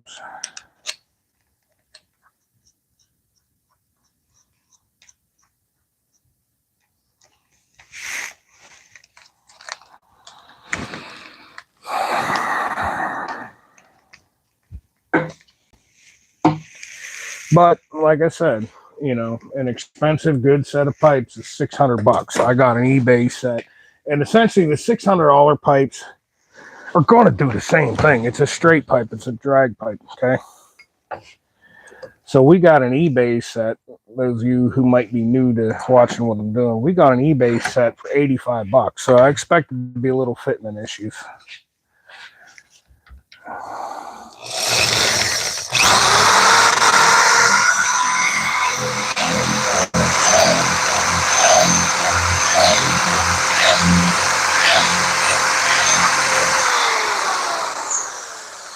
Honestly, that should be all it takes right there to make that fit. These are stamped, okay? So when the die stamps it, it's going to create a little burr inside, and that little burr may have been all that was hanging us up. So what we'll do is, yep, that's perfect. It egged it out just enough. What we do is just egg it out a little bit like that with a drill bit. Nothing crazy. Okay.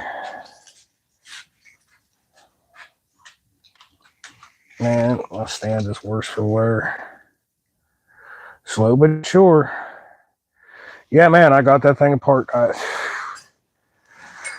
I'm telling you, that was a fight. It was a battle royale right there. Let me tell you. Oh, my goodness. I was not a happy man. I didn't think it was going to come apart for me. I didn't think it was going to work at all, but it did. So, by the grace of God, man, listen. I'm not the most religious man. I am a Christian. I don't go to church. A lot of that stuff, I ain't with it. But at the same time, you got to give it up to the good man upstairs, because he's the one that makes or breaks you. And if stuff doesn't work out the way you want it to in life, a lot of times there is a lesson behind it. And I've learned many, many lessons, to the point where I stopped becoming angry when things don't work out as planned. Instead of becoming angry about it, I have that bracket on backwards. Instead of becoming angry about it, I look at it different. I look at it as things didn't work out. What am I supposed to learn from this? What kind of lesson can I take? And since I took that mentality on life, like, if this didn't work out how it was supposed to, there was a reason why it didn't work out. So there's got to be a lesson in it. And I sit back and I think about it. And usually the answer comes to me on that. There we go. Okay. See, that's still kind of a tight fit, but that will do just fine. There we go. And that goes up in there, and that's where your drag pipe rides. Okay, so we know that this is going to work. We know that these pipes are going to fit. So we can move on to the next step. And that's going to be to fight with those snap rings on the old pipes and get them onto these pipes. And let's say another little prayer on that one, because, dude, they're probably every bit of, I mean, the bike was thrown together in Milwaukee in 1996, back when things were a bit higher quality. But they have been hot, cold, rusted, you know, hot, cold, rusted since 1996. Okay, and obviously, as you know, that could be a major issue getting it apart. Or it could not be. This could go very easily. They are on there, something fierce.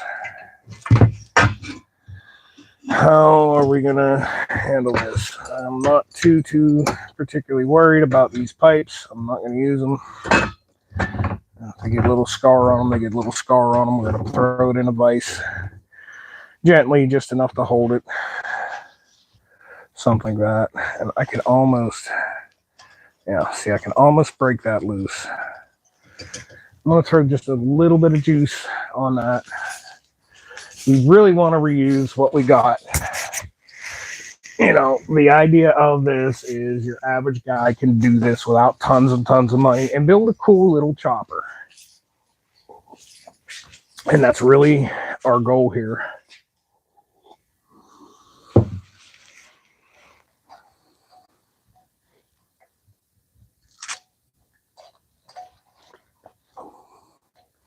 It's to do this without spending a freaking boatload of money on stuff. Yeah, there's a split in it here. So I have to grab it with pliers and spread it open and literally pop it off of there. Don't really think I want to use vice grips.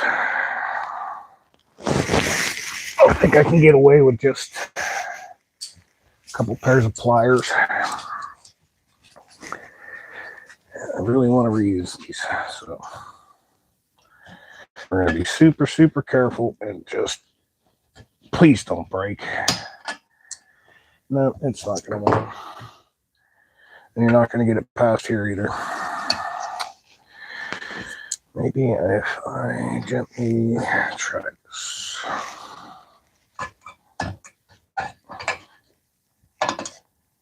Okay, there's one side.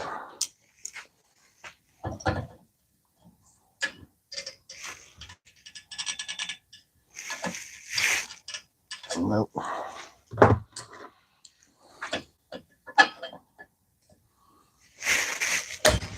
Okay. That's the beginning of her.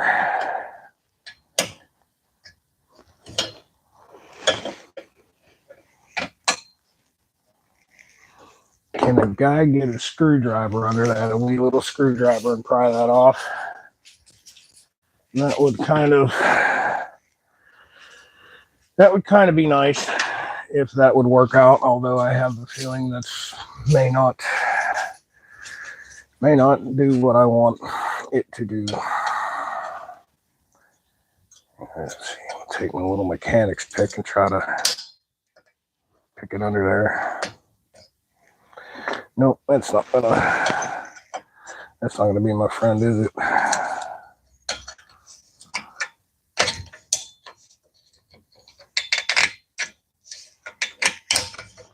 Kind of want to be as gentle on this as I can. I really want to reuse this.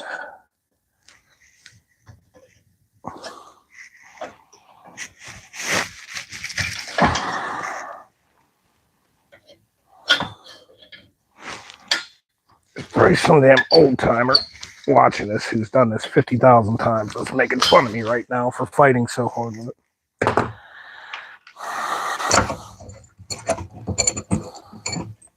Okay. Beautiful. All right, that's the front pipe. So what we need here is something scratch proof. A couple rags should do the trick to wrap around that pipe. And we're not going to clamp it tight in the vise, but we are going to need it in the vise. You know, loosely enough to hold it in place so that I can fight that new one on, or fight that old clamp later back onto here. So we'll do something like this. Right, can I get the pipe to where it's gonna, yep, there we go. I really don't want to foobar a paint job. It's nothing a little barbecue black wouldn't fix, but okay, that's just enough to hold it, and that's all I need.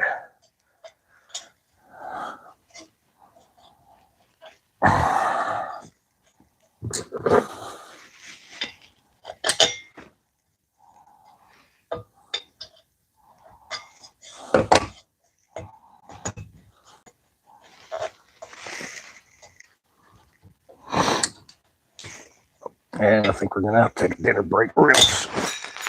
I knew that would happen. We're gonna take a dinner break real soon here because getting hungry, getting frustrated.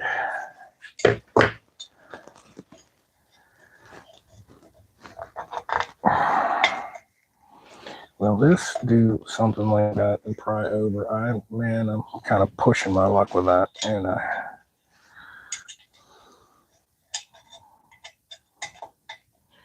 please don't break. Yep, nope, that's too much. Too much tension on it. All right, let's try vice grips. 2 pair of vice grips, and then we can just stretch it over, I think. I feel like that's going to be the safest way of reusing this thing, so that we don't injure this little, almost 30-year-old spring clamp.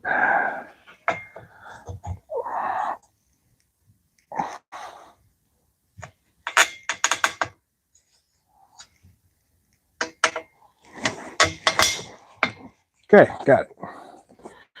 And we didn't scratch the hell out of anything doing it. Okay. Beautiful.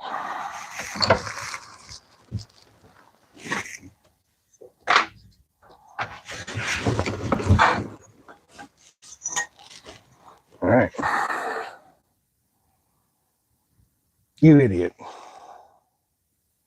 You just did that. I have to take this back off.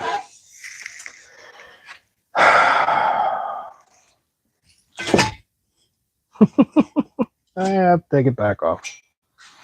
Because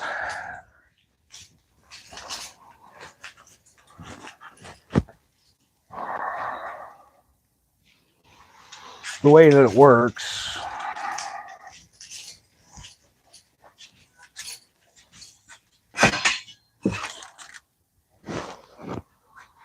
you see that? That's what this clamp grabs onto. And, well, without that little spring clamp on there, you can just slide that off. But like an idiot, I really just did that. Like I said, guys, ladies and gentlemen, I'm not perfect. And I'm doing this live, and all my mistakes, you guys are going to see them.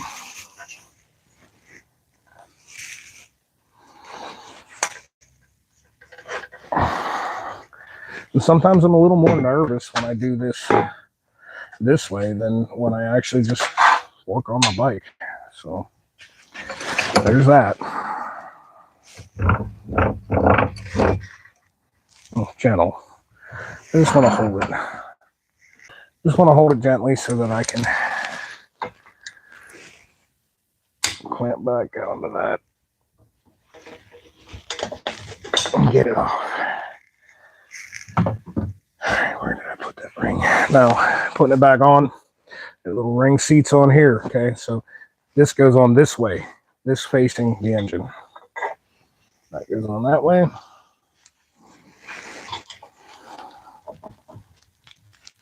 Come on, baby.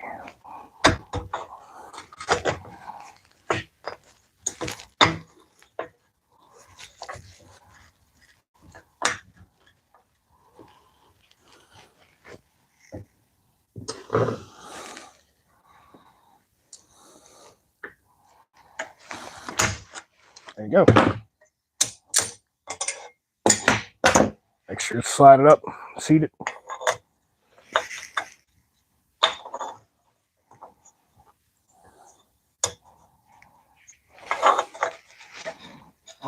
sure it seats back in there.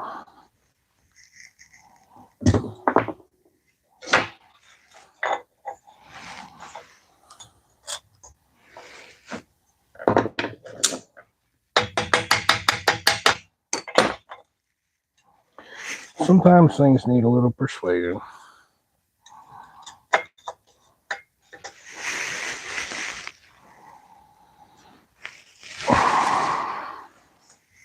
It'll pull itself in tight with the screws.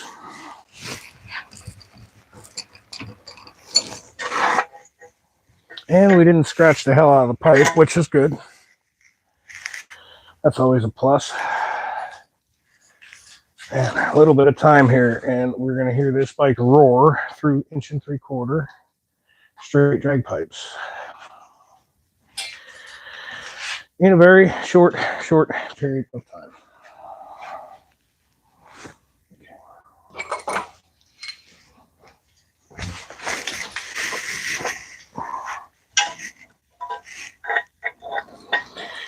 Okay, now this had to go this way. If I remember correctly, yes. That went that way. So let's go ahead and sneak this through the pipe.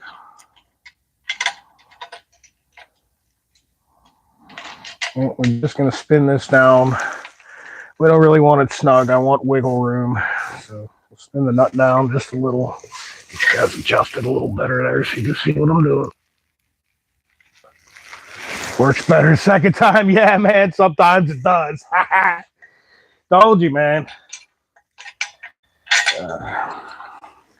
Told you, man. We're getting close to dinner time. I got pork chops and I got some good salad. Me and the missus were trying to eat a little healthier. I have grown entirely too fat.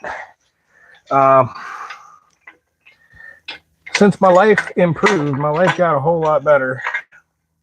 And since then, you know, when life was crappy and we didn't have a nice place to live and I didn't have a garage and I didn't have nice bikes, like, life was crappy, dude. I'm not gonna lie. And when you hate your life and you're unhappy with your life, that's a good time to start working out. You know what I'm saying? It really is. And I did a lot of that. Awful lot of that. Too much of that, honestly. I was becoming unhealthy because life just kind of was a bugger, and well, all I did was work out. And I was probably 50 pounds lighter than I am now. And I've gained too much weight. And we're doing the whole healthy eating thing as much as we can now. So it sucks. I mean, I'm not gonna lie, it sucks a bit, but okay, problem number 2 on this is this ring is not allowing things to seat the way they need to seat in here.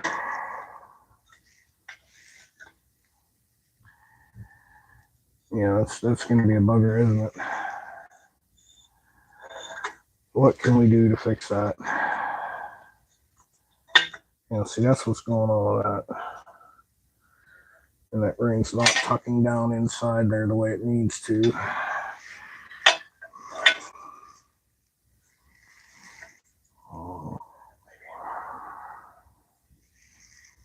I mean, she's on there tight.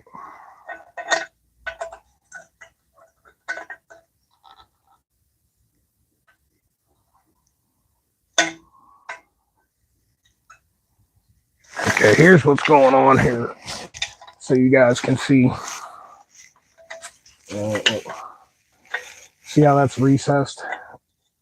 That ring has to sit down inside there, and as you can see, it's not sitting flush, so it's not allowing me to get the other nut on there. And I think the problem with that is,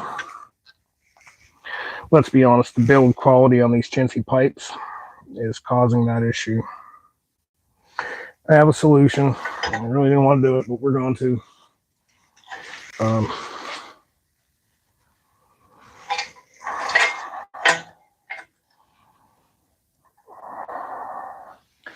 We're going to take it over to the belt sander. We're just going to nip a little tiny bit off of this ring. Not much. I didn't want to do this, but it's what we're doing.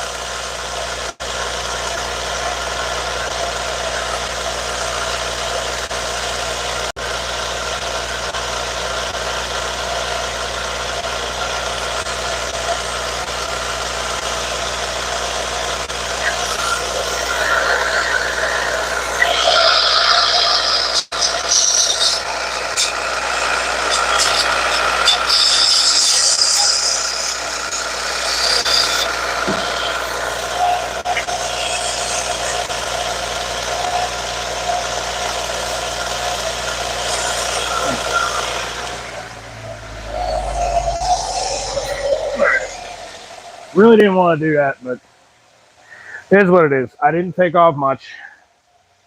I just nipped it enough that that ring will seat. If it works, have at it. Hey, man, it's working. It's doing what it needed to do. That's all we needed was just like a 1/16 of an inch of clearance on that bugger so that it would do what we wanted it to do. Definitely not how I wanted that to be. I wanted it to just work, but you know, we were working with eBay stuff here that's not really high quality stuff. So be prepared. I knew that I could have issues like that going into this. So I kind of knew from the start we might have a fight on our hands, we might not. Yes, still may have to nip a little more off of that. We'll see. Yep. Yeah, we do.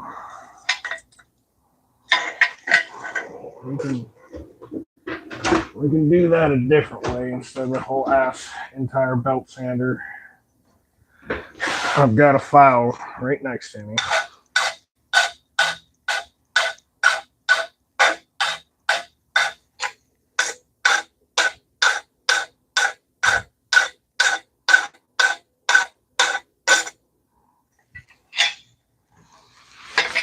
We just nip it a little more. It doesn't need much.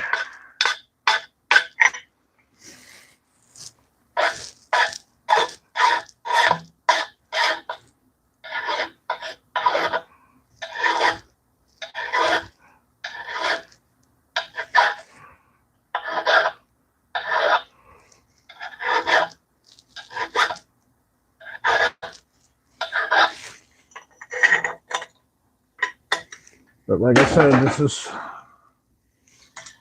this is common. You know, when you get cheap stuff like this from eBay, be fully prepared to modify it a little so that it'll work on your own stuff. Because we're talking mass produced, you know, the dies and the jigs that hold all this stuff could be worn out a little bit. And really, that's all it'll take to make your life miserable. For real.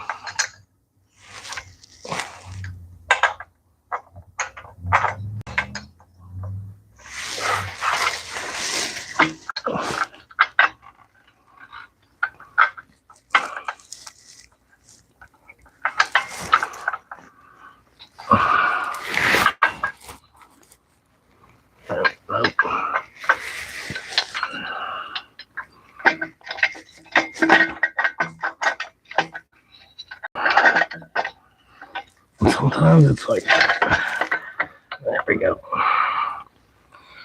There we go.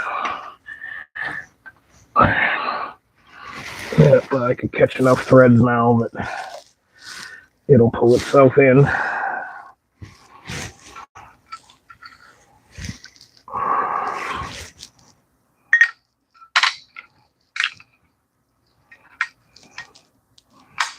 Put one of the better nuts on this side to make life a little easier. Reuse the hardware, but the front ones, obviously, they're out there in the open. They get the splash. They're a little more rusty, and we had to really fight that one. So we have a cleaner set of nuts that came off the rear cylinder, and we're going to use those on the front to try and make life just a wee hair easier, because this one over here is so flippin' difficult to reach.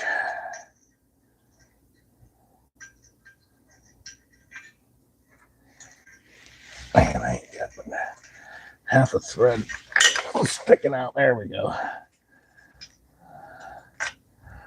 Like this one over here, I had to, those of you who've been watching me know, but this one over here, I literally had to lay on the floor and turn it a quarter of a turn at a time with a wrench to get it, because it was such a bear to get in place. Well, this plate down here isn't snugged up tight yet, and we will deal with that when we deal with that. For now, I would like to, where is my little half a wrench? Here we go. Put this little guy here. But for now, I want to get this snugged up on the front end of it, and we will go from there.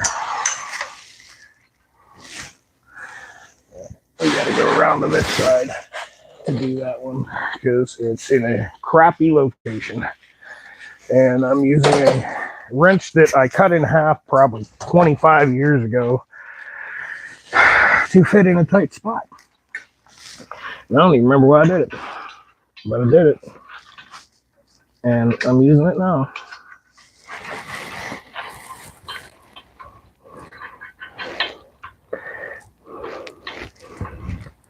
Oh, I see. We're not going to fit a box end wrench on that, are we? Yeah, until we get it snugged up a little. Box end's not going to work, is it? And we're going to have to lay on the floor again. It's all right. We got a good part of this battle won, though. Good part of it won.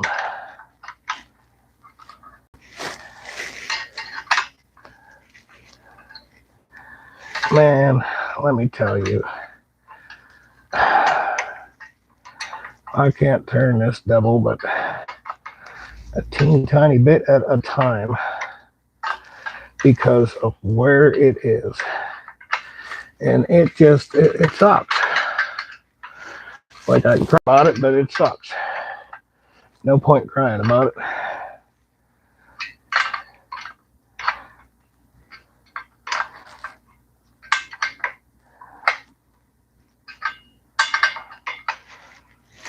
And it is going in.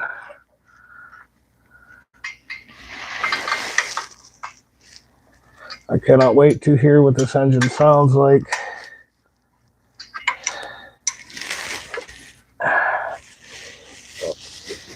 a couple turns on the other side and I'll pull it all in at the same time.